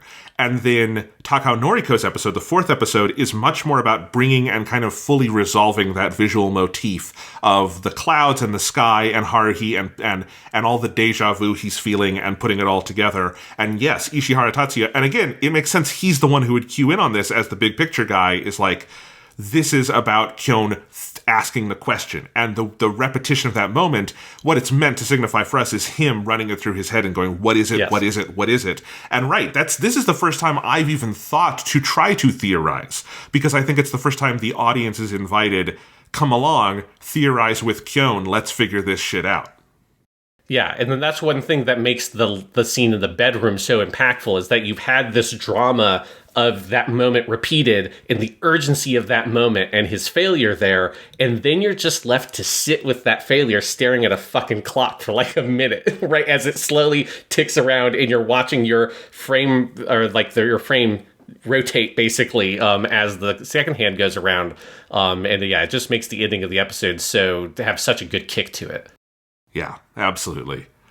All right. Anything else to say? Well, actually, one more thing we have to do. We get another frickin' mecha ad-lib from Sugita, who I think has a couple ad-libs in this one. There's also when he answers the phone at one point when Mikuru calls. He does the thing about, like, no one's here. Oh, it's so funny. He's like, hello, sorry, nobody's here. He makes the little, like, cartoon voice. Yeah, it's you can definitely tell that he's starting to have fun going into the recording booth to do this script over and over again. Especially because he has so many fucking lines. Like, it's, as is the case with every episode of Haruhi, but it's mostly just Kyon talking to you, the audience. Right. So it's like, I have to imagine they're pretty long recording sessions for a show like this. And so it's like he's, having some fun with it. And yes, we have taken our 00 Gundam reference from Endless 8-4 and Endless 8-5 when he takes off the frog suit. He says, now I really understand how Unit 0, which is from Eva, Ayanami Rei's Eva, how Eva Unit 0 felt when it got hit by that beam. So that's the sniper episode of Neon Genesis Evangelion. It's like,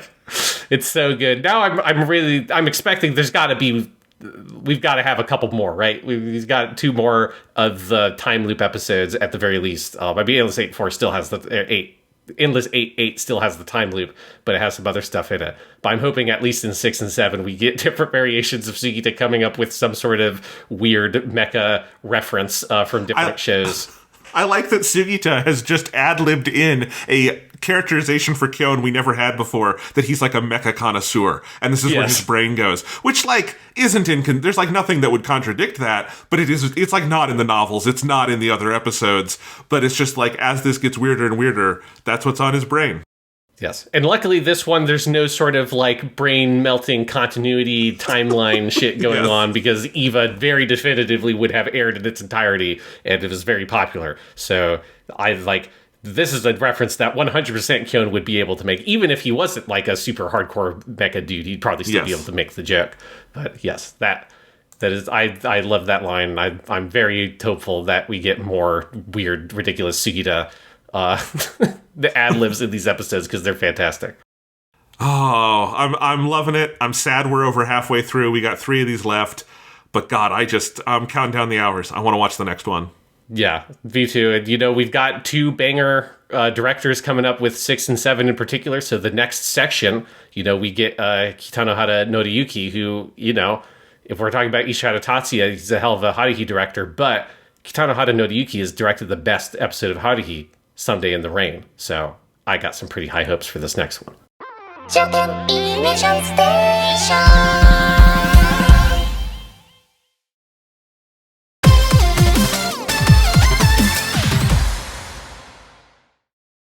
All right, it is 8:05 p.m. on Friday, October 6th, and we are here for part 6 of our Endless Eight Diaries. You can also mark this episode as the first episode after I literally had an Endless Eight dream last night, where it wasn't that I was in the Endless Eight, but I was just watching them. Like, in my dreams, I was just watching, like, an Endless Eight episode that didn't exist. And I woke up and I had to get to work, and it was just like I felt very disoriented. And I think watching these episodes literally right before I go to bed is starting to slowly drive me insane, even if I'm loving them.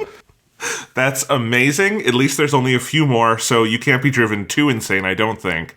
But now I'm like imagining a fucking like channel in Japan just like airing these on a loop for 24 hours is like one of those big marathons, you know? Yes. Like we used to have in the States of like the Bugs Bunny marathons that would run for 24 hours or something, but it's just the Endless Eight episodes just over and over for 24 hours.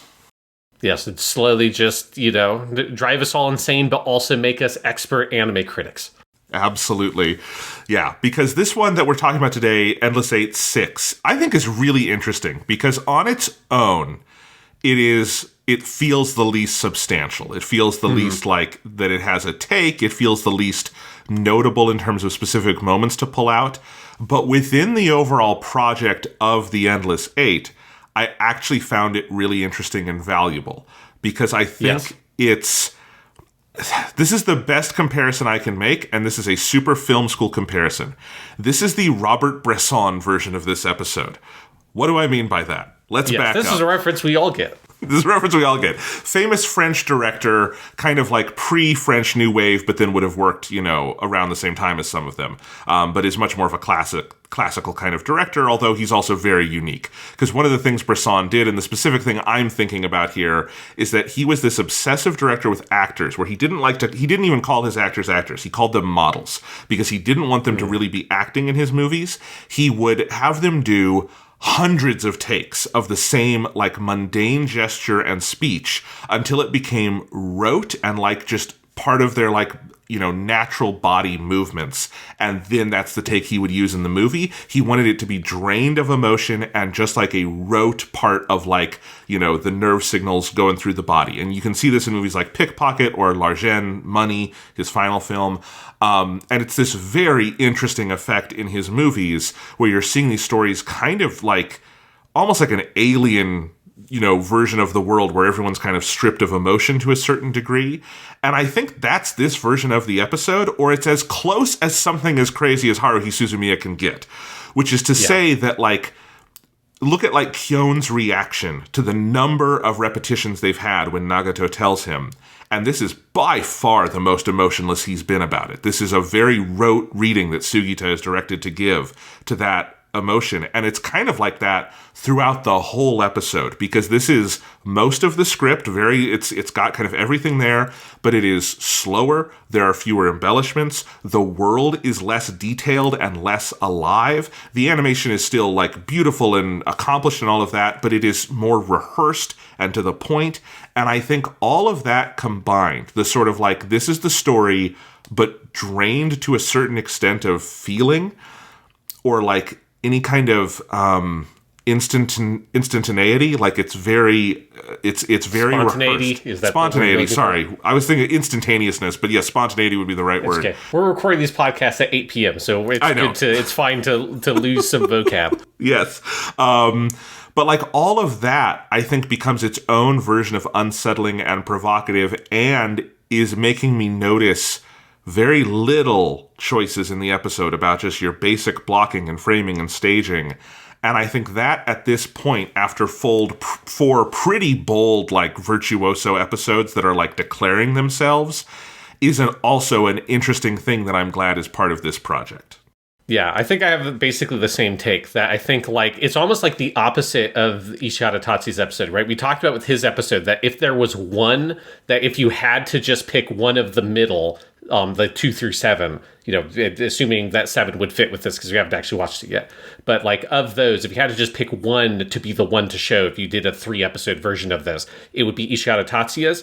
This would be the one that I would least pick, because I think you're right that it gains significance through the juxtaposition of where it is next to the other episodes that came before it, because this is the most like sort of raw, stripped down version of this Endless Eight story. And it does feel like it's one where like you are sort of taking out all these sort of like really huge emotive elements of there and giving this one that's like so much about these kind of like tight in shots on two characters in a frame talking to each other and really just getting the dialogue and like focusing in on that piece of it. Like there are lots of sequences that are things that have been in all these episodes, but like are very dialogue heavy bits that I haven't really sort of thought about in a long time, ever since like the first time they popped up in like episode 2, like Mikuru's whole big speech she has. That's a very funny sequence about her saying like, well, you see, I was worried about the classified information. So I tried to classify the classified information, but it was classified information. So I classified information, the classified information to classify the information,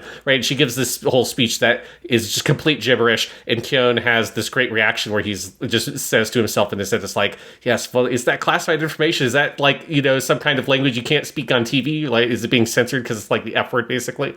And that's a thing that's obviously been in literally every single episode. But other than episode 2, the first time you hear it, that has kind of like entered the back of my mind. I don't really think about it. In this episode, they hold on her for the entire speech. It's just you're watching her look into camera at Kyon to give the whole thing, and you're there sitting listening to it, also with no music. There are only 4 moments. I went back through because I at a certain point I realized like, man, there's like almost new music in this episode. Other than diegetic music, like music playing at the cafe, there are only 4 moments in the whole episode that have music, and they're all moments that are sort of stock tracks that have been in almost all of the episodes. Because there's a song that plays right when they get to the pool. There's a song that plays in the yukata changing room scene.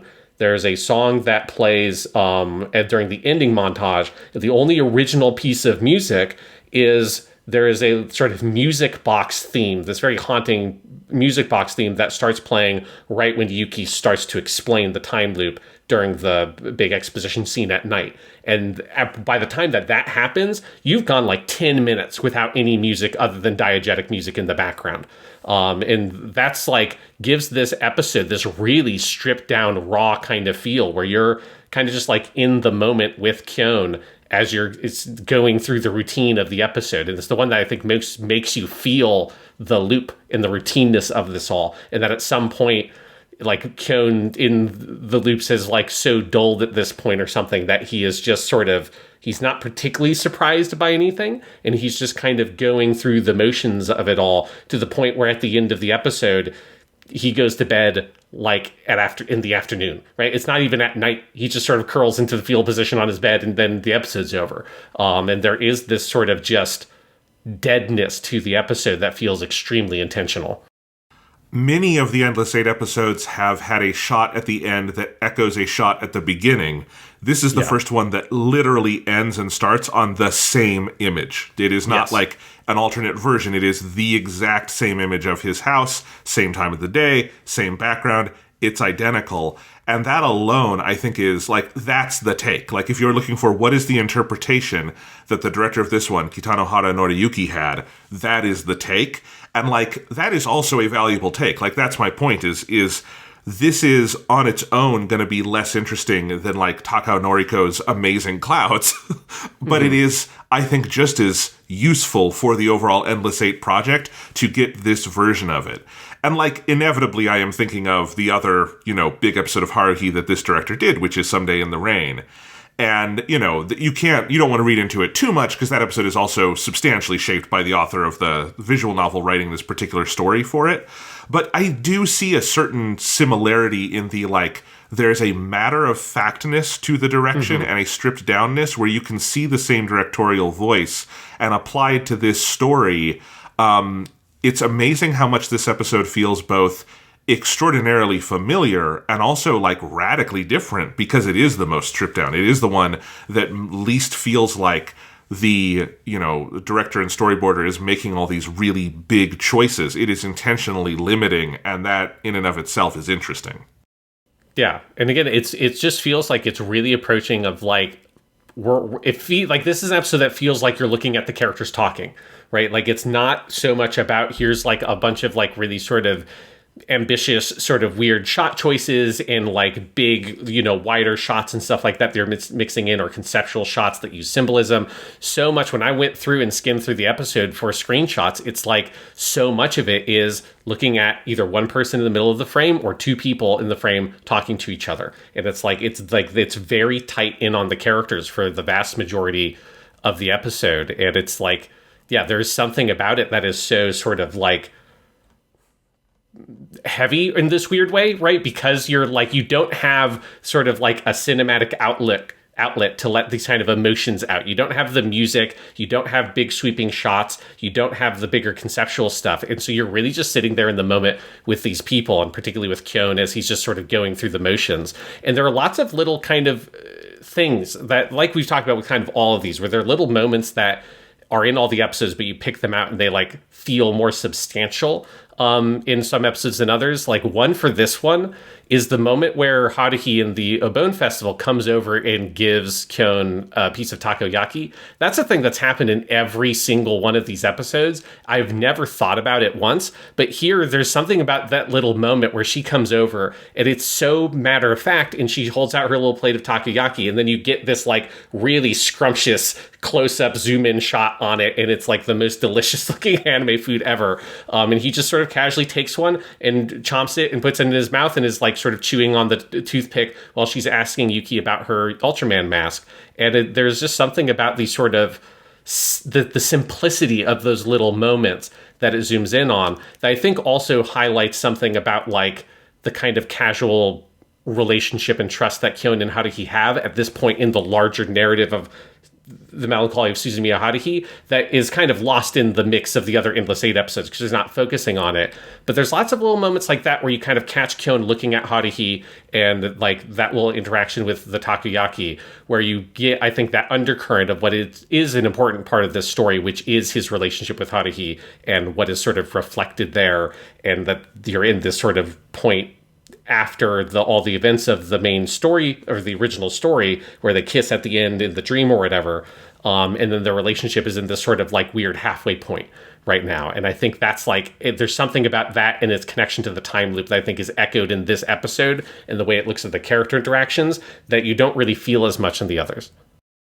Absolutely. There's also, I think, some interesting stuff with the sort of blocking and layout of this episode that is also pretty substantially simplified. Like scenes are connected a little more smoothly, almost like you would do it if you were doing it on stage or something. So for instance, that takoyaki scene, this is the first time, and I'm actually kind of surprised no one else has staged it this way. This is the first time where they are buying the mask, and as Yuki is like taking the mask is when Haruhi and Mikuru walk over with their goldfish and their takoyaki. That scene is almost always implied to be an hour later or something, somewhere else in the festival. This is the first time where we've done it all in one location fluidly.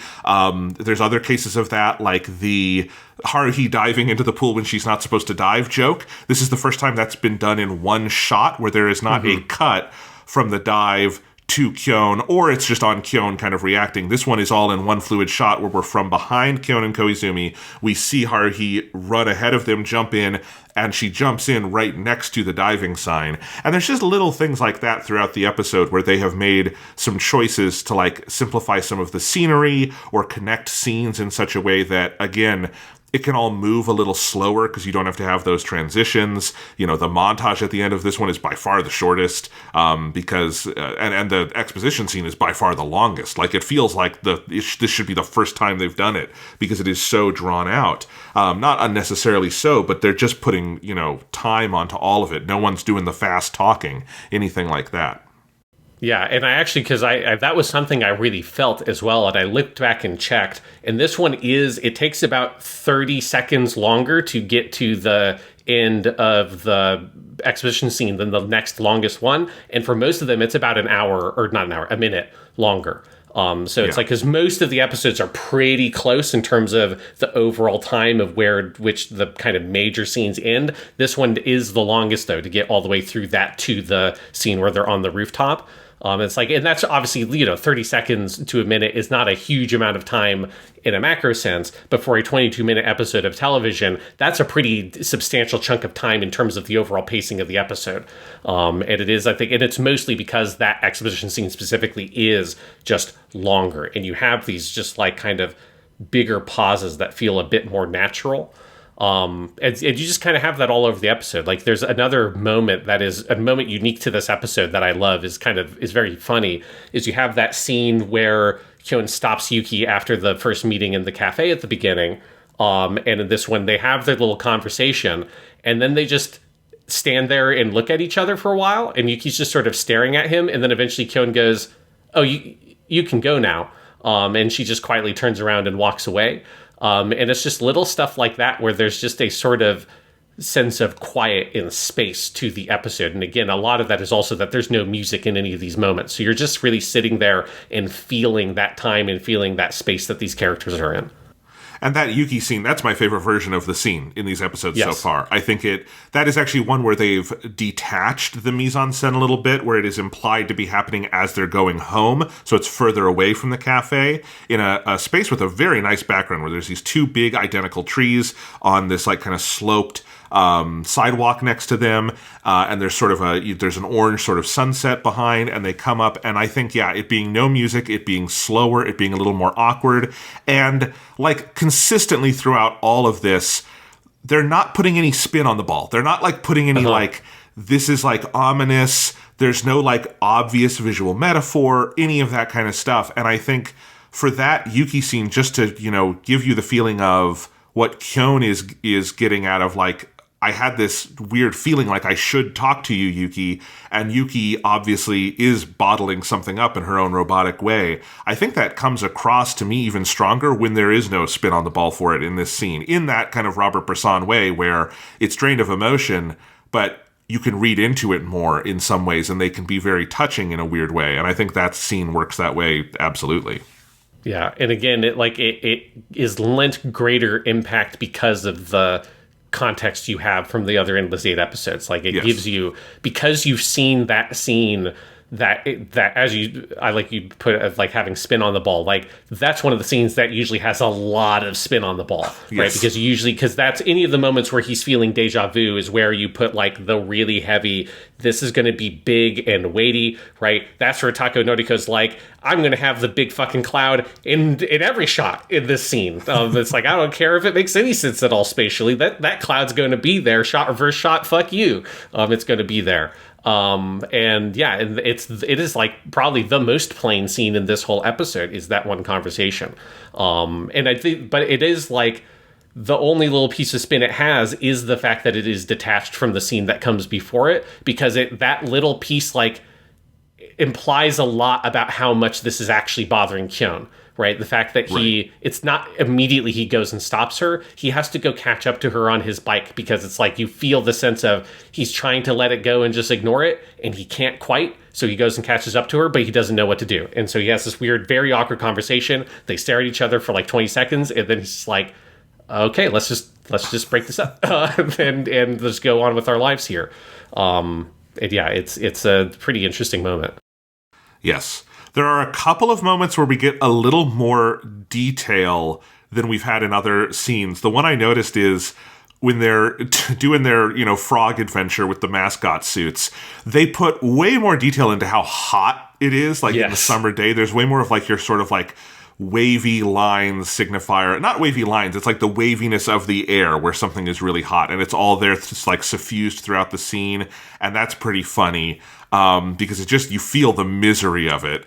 And then another one that I think is funny is there's actually an additional gag that is not in most of the other episodes, where Haruhi hits Mikuru with a ball at the pool, and she is hit underwater. And then in the next scene, and this is one of the funniest moments in the whole Endless Eight, you have Mikuru with this eye mask on, kind of leaning back in the cafe, just totally out of it, until Haruhi asks her about things she'd like to do, and then she says the thing about goldfish scooping. And I thought that was a very funny little background detail. And actually, I think in the way this episode is more subtle, some of it I find very funny. I laughed very hard at that. I also think the joke about the classified information got me the hardest in this one, because it is so straightforward and matter of fact. I laughed very hard at it. Yeah, because it's the contrast in that scene, which is part of the joke that's so funny, is how desperate Mikuru is to like delay and like give this information, and she's not trying to say a joke at all, but it's so ridiculous, and then Kyon's really deadpan reaction. I agree. It's that scene lands the hardest. It's landed so far. And yeah, I really love the moment where Mikuru gets hit in the face with the ball, because that has happened once in a while. Like, it's not in all the episodes, but in a couple of them she's got hit in the face, but you've never really kind of zoomed in on it. And this one literally zooms in on it in the face, sense that it's like the most dynamic shot in the whole episode, because Haruhi kicks the ball, it goes into frame, and like it's just like, you know, crazy smear frames. Like, I tried to take screenshots of it, but if I did, it would be complete nonsense, because it's just like crazy lines if you just look at it in still frames. But it's like just crazy, like fucking speed frames that it zips through the camera, then bonks her in the head. You get a great reaction shot from Kyon where Sugita just goes, "Ah!" And he gives this very high-pitched scream, which is very funny. And Mikuru sort of sinks down. And then, yes, in the cafe scene, she has the thing on her head, which is particularly funny because that scene is one of the scenes that's usually the most consistent in how it's shot and, like, performed in most of them. Particularly, like, you almost always have nearly this identical establishing shot in that scene of all the characters sitting around the table. And some of the other stuff in the scene will be different, but that establishing shot is always like almost exactly the same. And so to have that, except for Mikuru's just sort of passed out on the couch, it does have a really good sort of gag of this very slow buildup you didn't know was there from this very familiar image you're used to. And that like cut from her getting hit in the face to that really sells the joke. I am sure Nagato has been keeping track of how many times Mikuru has really been taken out by that ball. Yes. And the worst one probably is much worse than this. Other little details I love. We have Koizumi in his full bug-catching kakis in this one. We had Haruhi in full bug-catching kakis in a previous episode, and I like that outfit is being like passed around the group in a weird way as we move through these episodes. It's funny. Yes, yeah, because it was last episode is Haruhi in her, like, you know, Safari Explorer gear, basically. Yes, and this time it's Koizumi has it, and that's very good. Well, Mikuru has overalls and a red shirt, so she's doing Mario cosplay this time. It was Haruhi last time. So we have that. There's only so many outfits you can come up with, because each character has about 4 to 5 different outfits in each episode, and they're different in every fucking episode. And at a certain point, it's just like, I mean, there's only so many different clothes one person can wear, and so eventually you got to start swapping outfits around. I do like the montage at the end is short, but I do like the image in the bowling scene. Haruhi's ball, speaking of spin on the ball, just is headed for the gutter and just makes a complete 180 to go get a strike. And Haruhi celebrates. And I'm just like, yeah, that's Haruhi's life in a fucking nutshell right there. She has no idea why, but that is her life. Yeah, that's really good. I also like, there's a really good brief visual gag of in the montage of them all fishing, and Kyon has pulled up a big rubber boot. Yes, that is like he's at Animal Crossing. Yeah, it's like a blink and you'll miss it gag, but it is very funny. It's just like the expressions on everyone's faces in that moment is really great. Yes.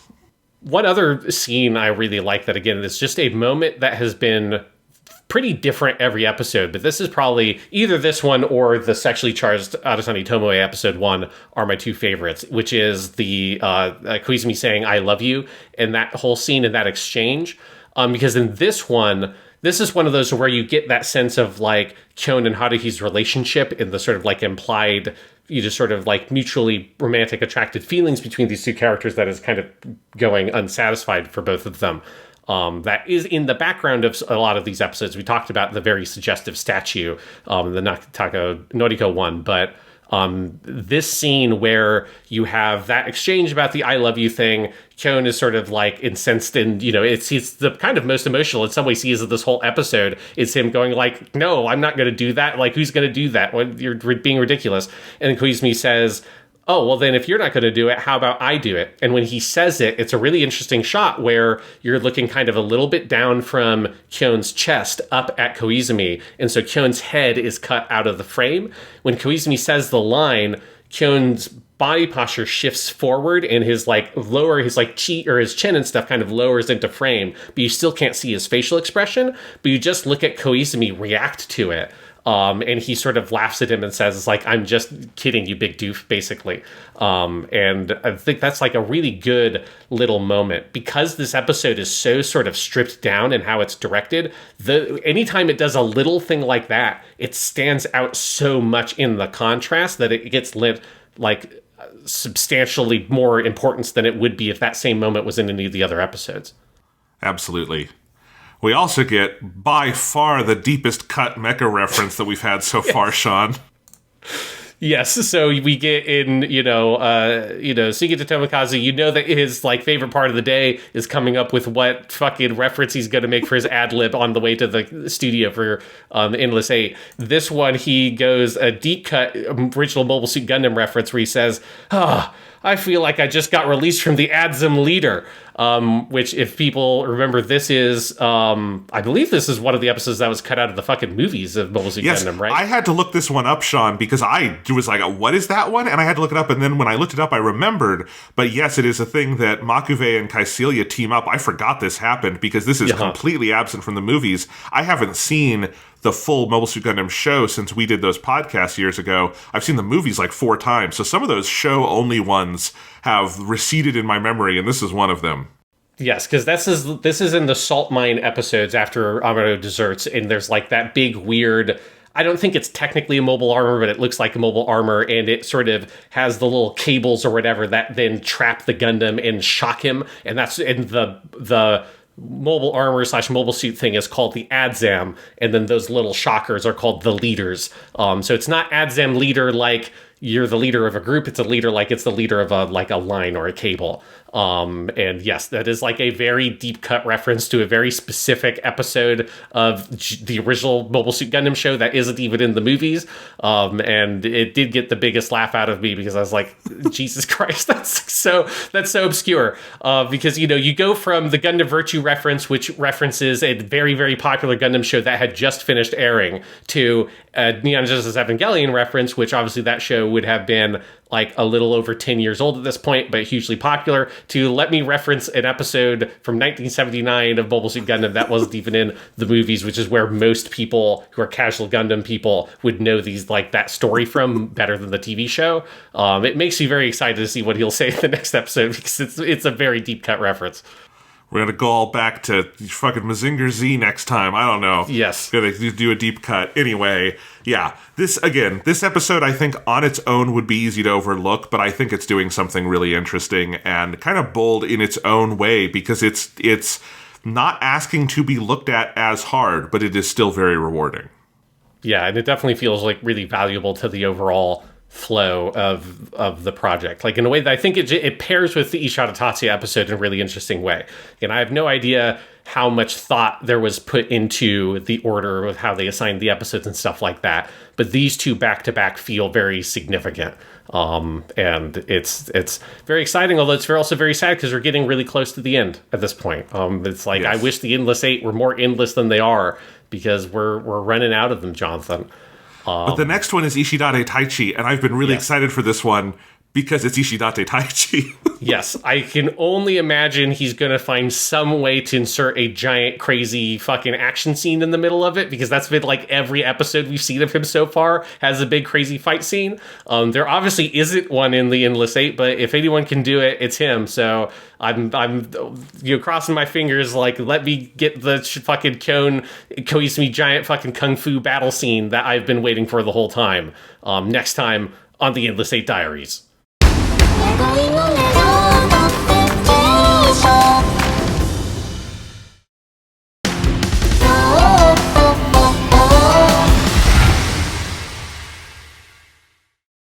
All right, now it is 8:02 p.m. on Saturday, October the 7th, and we are here to talk about Part 7 of the Endless 8 for our Endless 8 Diaries.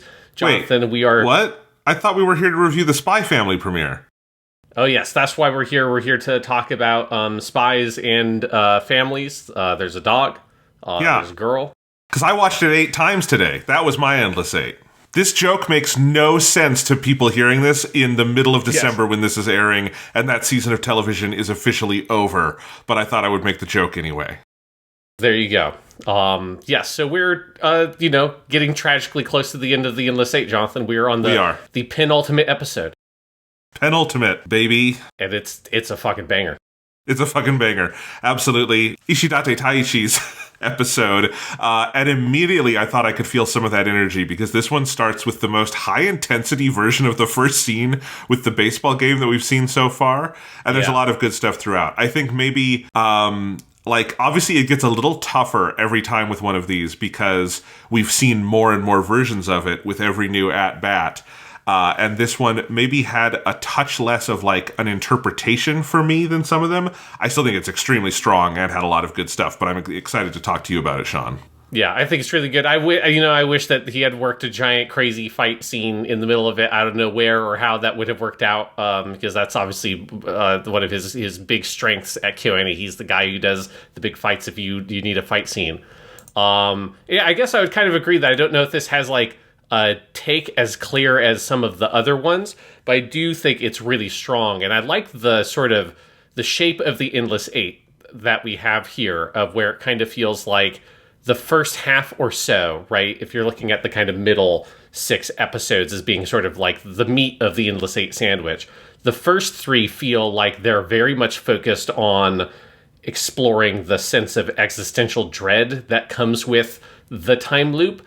And then the last 3 are all much more about the sort of like slightly more blasé nature of the time loop and the deja vu in the sense of like futility and the kind of acceptance of it, right? And I think it's kind of interesting. Again, as far as I know, there was no level of planning in the production at all to design an arc in that way across these episodes.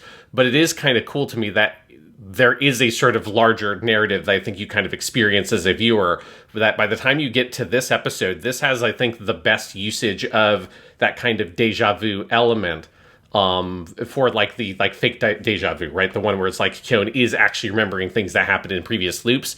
But you have multiple times over the course of this episode where it leans really heavily into that, where you have skips that are kind of like what we saw in the Ishihara Tatsuya one at the very end, but now it's spread out throughout this episode.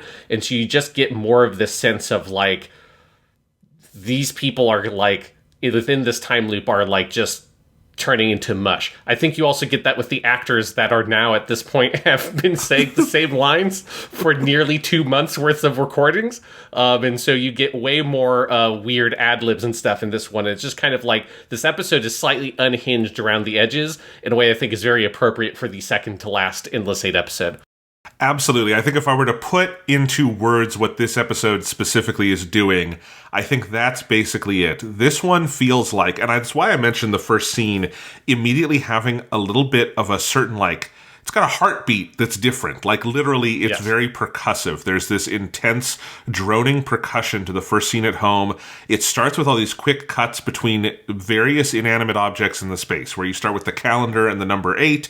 You have this like scotch tape sitting out there. You've got the TV. And when Kyon finally says the first line of all of these episodes, something feels off, that line feels like prophetic about this specific episode. Like it's a little off. And I think that's true for it throughout, where it feels like there's like a time crunch now. It feels like we're on a deadline. It feels like that percussion is like adding up to this feeling of like time is running out, even though it is very literally not running out because of what the theme of the Endless Eight is. But we know it is because this is 7 of 8, and it feels like we're reaching some kind of make it or break it moment. And within that, it does kind of feel like around the edges, the wheels are coming off, right?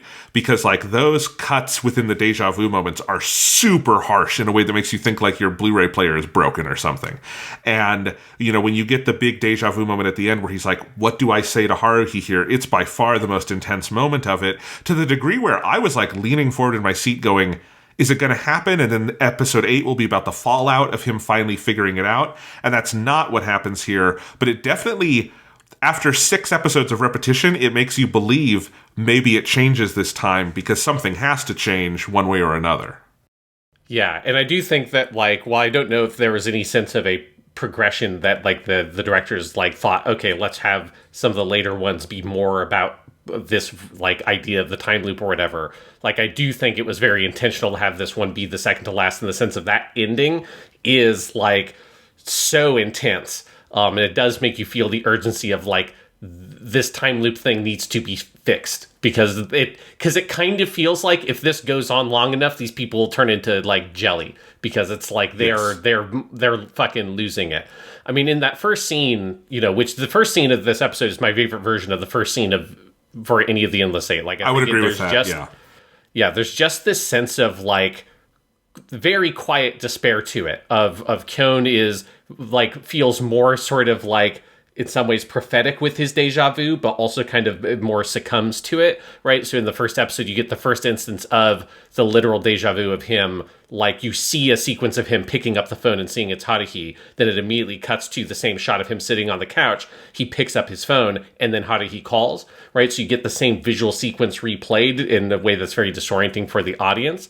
But in particular, the thing I really love about that first scene is the last shot, which I don't know if this would have been intentional in any way, because I don't think Ishidate Taichi would have actually seen this shot from the Kigami Yoshiji episode, but it kind of echoes the opening of the Kigami Yoshiji Endless 8, where that opens with this shot of Kyon's eyes reflecting the TV. But in that episode, he just looks kind of really tired and exhausted. Here, the expression on his face when you get that zoom in and you see the reflection of the TV in his eyes, he just looks completely defeated. He just looks like done, in a way that I don't think Kyon in that moment is able to sort of articulate why, but it's like the degree to which he is sort of like soulless there is really kind of startling. Yes, absolutely. And that's preceded by a very long take after he hangs up and he's just sitting there still. And then finally we get the cut in closer on his eyes and he says, "Summer's almost over." And the way he says that feels like defeated. It is this sense of like, again, what I was saying, if there's like a timeline or a deadline structure now of like one way or another, summer's almost over. Either they melt into this or they're going to break out of it. But that is very much the feeling I think you get at this point. Yeah, it's really great. Then you get one thing we haven't mentioned before, but I want to bring it up because this is my favorite version of it. Every single episode has a different title treatment for the Endless Eight, where they do something different with the placement of the letters. This one is the best because it is just a circle, and it is like impossible to fucking read. And I had never realized that the katakana characters for E and To are basically identical if you just rotate them. They are. You get to the end of Endless 8 and you get the E at the end of 8 and the To at the end of 8, and it's like, those just look like the exact same fucking characters because they've been rotated in a crazy way. But that also, like, I think adds to the sense of like, that title is basically illegible in Japanese unless you know what the title is before you look at it, because it's so disorienting to have the letters be rotated around a circle like that, particularly because katakana, the shapes are so similar, that it's pretty, I think it like adds to that effect of the episode of just like, things are just like a little bit more wonky than usual, because the other Endless 8 title treatments have been funky looking, but they've been very legible. This one, I looked at it for a second, I was like, what the fuck even is that? Yeah, reason Japanese is written in straight lines, not circles. It is not legible in a circular pattern. I had to stare at it for a little bit. The only thing that grounded me is where the do is, because you have the 10-10 on it. And other than that, it's like, it would be even hard to know where to start because they both start with they both have multiple, it's all, the su looks wrong. It looks like it looks like the hiragana to in the shape it is in. It's so funny to like look at it and try to break it down. But yes, I love that moment too. And like I also noticed, I think especially in this first half of the episode, this effect maybe goes away in the second half, partially because of where the script goes. But this is definitely like a high energy, kinetic version of this story. This is where I do think you see the Ishidate Taichi touch, where even if there are not fight scenes, the actions and the physicality of characters are really accentuated. You get that in this scene with like Haruhi reaching out and like talking to Kyon about the bikes. You get a little bit in the bike joke itself, and you get it really at the pool, where there's way more focus on everyone playing at the pool. Physical action like Haruhi pushing herself off the pool wall, or playing with the hula hoop, or various things that happen leading up to the really intense, deja vu moment you get there. And then the flip side of all of that is Nagato. It's not necessarily that we focus in on her a lot in this episode, but when you look over at her, she looks so tired in this one. There's the scene at the cafe, or after they're at the cafe, where Kyon goes after her, and for reasons he can't articulate. And in this version of it, she does not have bags under her eyes, but the shadows on her make it look like she has bags under her eyes. Like, she looks so tired and defeated every time you kind of either cut to her or look at her in the corner of the frame, and it's kind of creepy. Yeah, I think that moment in particular really stood out to me because, yeah, as Kyon tries to stop her and she's walking away, you get the shot where she sort of turns her head to kind of half look in his direction.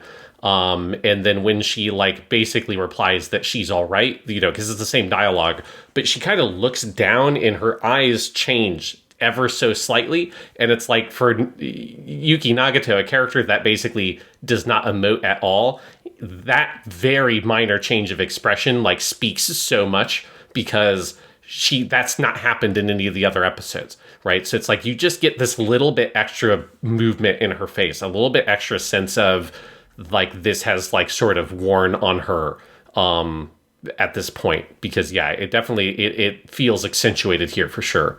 Yes. And then there are just, as we were talking about, little oddities sprinkled throughout the episode. You have a lot of the cast doing, ad-libs, which we will talk about, or just delivering lines in crazy ways.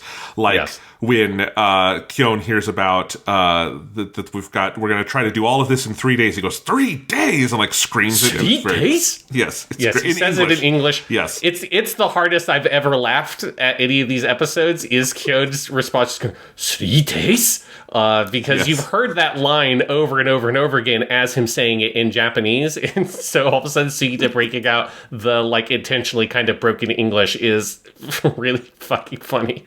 And then there's all these other little oddities. So, like, I love that every time we see Kyon in bed in this episode, he is sleeping very awkwardly and uncomfortably, usually, like, with his hands in his back pockets while he's, like, face down, stomach down in the bed. Just looks, like, horribly, like, contorted in his bed. You see that every time. You have, like, the weird costumes in the bug-catching sequence where Mikuru is running around in the background with a fucking Robin Hood hat on. Yes. With, like, a feather in her cap.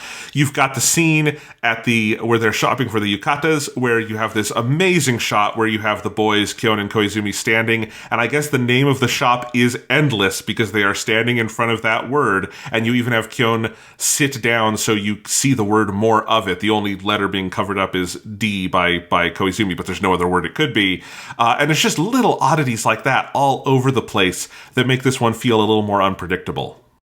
Yeah, and also, like, this is the only one where Yuki's mask, it doesn't really look like an Ultraman mask anymore. Like, it looks more like a generic alien one. Yes. That really stood out to me, because we've had, like, obviously every single mask has been different, but they've all been very identifiably takes on, like, an Ultraman-esque character. This is like, no, we're kind of, like, out of you've gone so far from that template that it's not even really Ultraman anymore. It's just like there's lots of little things like that all over the place that just make this episode feel kind of unhinged. Although the most unhinged thing about it is that we don't get another mecha ad lib when we have the scene at the where they're playing with all their mascot outfits. Yeah, I was very disappointed to see that. I mean, you know, we get more ad libs clearly in this episode than any other one. Like, it does, like, honestly, I wouldn't be shocked to find out that, like, the actors basically just did this from memory and then just did ad-libs. That's what it kind of feels like sometimes. They're so used to the lines that they're, like, very intentionally doing over-the-top line reads or very kind of strange line reads.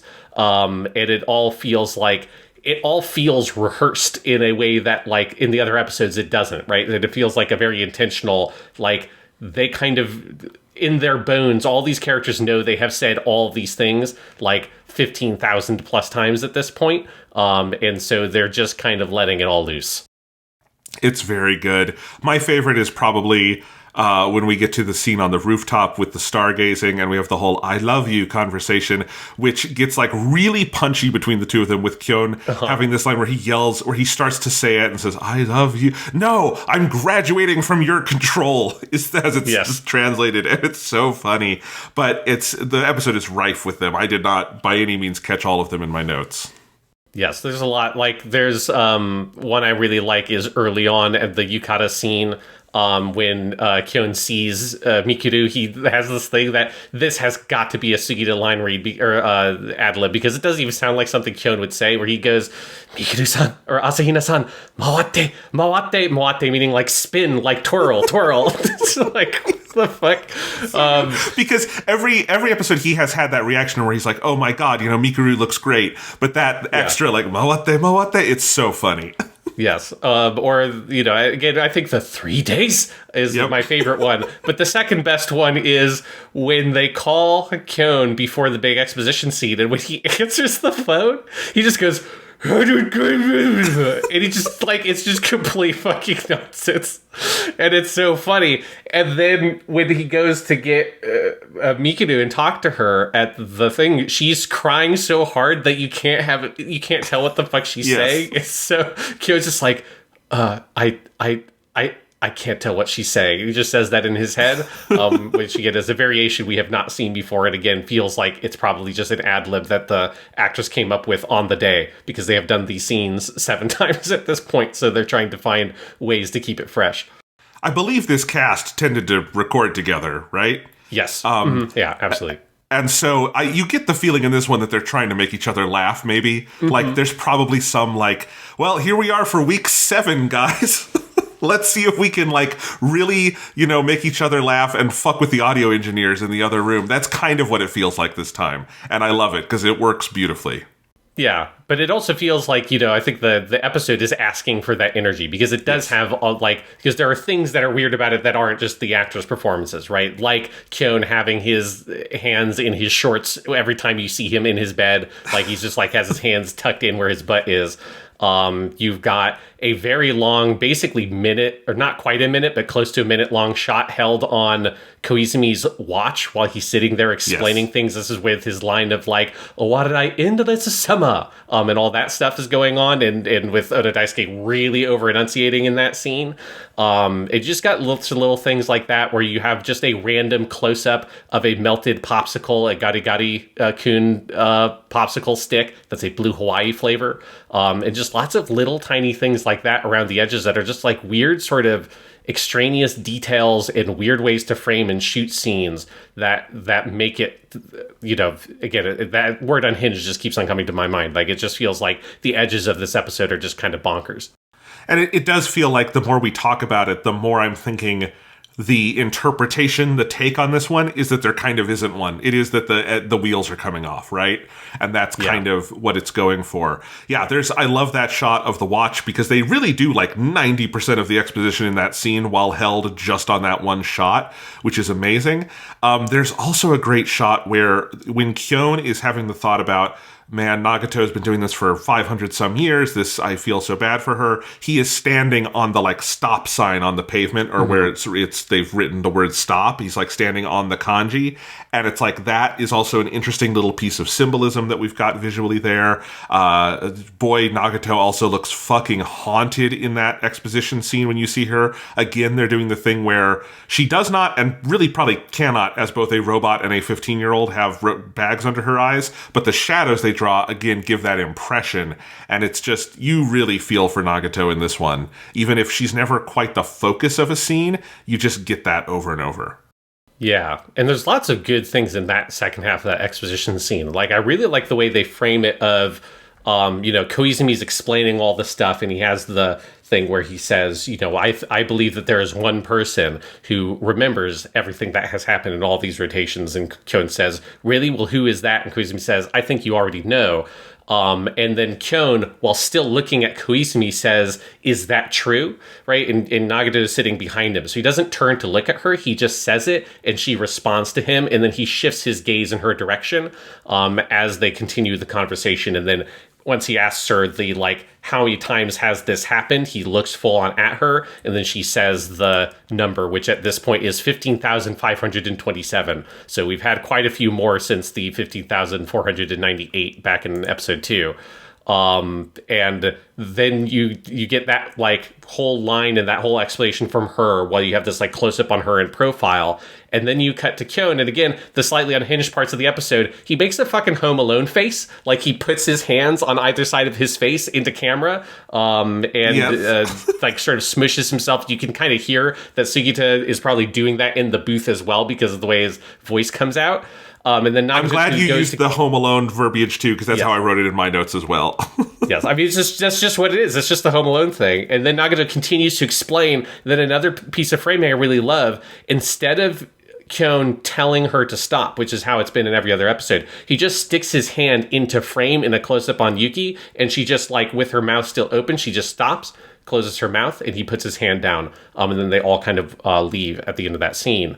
And yeah, there's something about the way that is all framed, all those little elements. It's one of the most kind of unique takes on, like, the staging of that scene of Yuki explaining all of these things, right? Of like where the characters are and where they are looking and what physical movements they do are all very different in this version. Whereas in most scenes, all that stuff is pretty much the same. It's just like the camera angle and stuff like that is going to be very different. Here, it's kind of like a very different take on how you would shoot that scene fundamentally and place the characters and how they're physically acting. Absolutely. Another thing they stage entirely differently in this one is that we get a list of events verbally from Kyon for the end of the episode, but no montage. We don't see the bowling or the movies or any of that. After the baseball cages, it's just a shot of the sky and some clouds and some trees, and it starts in blue daytime and it gets to this rich orange sunset, and then a shot of like a dragonfly landing on a twig, and that is where we get all of that dialogue, which then continues into the cafe scene that is also lit by sunlight, like almost to an impossible degree. Like that light couldn't be bleeding into the cafe quite the way it is, and so it feels like a very nebulous kind of liminal space, which adds to the utter creepiness of this version of the scene, which gets really weird. Yeah, and I think there's something really powerful about the, like, you just don't see everything else they do over the summer. It's just Kyon explaining it, right? That it's like, because we've seen it. We've seen it 6 times at this point. Like, we know what they do. You don't have to show it. And you just kind of sat there picturing it in your mind as, you know, time just sort of like whittles away, right? And it's just like that sort of sense of what happens at that point is meaningless. It's meaningless to these characters, to Kyon and the others, everyone other than Haruhi. It doesn't matter what you do because you know that it's all going to be reset. And I think that framing really sort of accentuates that. But yes, that then leads to the last scene, which is in many ways the most harrowing of the version of this scene we've had. Like, with the shadows are incredibly heavy. You know, you have all the characters have their very kind of telling, very defeated expressions. There's one shot I really love in particular of the shot you have of Yuki. You kind of get from the side of Haruhi. So Haruhi's kind of profile of her jaw and chin kind of is in the left-hand side of the frame. And then you're looking at Yuki in profile in the back. But the shadows at the top are super heavy. It's basically kind of like vignetted at the top of the image. And so it cuts off the top of Haruhi's head in this way that is very creepy, and again, like, makes her feel like a monster or a villain in some way. It looks like, especially when I'm looking at stills that you've collected in our screenshot gallery, this looks like a scene from Death Note. This looks like, you know, she is like fucking Light Yagami and planning something, and then all of Kyon's shots, once he has deja vu, it looks like he's having a heart attack. It looks like he's had his name written in the Death Note, and as in the show Death Note, we cut to black and white, and his eyes bug out as he fucking dies. That's basically what this scene is framed like. Yeah, because you're absolutely right, and like the way that they show him having that like deja vu attack of where, you know, the colors like break out, right? And you have it all sort of like the image is sort of sliding on top of itself. And you get that line that's been in all of these of where he says like, there's that feeling of deja vu again. This is the strongest one I felt so far. But the way that Sugita reads it here, and then obviously like the visual information you're getting, like it sounds so incredibly painful for him to be undergoing this feeling. That I think you get the sense of every time you have gotten to this point, and it's sort of like the time loop is kind of collapsing back in on itself, and it's going to reset, and this juncture of obviously this is the moment that is the opportunity he can change things, and he's never been able to do it. That like if this keeps going on forever, it feels like it's going to kill him. Like it feels like his brain is going to fucking explode in his head. And as you say, like there's a sense of urgency to it in this scene that you don't quite get in the other ones. Yes. And I think that overall, like, this is the thing I like most about this episode is the juxtaposition of moments like that are pretty heavily stylized. They often have some pretty quick cuts. They're very intense or are just very playful. You know, all of the dialogue stuff we've been talking about, some of the imagery. But then juxtaposed with, this episode also has the slowest, longest takes of the Endless Eight episodes in places. It has that shot in the exposition sequence on the watch. It has the montage replaced by the long shot of the skyline. There's just things like that where there's that stillness married next to the urgency that I think there is something uniquely unsettling about it that adds up also to this feeling of we're going to melt into nothingness or we're going to move forward. Yeah, and then that leads into the very last scene, which I love the way that this is done, where you get Kyon looking at his phone with the fucking cloud wallpaper, just to give you a little bit more trauma from the Taco Noriko episode. But then he shuts the phone, and that reveals his desk, and on his desk is his like notebook, right, where he's supposed to do his summer homework, and he's just written the word impossible, Moody, which is two characters. So Mu is on the just takes up the whole left page, and D takes up the whole right page. And there's just that sense of, you know, it connects very well back to the beginning of the episode, of that sense of defeatedness he has, of that, like, this is impossible. Like, what can you possibly do? It's just, you know, he's so completely given up in that moment, then just turns his head to look at the window. He looks at his reflection in the window, and then you get a close up on it, and then it just cuts to black. It's a very, very good ending. And he's looking at his reflection in the glass while saying the final line about leaving it to his future self, which is, again, that's been in every script for all of these, but there was something about it, he's literally looking at himself when he says that, where it hit me harder than that line has before.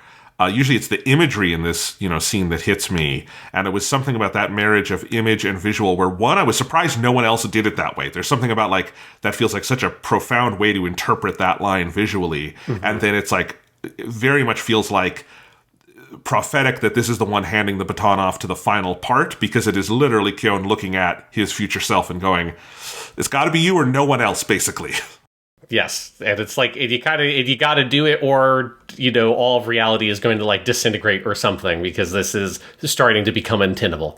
Yes, although not for you and me, Sean, because I think we are in agreement that we would watch many more of these. Because good God, what a fascinating, amazing experiment this has been.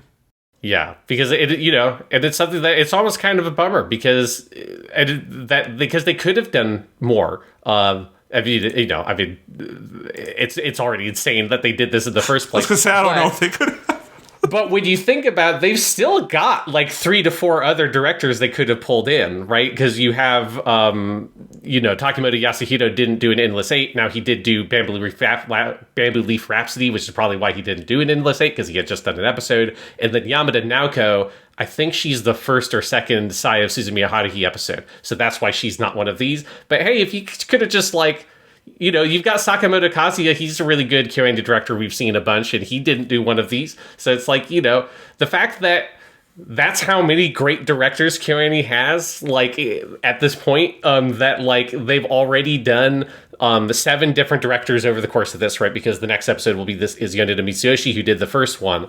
But the fact that you already have 7 directors, all of them are so fucking good.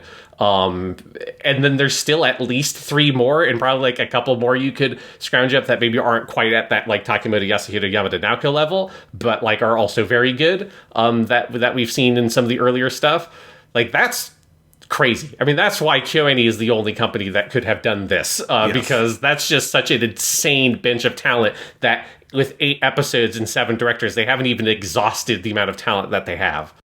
So I think what you're calling for, Sean, is 2024, we get Season 3 of Suzumiya Haruhi, which is just a rebroadcast of Seasons 1 and 2, but now with extra Endless 8 episodes added to it in the chronology, with every other significant director that they can find to do more. Yes. Because, I mean, obviously, I'm just looking at the directors that they had that hadn't done episodes at this point. But, you know, we're going to meet plenty of other directors in the future episodes of Japanimation Station's Kyoto Vacation that, like, you know, KyoAni has a lot of other really good people like Haruka Fujita that they could bring in. So, you know, like, let's just do it. I know that, like, we're kind of on an island of being people that are absolutely head over heels in love with Endless 8, and it's mostly looked at as like this very infamous thing in anime history. But I'd like some more. Japanimation Station.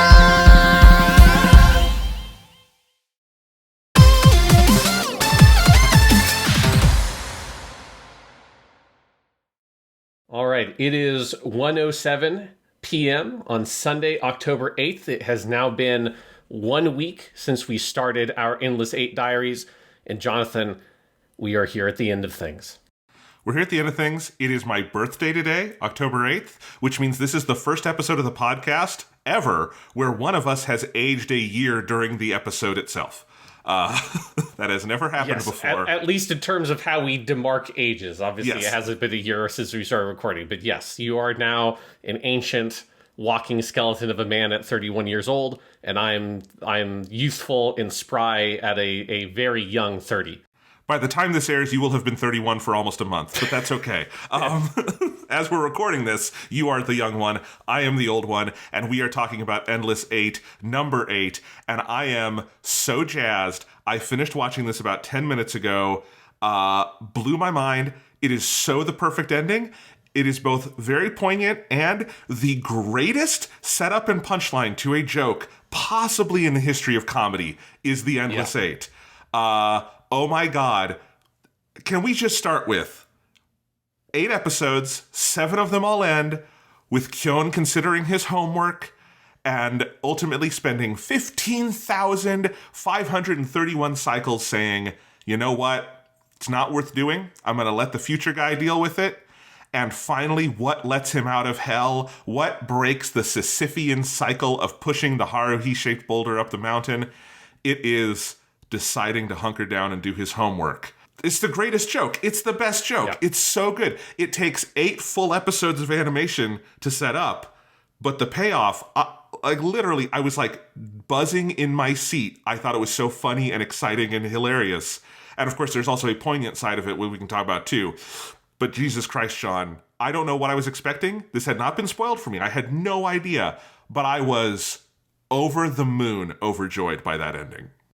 Yeah, I very deliberately avoided, like, pointing out specifically the, like, scene during the fireworks stuff where they talk about it, right? Because that's, like, the setup. That's the thing that Kyon remembers. The one piece of dialogue that he's trying to run through in his memory at the end of each of these episodes. Like, what's something she said? It's got to be something in there, something that's happened.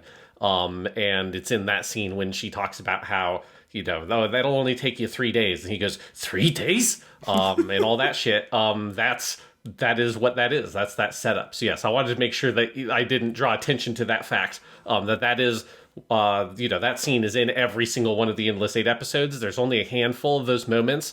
There's like the swimming pool, the Obon Festival, that fireworks thing.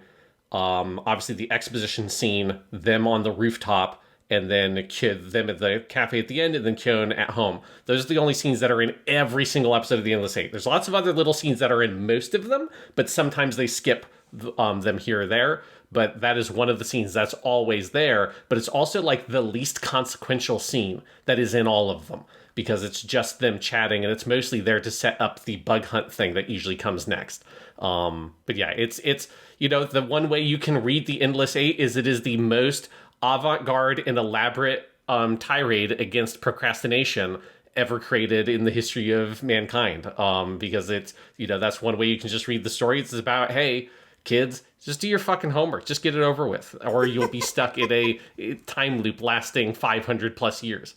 I'm just imagining you, because you're a high school teacher, rolling in the TV. I don't think you have to do that anymore, but rolling in the TV with the DVD player on the first day of class and saying, kids, today we're going to learn about the importance of doing homework. And then hitting play on the Haruhi DVD and sitting back and watching all 4 hours of The Endless Eight until the end and then saying, kids, now you understand. And I think that would be a great way to start your year every year. You know, it's like, hey, they'd fucking get it by the end. It's like, look, this is what happens. It's just get it the fuck over with. Don't be like Kyon, be like Haruhi. Because I did, over the course of these 8 days and these recordings, Sean, I did keep queuing in on that final scene, because I do think, like, it's not just about the existential nature of this particular weird fantasy thing that is going on. It is also, like, there's something about that profound sense of procrastination of getting to the end of the day, looking at your homework, and then deciding it'll be up for the next guy, the next version of me to do, and then laying down and going to sleep defeated. Like, it just gets something about that feeling. And that feeling being the thing that unlocks the Endless Eight in the end is so amazing. It was so unexpected for me. It's so simple and perfect. Like, once you get it, you're like, oh my God, yes, of course. It's the perfect ending. And of course, the poignant side of it is what he says to Haruhi is, I still have something I want to do. And that's it. It is about asserting his own individuality and Haruhi wanting that. Like, one of the things, because this episode is 90% the same script as the last 7, or the last 6. Like, it has a different credited screenwriter, but I feel like Takamoto Yasuhiro should have taken, like, a co-writing credit on it, because it is his script from 2 through 6, or 2 through 7 mostly. And so you get a lot of those same moments, and one of the moments that they really cue in on here, in the direction and the animation, is when Haruhi is at the cafe at the end looking at the list and considering, like, everything they've done and saying, well, I guess it's okay, we can move on. And there's so much focus, and the animation is so good on her face as she says that line. You can really sense her disappointment, because all she wants, clearly, is for one of her friends to, like, offer something, because she's been giving them everything this summer. And I think it's also the perfect payoff to something we've talked about with Haruhi before, of, like, the thing you don't want the Endless Eight to do is to make Haruhi seem like a heartless god monster. You want to see the side of her that would make these people put up with it. And I think you see it there too. She is ultimately, at the end of the day, a teenage girl who is very demanding, but has these friends for a reason, values them for a reason, and does want to hang out with them. And she is deeply disappointed when she gets to the end and she's given everything and they've given nothing. I mean, they've given a lot. She just doesn't know it. And that being the thing that unlocks it too. It is in the way that I think is so true of the Melancholy of Haruhi Suzumiya. It is such a perfect blend of, like, the poignant and the real and the absolute batshit hilarious. Yeah. It's perfect. It's perfect. Yeah, and it connects to, I think, what is, like, to me, the most sort of fundamental and core theme and idea of the series, which is this idea that, like, what Kyon needs to learn to do is to take the initiative, right? And not be a reactive person, because that's all he normally ever is, right? He's going through life accepting that his life is kind of dull and normal, and not sort of putting himself out there, not asking things of other people, not demanding things of other people, not demanding things of his life. And that's what the whole story of the original story is, right? Of the first light novel / those 6 episodes of the first season of the anime, right? It is like, it is one, why Haruhi takes an interest in Kyon in the first place is because he does take the initiative on a whim. That one time he turns around and asks her about her hair and just kind of treats her like a person to talk to. And then later he gives her the idea of, of starting the SOS Brigade, which is, he has this whole big speech where he says, people have to be satisfied with their lot in life, and the people that can't be satisfied with their lot in life, if they are great people, will create the things that will make them satisfied, and they will change the world to suit the thing that they want or need. But we are just normal people. We're not like that, and we just have to accept it. And she kind of tunes out that whole second part of it, where he's just saying that we're bungeing, like we're just average people. And she just gets very excited and goes and creates the SOS Brigade. And that little seed of an idea of him telling her, like, if you don't like that the world is boring to you, you have to go out and make it interesting, Kyon doesn't realize how big of an idea that is for Haruhi, and that's like what she becomes. She's like that philosophy in like walking form. And it's now like, the rest of the show is in some ways about Kyon having to learn to reciprocate what that is. And that's why at the end of that first story, he has to like take the initiative and kiss her, right? And here, it's very much the same kind of thing, right? Haruhi is designing this summer vacation for all of them. She wants to go and be with her friends and go do all of the crazy summer vacation things that she can think of. The one thing she can't think of, though, is to go do homework with her buddies, because she always does her homework on her own. She's smart. She just can do it, and she just works all the way through it so she can go play. And so Kyon's standing up to her saying, no, I need to do my homework. Let's all go over to my house. We'll have a crazy homework binge and you can like do whatever, right? And him taking that stand and taking the initiative has to be the thing that breaks the Endless Eight, because that's the one thing that she's wanted, is for Kyon to put himself out there, for Kyon to say something that he wants to do, and her to go along with that. Yes, it's amazing. Can you imagine what sort of universe-bending thing would happen if they're ever in an actual relationship as adults and she's, like, waiting for him to propose? It's just like... Oh, Jesus. Oh, God. It'd be the end of the world. Hopefully he'd be mature enough at that point to figure it out, but who the hell knows? Yeah. So we've been talking about the ending, but let's also, like, talk about the rest of the episode, because, the whole episode is fantastic. So this one is directed by Yoneda Mitsuyoshi, who he also directed the first Endless Eight. But this is like him getting to direct an actual Endless Eight, right? Because obviously the first one is a like wolf in sheep's clothing type episode where you're meant to just sort of think it's a normal, whatever, fun slice of life episode and nothing weird happens. At the end of that one, that's the one where Kyon legitimately is just procrastinating, right? He legitimately just doesn't want to do his homework. There's no crazy existential like, whatever, the world is just going to reset anyways thing. He just doesn't want to fucking do it, and so he plays Tetris with his little sister. And I cued in on that moment in our very first recording of it being my favorite moment of that episode is him sitting and the dumb look on his face as he's playing Tetris with his sister going, I'm sure it'll be all right. And like, I had no idea, but that is, and of course Kyon had no idea either, but that moment, that dumb little smile on his face, that thought dooms them. Nagato should be really mad at him, honestly, because it doomed her to 600 years of boredom. And hopefully she'll get over it. She is not there at the end of this episode because she's too exhausted, which is such a great touch.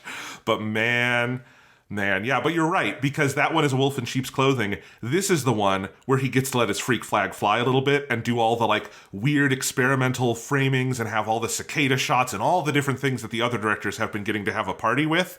And it feels like he gets to get in on that, and it's so good.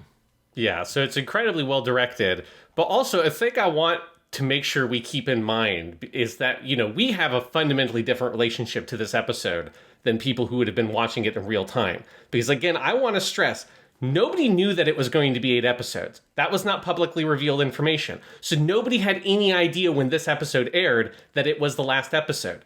And there's nothing about it that clues you in on that fact. It is just another episode of the Endless Eight, other than it trims a little bit of fat around the edges, right? It cuts more of those little optional scenes than any of the other ones to save itself a couple of minutes. And then I think the genius thing is they use the ending credits time for that extra 90 seconds so that they can fill out the denouement of the episode. So it's like they're not trimming a lot of fat on the episode. It's pretty close to the timing of the other ones. It's just everything happens a little bit faster. But if you're watching this in real time, you would not know until the exact moment at the end of the episode where Kyon has his whole big crazy dream sequence of him flashing back through these things symbolizing the rest of the journey, and then him having his revelation. Like, that is the moment, once the fucking fireworks sparks in his fist, that anyone watching in real time would have known, oh my God, this is the last one. And that's one of the best parts, I think, about this episode is how hard it plays the fucking prank of it does not give the game up at all until the very end. So you're just left in that sort of, your defenses are lowered. Even when you technically know it's the last episode, your defenses are still kind of lowered because everything is the same. But especially if you had no idea, I can only imagine the, degree of catharsis you would have felt watching this in real time over the course of one episode a week for 2 straight months. over the course of the summer, because this episode came out in August. And like getting that moment, and all of a sudden it's like, oh my God, it's the end. Like the Endless Eight is over. It just must have been an indescribable feeling that no other TV show could possibly give you, because no other TV show is fucking batshit insane enough to do a joke like this. Okay, so this is where I think we should bring in some of the history, and I have to ask you, Sean, from what you've learned, from what you know, what was the reaction in real time to the Endless Eight? Do you have any idea how many people were still watching by the end of this one to have that reaction? I'm just curious. Like, I think this is where we have to ask that question now that we are at, and you've brought that up, because it is true. And it is part of the prank, and they play it beautifully. But how mad did the prank make people? I mean, yeah. So, I mean, it's obviously the Endless Eight is infamous in anime circles, whether you're talking in Japan or over here. I would say the general response is overwhelmingly negative. There are freaks like us who are like, no, it's genius, it's brilliant, like you just don't get it. But the broad audience did not respond particularly well to this. There's a reason why nobody's ever done the let's just do something like the Endless Eight. That's never happened. And where you can measure what this is, like, I'm sure the like money people at Kyoto probably got pretty annoyed at a certain point, because so, you know, Haruhi, incredibly popular series, sold incredibly well. Each volume of the Suzumiya Haruhi anime sold about 40,000 copies in its initial run, which is very high. The Bamboo Leaf Rhapsody episode got its own release on its own standalone volume. One thing that people should understand about the anime home video market in Japan at the time and now, it is driven primarily by very premium, very expensive, like first-time releases of volumes that have 1, 2, or maybe 3 episodes in each volume, and like a shit ton of extras and bonus features and physical goodies, right? But it's like a very premium consumer goods market selling to a pretty niche audience that's like very expensive. And to rental stores. So you would get, you would either have the freaks, the whales buying it, or all of those singles go into the rental stores, which are still a thing in Japan and still a pretty popular thing, and people will go rent the singles. But those are kind of the two options. The people who actually own them, it is still pretty rare. Yeah, so like when we talk about them selling 40,000 copies, like you have to put that in context, that this is not just like they're buying the box set of the Melancholy of Suzumiya Haruhi, they're buying a very premium style, limited kind of physical release version. So again, Bamboo Leaf Rhapsody, that was one episode that got its own standalone release. That sold about 38,000 copies. So basically in line with what the season 1 episodes did. The Endless Eight episodes, this is the other thing you need to understand to put it into context.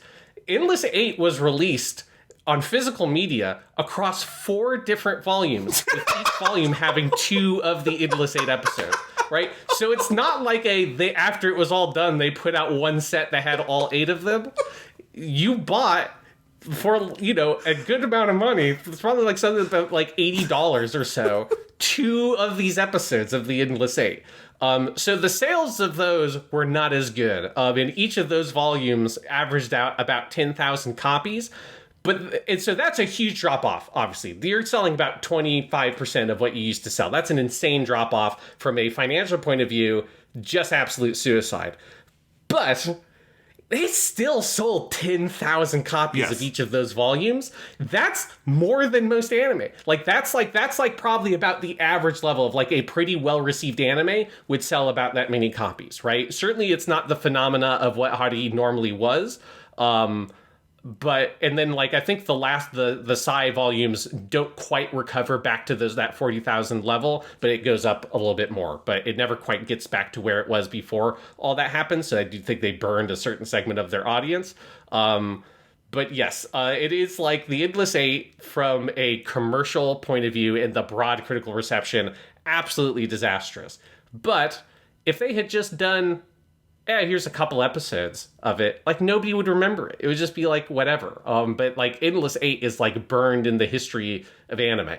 Everybody knows about it. Everybody knows how audacious and insane this was, and it gives the freaks like us a meal, right? We get something for us, and usually we don't get anything. Usually they make it for everybody else. This they made for the weirdos. This is genuine experimental cinema. This is genuinely like, that is something I think to say. Like, I think I would call this avant-garde, And I think avant-garde is not a label I would just freely apply. I would not just say it's weird, therefore it is avant-garde. You know, David Lynch has made movies I would call avant-garde, and he's also made movies I wouldn't call avant-garde. Like The Elephant Man has some weird stylism. It's a mainstream film. It was nominated for Best Picture, right? Inland Empire, avant-garde, because it was made with the full knowledge that it would never make a profit, right? Like, that's the fucking difference, right? Is that it's like, are you putting something on the line? The term avant-garde, it's a French term that means front lines. That's what, like, the assholes making experimental art thought of themselves, right? We're on the front lines of this war to make great art. And, like, that is what I think you have to have a little bit of for avant-garde, is that some kind of like thumbing your nose at commercialism. And that clearly happened here. Like, clearly KyoAni had enough and this is the only moment they could ever have done it, right? This is the peak of KyoAni's popularity. It's the peak of, this was their most popular show ever. So this is the one they could do it with. They had all the cachet in the world. They could get this made, and they knew they're going to spend the political capital. They're going to spend the monetary capital. This is not something that they're probably going to get to do again. The Sexy Swimming Boys show isn't going to get to do the Endless Eight. But goddamn it, the Melancholy of Haruhi Suzumiya, we're going to do it. And they did it. And it's beautiful and amazing. I want to go shout from the rooftops how great this is. Because there are two kinds of people in this world. The people who recognize that this is genius and people who are wrong.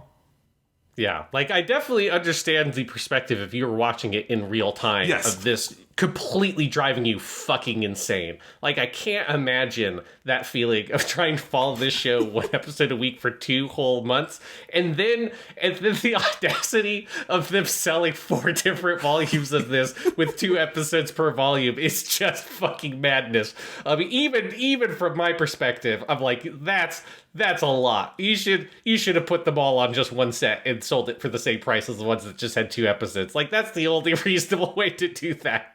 But, you know, hey, it's like they still sold 10,000 copies of each of those volumes, and that is still, to me, the funniest part of the whole thing. You know what? Like, Fractale, the show that Yamamoto Yutaka made after he left KyoAni, what that made, like, that sold like 800 copies for his first volume, and that's where it peaked. So it sold 10 times more than that shit.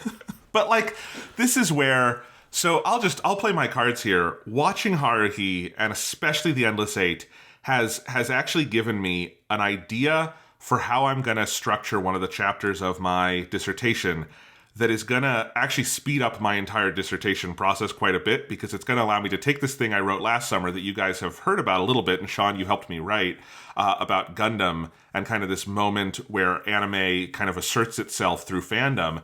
And I want to kind of make it a 2-part chapter with that story and just the general story of Haruhi Suzumiya 30 years later, because I feel like there's an echo. And I feel like part of the echo is Haruhi so embodies something that I think is absolutely crucial about anime. And the Endless Eight is embodying it at this extreme avant-garde, almost like Dadaistic level, because it is like pulling a prank on everyone. But like Dadaism being kind of an offshoot of surrealism that is very much about kind of pissing people off, to put it lightly. But I think what Haruhi, this thing about anime is the interactivity. It is the like the need for fandom to not just passively watch a show or passively consume a show, but be in some way a part of it. And obviously Haruhi is one of the reasons why anime critics call it one of the turning points of 21st century anime, is all the ways it embodies that, with the concerts and all of the stuff at Comic-Cets and all those sorts of things. And all the stuff that like Lucky Star then comments on as a show. And I think Endless Eight is part of that. Like, you know, I talked about this when we watched season 1, but it is fascinating to me that season 1 was made from the first planning meeting they ever had to be this out of chronology thing. Right? It was made to be aired in this weird way. But the physical home media releases don't present it that way. So if you want to watch it the way it was literally made to be seen, that's a term that is overused, but it was literally made to be seen that way. You have to get up and interact with your DVD player and do all this switching, or even if you're on streaming, do way more interfacing with the interface of your streaming service than you ever would watching any other show.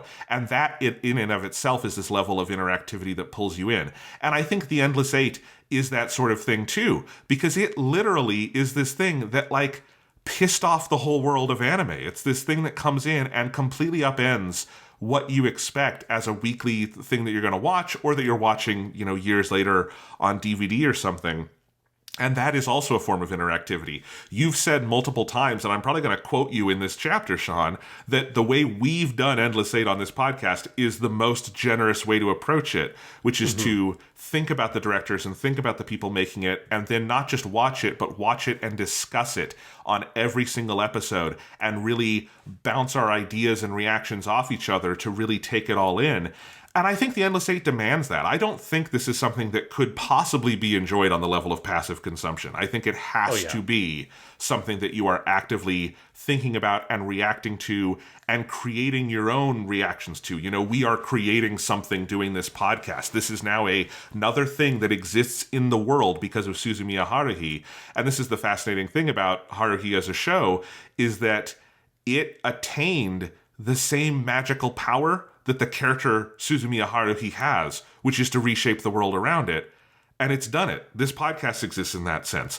All of the dialogue about the Endless Eight exists in that sense, and all the other things that Haruhi as a show brought forward. But it is really needling you and demanding that even if your reaction is hatred and annoyance and I'm not buying the DVDs anymore and whatever that is, it is having an effect on you that is unfucking deniable. And that is fascinating because a lot of art doesn't get there. And this is a show that starts out from a big, bold, commercial, poppy place and gets to something truly avant-garde, but also that I think is pretty central to just what anime is as a thing in the world. Yeah, and I think there's a lot there with what the show is doing. That it is, the Endless Eight feels like it's kind of the apotheosis of a lot of the sort of fundamental philosophy of the Haruhi franchise and its place in anime. Because that thing you said about how, the Endless Eight is able to sort of, enact the same kind of magical power that Suzumiya has to reshape the world. And it's and that's, going back to the original printings of this series in the Sneaker Bunko magazine. That was the idea, right? That's how they framed and advertised the series, was Haruhi herself is advertising it, right? She is herself the vehicle for putting the series out into the world, and the kind of bizarre, offbeat, eccentric manner that she has is how they approach advertising it and constructing this series. And it's and you see it in the way that the commercials for this show, which if you have the American release, luckily they have those on the last Blu-ray. You can see a bunch of they made a bunch of live action ads and stuff like that are a little bit offbeat.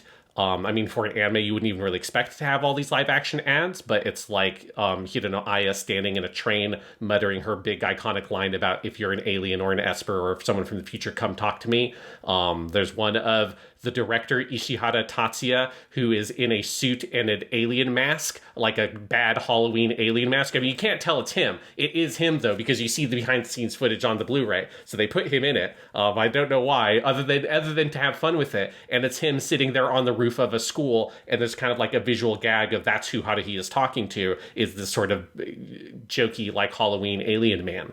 And that whole philosophy just runs through the series and how it presents itself into the world, how they built the website, how they run their live events, how they showed up at Comic-Con, and how they responded to the fans, how they did their anime summer concert appearance, all that kind of stuff is reflected through that fundamental philosophy of Haruhi has leaped out of the page into our world and is just sort of demanding that kind of attention and that style. And Endless Eight is that to the nth degree, because part of that of who Haruhi is she is sometimes unpleasant. She is sometimes cruel. She is sometimes mean. She's a very thorny person that you are not meant to have a very placid relationship with. You are meant to sometimes be kind of put off by and disgusted by her and some of the things she does, says, and how she treats people sometimes, but still you're meant to be sort of charmed by those other parts of her and sort of swept up in the storm that is Suzumiya Haruhi. And that's absolutely Endless Eight, I think, captures all of that to such a degree that is going to be very off-putting to a more casual audience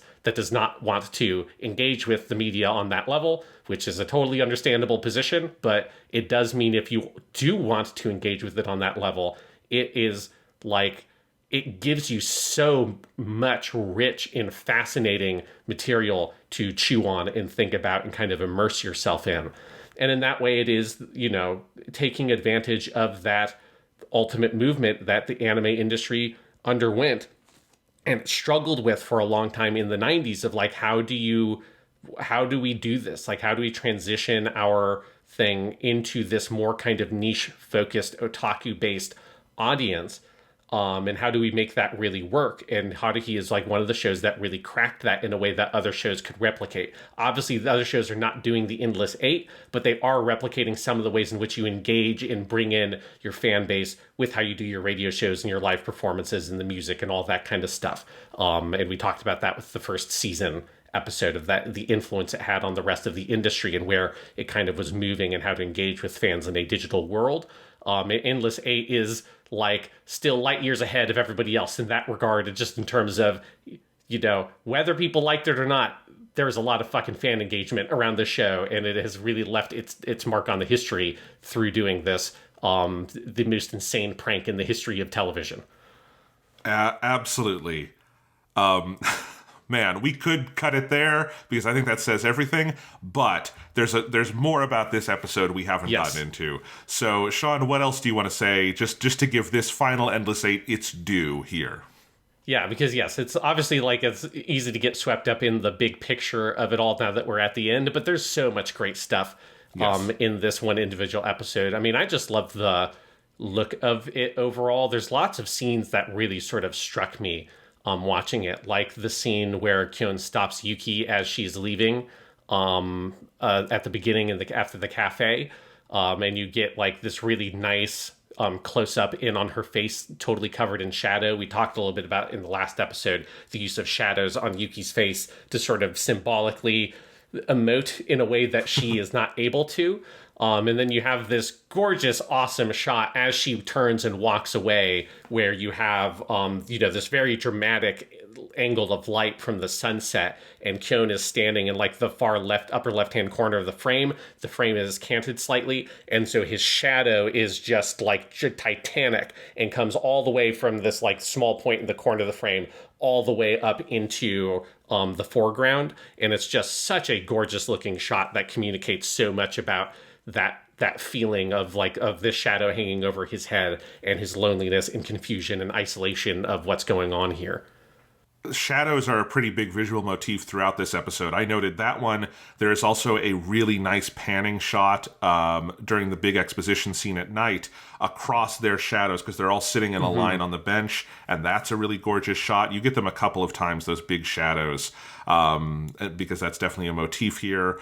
Other things that I think are notably different in this one is it's not different to have shots of cicadas, but this one definitely cues back in on all the cicada imagery. It's the first shot of the episode. It's key to the ending of the episode. But I also thought it was interesting. This one, if there's any moment where this one cues its hand that this is going to be the last episode, you get the by far most lush shot in any of these of the cicadas being set free at the end of the bug hunting, because they all go and they're all flying, and it's really lovely animation, but there's one that isn't going, and it's with Kyon, and it's the one that's like hesitating before flying off, and that sort of tells the story of this episode and of the Endless Eight and where it's going. And I found that really beautiful. And then, of course, it's key to the ending, because it is this whole rash of symbolism where we are in this nebulous like outer space area, and you have the takoyaki again, but the takoyaki turns into a cicada on a stick, and then he holds that and he grabs it in his fist, and that becomes the fireworks, and that's when everything's changing. So they really want to make sure that you notice the cicadas were very key to the symbolism of Endless Eight. Yeah, it is like that one moment of Kyon looking up at his net and seeing the cicada still stuck on there. Yeah, it is a really great moment that I think calls back a little bit to the Tako Noriko episode, which has the shot of him looking at the empty cage, which was like the only time up to that point one of these episodes had stopped in that scene and kind of pondered a little bit about it. There's also a moment, this has one of my favorite versions of the big exposition scene, where there's one shot or kind of like a sequence that happens right when Nagato reveals what has happened, and she says her whole, like, it's been 15,000 blah, blah, blah, blah times, and Kyon, stands up in shock. He had a little, like, can of juice or something that he drops when he does that. Nagato starts explaining it, and you have these really great close-ups on the characters that, again, like the use of shadows across the characters' faces to help emote the shock on Kyon's face, and then that sort of the dour, very kind of grim look that Yuki has is great. But then you get these shots occasionally inserted, zooming in on the can of juice, and then an ant starts walking up to the can of juice, and then you get a quick shot of each of the characters' reactions in close-up for Mikado, Koizumi, and Kyon, and then you go back to the can of juice, and the ant is now stuck and drowning in the juice in the middle. It's just such a great little visual way to communicate that, like, feeling of them drowning and them being trapped, right? And they're like the little ant that is crawling through and is caught up in this whole big thing that they can't see and it can't understand. It's a great little visual metaphor to put in there to help ground that moment of revelation for all these characters, especially because that moment of revelation has to come earlier in the episode than it normally does. So there's not as much build up to it technically here as there is in the other Endless Eight episodes. There's so much stupendous imagery in this one. One of my favorite shots of the episode, which you're seeing on screen right now if you're watching this on YouTube, because it's the one I'm using for this section, is when they are all standing in the rain outside and they are you just see their feet, but then the rest of it you see their reflection upside down in the, like, watery pavement. That's an amazing shot. And I have to say, Sean, I have taken a note with each of these segments of which image I've wanted to use, and you've had it in your gallery every time. I've never had to ask you for it. Just Sean knows the good images, and it's great. But yeah, they are there. There's just so many good shots. We've talked about a bunch of them. The swimming pool scene is particularly lush. It really gets the sense of having fun. I love how they do the no diving gag in this one, which is on Kyon with the sign next to him, but this time you see the splash come up over, like, the camera lens or what would be the camera lens, and it's just gorgeous. It's great. And it is just one thing I loved. This is a full-throated version of the 2 through 7 script, even if it's a little truncated here and there to get them to the ending that is different. But this is not at all, as you say, kind of tipping its hand. It is giving as active an interpretation of these scenes as any of the other episodes. Yeah. And then you get the whole scene at the end. You kind of walk through some of those images. But I do want to just shout out, we get the cloud comes back from the Tako Noriko episode, which I give a standing ovation to the best, like, recurring guest star in the Endless Eight, the weird giant cloud. But yeah, you just get that whole sequence of images, this montage that's just amazing, that is running through in sequence, the, like, chronologically building up to the moment of him realizing it, right? So it's him looking at the cloud, then Haruhi jumps in behind him into a pool of water, basically, that's off camera. The water splashes up, so that's the swimming pool scene. Then that turns into the stars at night, which is just a beautiful transition. Haruhi holds up the takoyaki that Kyon always gets. He grabs the takoyaki, so that's the Obon festival, and then he looks at it, it turns into the cicada, he grabs it, and that then turns into the firework, which is just a great way of, like, showing his process of thinking through in this kind of mix of memories and all these things. Then he has his giant big speech. There's so many great, the animation in the scene at the end of him stomping his foot down and saying, it's like, no, I have something that I want to do. And Haruhi turning around. There's so much great little character animation in that scene. It's just incredible. And the expressions on all the characters' faces are so lush, and how incredibly animated Kyon is as a character, because he's so, he sort of is kind of underplayed in the way that he's animated, because he's supposed to be such a kind of lackadaisical character, compared to someone like Haruhi, who is incredibly emotive and very, like, animated all the time. Here, Kyon is just sort of completely frantic. Haruhi comes in, blows a fucking lid on him, is, like, jabbing him in the chest with her finger, which I love. And then, obviously you have, like, the most classic tsundere moment, maybe in all of Suzumiya Haruhi, which is her in this moment getting mad at him, being like, no, like, who the fuck do you think you are? Like, I'm the Dansho, I'm the brigade leader, like, I'm the one who gets to decide. Like, you don't get to decide this shit without just asking me permission. And then she just kind of growls at him and says, of course I'm going to go too. And it's like, yes, we've been wanting that tsundere moment forever from her, to get this, like, you need that direct conflict and that like friction for Haruhi, because she's like, you know, a character that's kind of floating over all of these episodes. I think it's something we haven't really kind of focused on that much.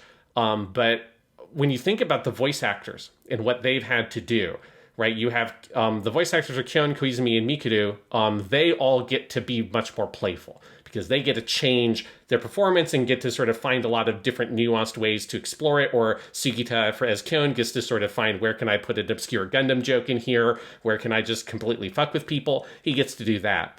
But then I think the hard task that actors have are, you've got Minori Chihara as Yuki. She has to give the same deadpan responses every single time. But I think the hardest is Hirono Aya as Haruhi, because she is the one character that is ignorant of the time loop. So she has had to, for every single episode, give the exact same fundamental performance. She can't modulate the performance at all. She can't do the ad-libs. She can't joke around, because that would make it feel like Haruhi is, on a subconscious level, aware of the time loop, and that's a thing that you can't do. So Haruhi has been a character, and we've kind of talked about this a little bit, of her feeling like she's outside of it a little bit. And most of the episodes, even though she's technically the title character of the show and she's sort of the central character in terms of like the plot conceit of the series, she is so kind of like aloof from the actual action of these episodes because she has to be ignorant of it. And she's more of this kind of purely force of nature character off on the side. And so this moment at the end, I think what's powerful about it isn't just Kyon standing up for himself. It's that Haruhi has something to react against. And she has like something that is frictious and interesting, that is like pushing her in a way that she doesn't get to expect, and she has to become a reactive character, right? She's been the one who's active and pushing everybody else along, and so Kyon becoming the active character means that she then gets to be reactive, and that's a mode we don't get to see her in for 8 fucking episodes, basically. And so that's like that scene, it's so powerful, because I think not just because of Kyon's revelation, but because of what it gets to bring out of Haruhi also, who's a character that has been removed from us for such a long section of the show. Absolutely. Couldn't agree more. And that final scene in the cafe is every bit as good a feat of character animation as anything in Clannad, which is where we've definitely praised the character animation the most this season, but it is on that level. And just seeing Haruhi come back to life, that's how you know the Endless Eight is actually done, is that Haruhi is not static anymore. And it is so, it feels like, because you're right, it feels like she's been there the whole time, but she hasn't quite been Haruhi, because Haruhi is, if there's any one thing she is, it's not predictable, right? Yes. And she's been predictable for 8 episodes. She's been the most predictable thing for 8 episodes, and now she is unpredictable again, and having her big tsundere freak out, and taking her place on the throne of the queen of all tsunderes. And yes. It's so great. And then I love how they do the denouement, where there would be end credits normally, where you have the clock, the second hand, tick over the 12, so we finally know time has progressed, and we have Kyon wake up, and we see the aftermath of the study session. We skip all of that, but we see there are chips out, there's books everywhere, there's bottles, there are water bottles, they weren't drinking alcohol, and there's the PS2 out, and so you know they've had fun, and they had this whole session, and then you have him having the conversation with Koizumi in the club room, and you have some flashbacks, and you have like Haruhi, who doesn't have to study because she did it already, playing PS2 with Kyon's sister, and you have Nagato reading her book, and everyone else working together, but it's all built around this central conversation between Koizumi and Kyon, which is one of my absolute favorite pieces of writing in this entire series. And it ending with that just incredible moment where they're playing poker. He has those final lines, Kyon, about thinking about all the other selves that went through that to get to that moment, and that he feels like he had to honor them. That, like, got me almost choked up. And then the final line, if I had the chance to redo this day, I'd like to remember to play this hand for money, and he lays out a straight flush. It just couldn't be a better ending. Couldn't. Yeah. It's the perfect ending. I love that as he's saying the line about thinking about all the other ones that have like led up to this moment, the 15,520, whatever. He's looking up at the frog thing in the corner, which again, like, you know, be on the lookout for that when we look at some of the season 1 episodes that chronologically take place after the Endless Eight, because this show is very good about its continuity, even when these episodes were made 2 years later. It's pretty fucking cool. But yeah, I love, it's just like, it's the perfect moment to end on with this royal straight flush of spades. So it's like, it's the best hand you could possibly have in poker, because I think there's a great sort of suggestive quality to that, to me, of like, if you're thinking about how, like, why was this the one where they were able to break out? And there's 2 explanations, right? One explanation is there was this slow buildup over the course of all of the different time loops. This is kind of the thing that Kyon is sort of pondering. It's like, was there experiences that built up that sense of deja vu? Did that culminate in this moment? So that's one explanation. The other explanation is this is just the 1 in a fucking million chance where you just got fucking lucky. And he just got lucky and he figured it out. In the same way that he just got dealt 5 cards out of the deck, on a 5-card draw, he didn't, and just the 5 cards he got, right, he didn't put any back. The 5 cards he got dealt straight from the deck was a royal straight flush and spades, the best hand you could possibly get, the chances of which are impossibly slim to be able to just be dealt that fucking hand out of nowhere.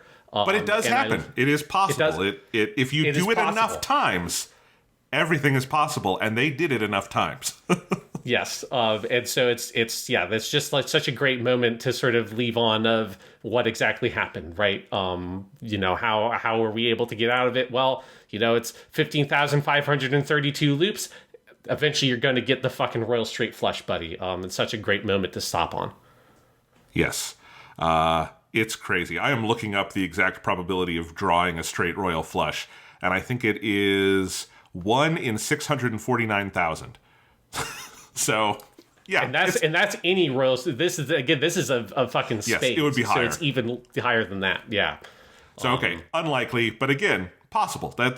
People play a lot of poker, and they went through this loop a lot. Man alive. Another thing to note about this episode, it doesn't feel as improvised, but there are alternate lines throughout where it feels like maybe they did just play with the script a little bit, because it doesn't have the same quite like punchiness of the last episode. Although there is, I have to say, Mikuru's freak out dialogue in this one is particularly funny, to the degree where the only way you could possibly subtitle what she's saying in that scene is if you had subtitled it 7 other times, which they have. I feel like the subtitles should actually just be unintelligible, because you cannot possibly understand what she's saying unless you've seen it 8 times before. Yes, it is. I do want to see a like supercut. Someone must have made this on YouTube of every time she gives her explanation about her not being able to go back to the future, because each time it just becomes more and more and more over the top. And yeah, like these last 2 or 3 have just been like complete fucking gobbledygook. Yeah, but there are some good moments. I love Sukita. This is another one where I bet this was an ad lib. When you have the whole thing of the no diving joke, the way that Sukita delivers his line of like, "Did you not see the no diving sign?" He delivers it like an old world samurai. So I translated in my notes like, "Hark, canst thou not see the do not dive sign?" And this is basically the way he says it in Japanese, which is very fucking funny.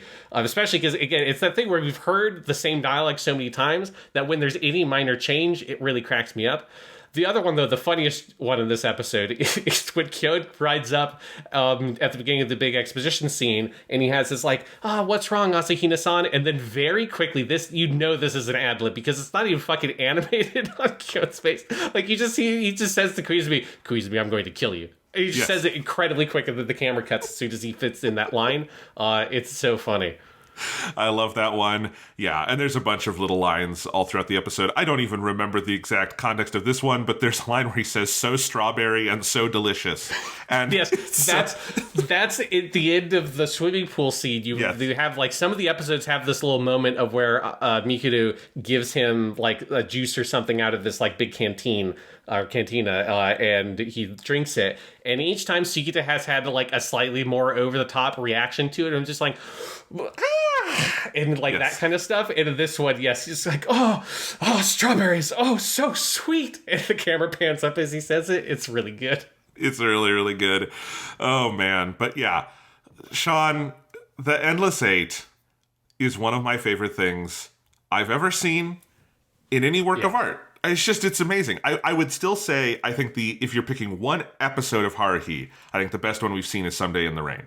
I think as an overall thing, though, Endless Eight is my favorite thing Haruhi has done in what we've seen. It is unreal. And I would say wherever I would have ranked Haruhi in the pantheon after season 1, it has gone up in that pantheon because of the Endless Eight. Way up. Yeah. And I would have ranked it pretty highly to begin with, but... Yes.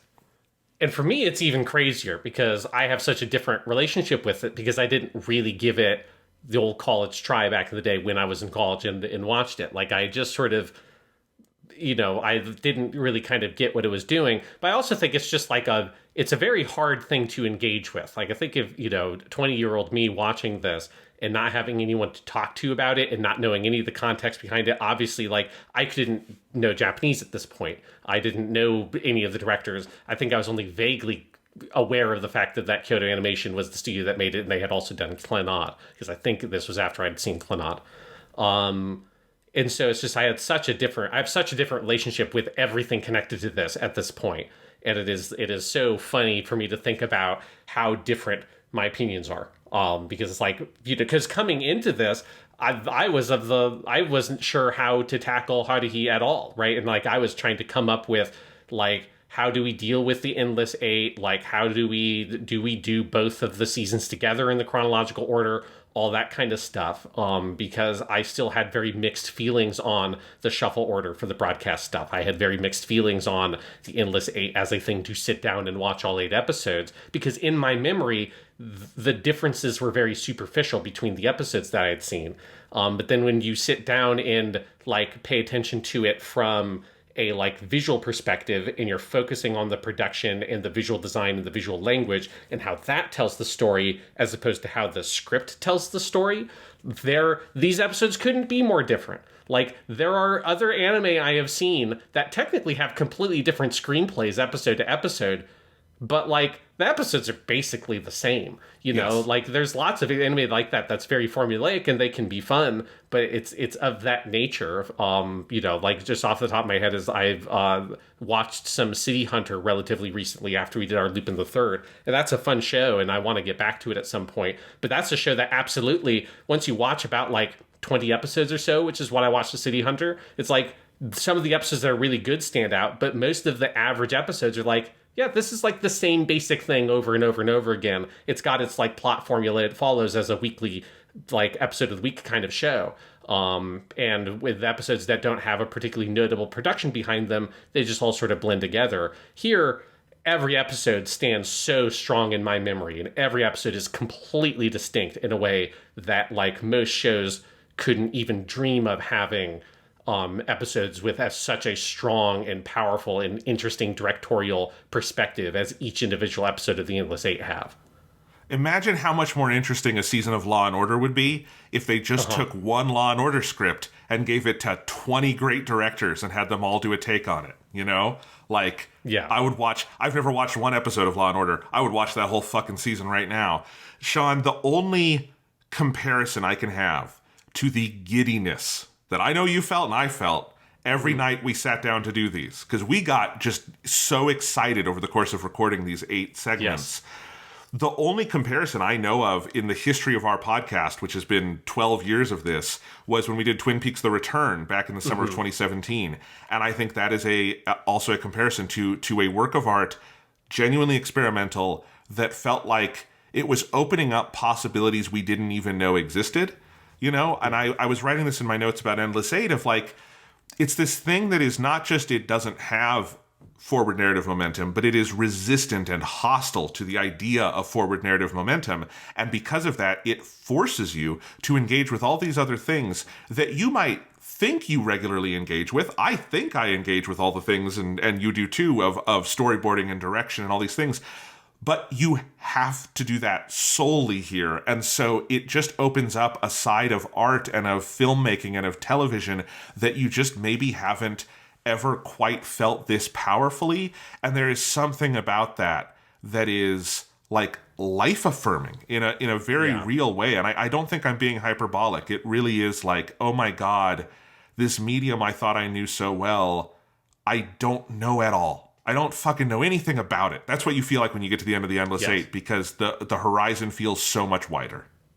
Yeah, it just makes you, as you say, it just makes you have to look at everything from such a different perspective. It makes you realize, like, how much more there is, right? Because there's so much stuff that we've watched that has all of these things, but you don't see it because you're not stopping and digging into that level on each individual episode of every single, like we're not doing, and we can't do, and we're not going to do one podcast segment for every single episode of every single thing we watch, because that would kill us very quickly. But if we did, for a truly great show like some of the stuff that we're covering, you would be able to get this level of depth out of it. Yes. And it's like at Endless Eight, just sort of, there are two ways you can approach the Endless Eight. You can either like sort of peek in the window and say, yeah, fuck that, I'm not, or you go in, you take your hat and coat off, you take your shoes off, and you fucking live there for 2 months, right? Like, those are the two options. It's like, that's how you approach it, if the building of the Endless Eight, because there's no half measures. There's no, I'm going to kind of pay attention, I'm going to kind of engage with it, and I'm going to have an okay time. Like, you just can't do that. You either have to go in whole hog or not go in at all. And doing it on the podcast, obviously, like, that's the way you have to cover it. You have to look through it with that lens. You have to pay attention. And then we have the outlet of being able to talk to each other about it to help mentally reset for the next go around. Yeah, it's a very, very powerfully invigorating experience that makes you kind of reappreciate narrative art and visual art in a very different way. Which is why we're so excited to announce the next episode. We're just going to do it all again and watch all 8 over again and try it one more time. I'd fucking do it. But Jonathan, I've got some stats I want to bring up at this point. So before we started recording this, I did go in and I looked at the general run times of each of my files for the Endless Eight. So this is just a rough estimate, because there's some like stuff at the beginning and end that would get edited off and stuff like that. But generally speaking, before this episode, we had recorded about 211 minutes of Endless Eight discussion, which is about 3.5 hours. I'm going to add 55 minutes to that count. So that brings it to 266 minutes divided by 60, which is 4.4 hours. So we've talked a lot about the fucking Endless Eight, Jonathan. We've talked about the Endless Eight longer than the Endless Eight runs. That would also make it our longest anime podcast ever, with the last one being, I think, either Turn A Gundam or the rebuild of Evangelion series. That's pretty crazy. But we're not even done with Haruhi Season 2, Sean. Yeah, remember when this was going to be a segment in another podcast, Jonathan? Yeah, that was the original idea. We could have put out the legendary 8-hour podcast if we had done that. So next week, we're going to talk about everything else Season 2 related. We might talk about Endless Eight a little more as how it fits into the season. Yeah. But we'll be talking about Season 2 of Haruhi Suzumiya, which is the 28-episode rebroadcast mixed with 14 new episodes. And that will be next week's proper contextualized discussion after this, the craziest podcast we've ever recorded about anime. Yeah, I'm very excited to get into it, and I need to go rewatch Bamboo Leaf Bamboo Leaf Rhapsody episode 8, because man, I feel like I watched that thing fucking 2 years ago. So I am looking forward to getting back to our regularly scheduled program of the Melancholy of Suzumiya Haruhi.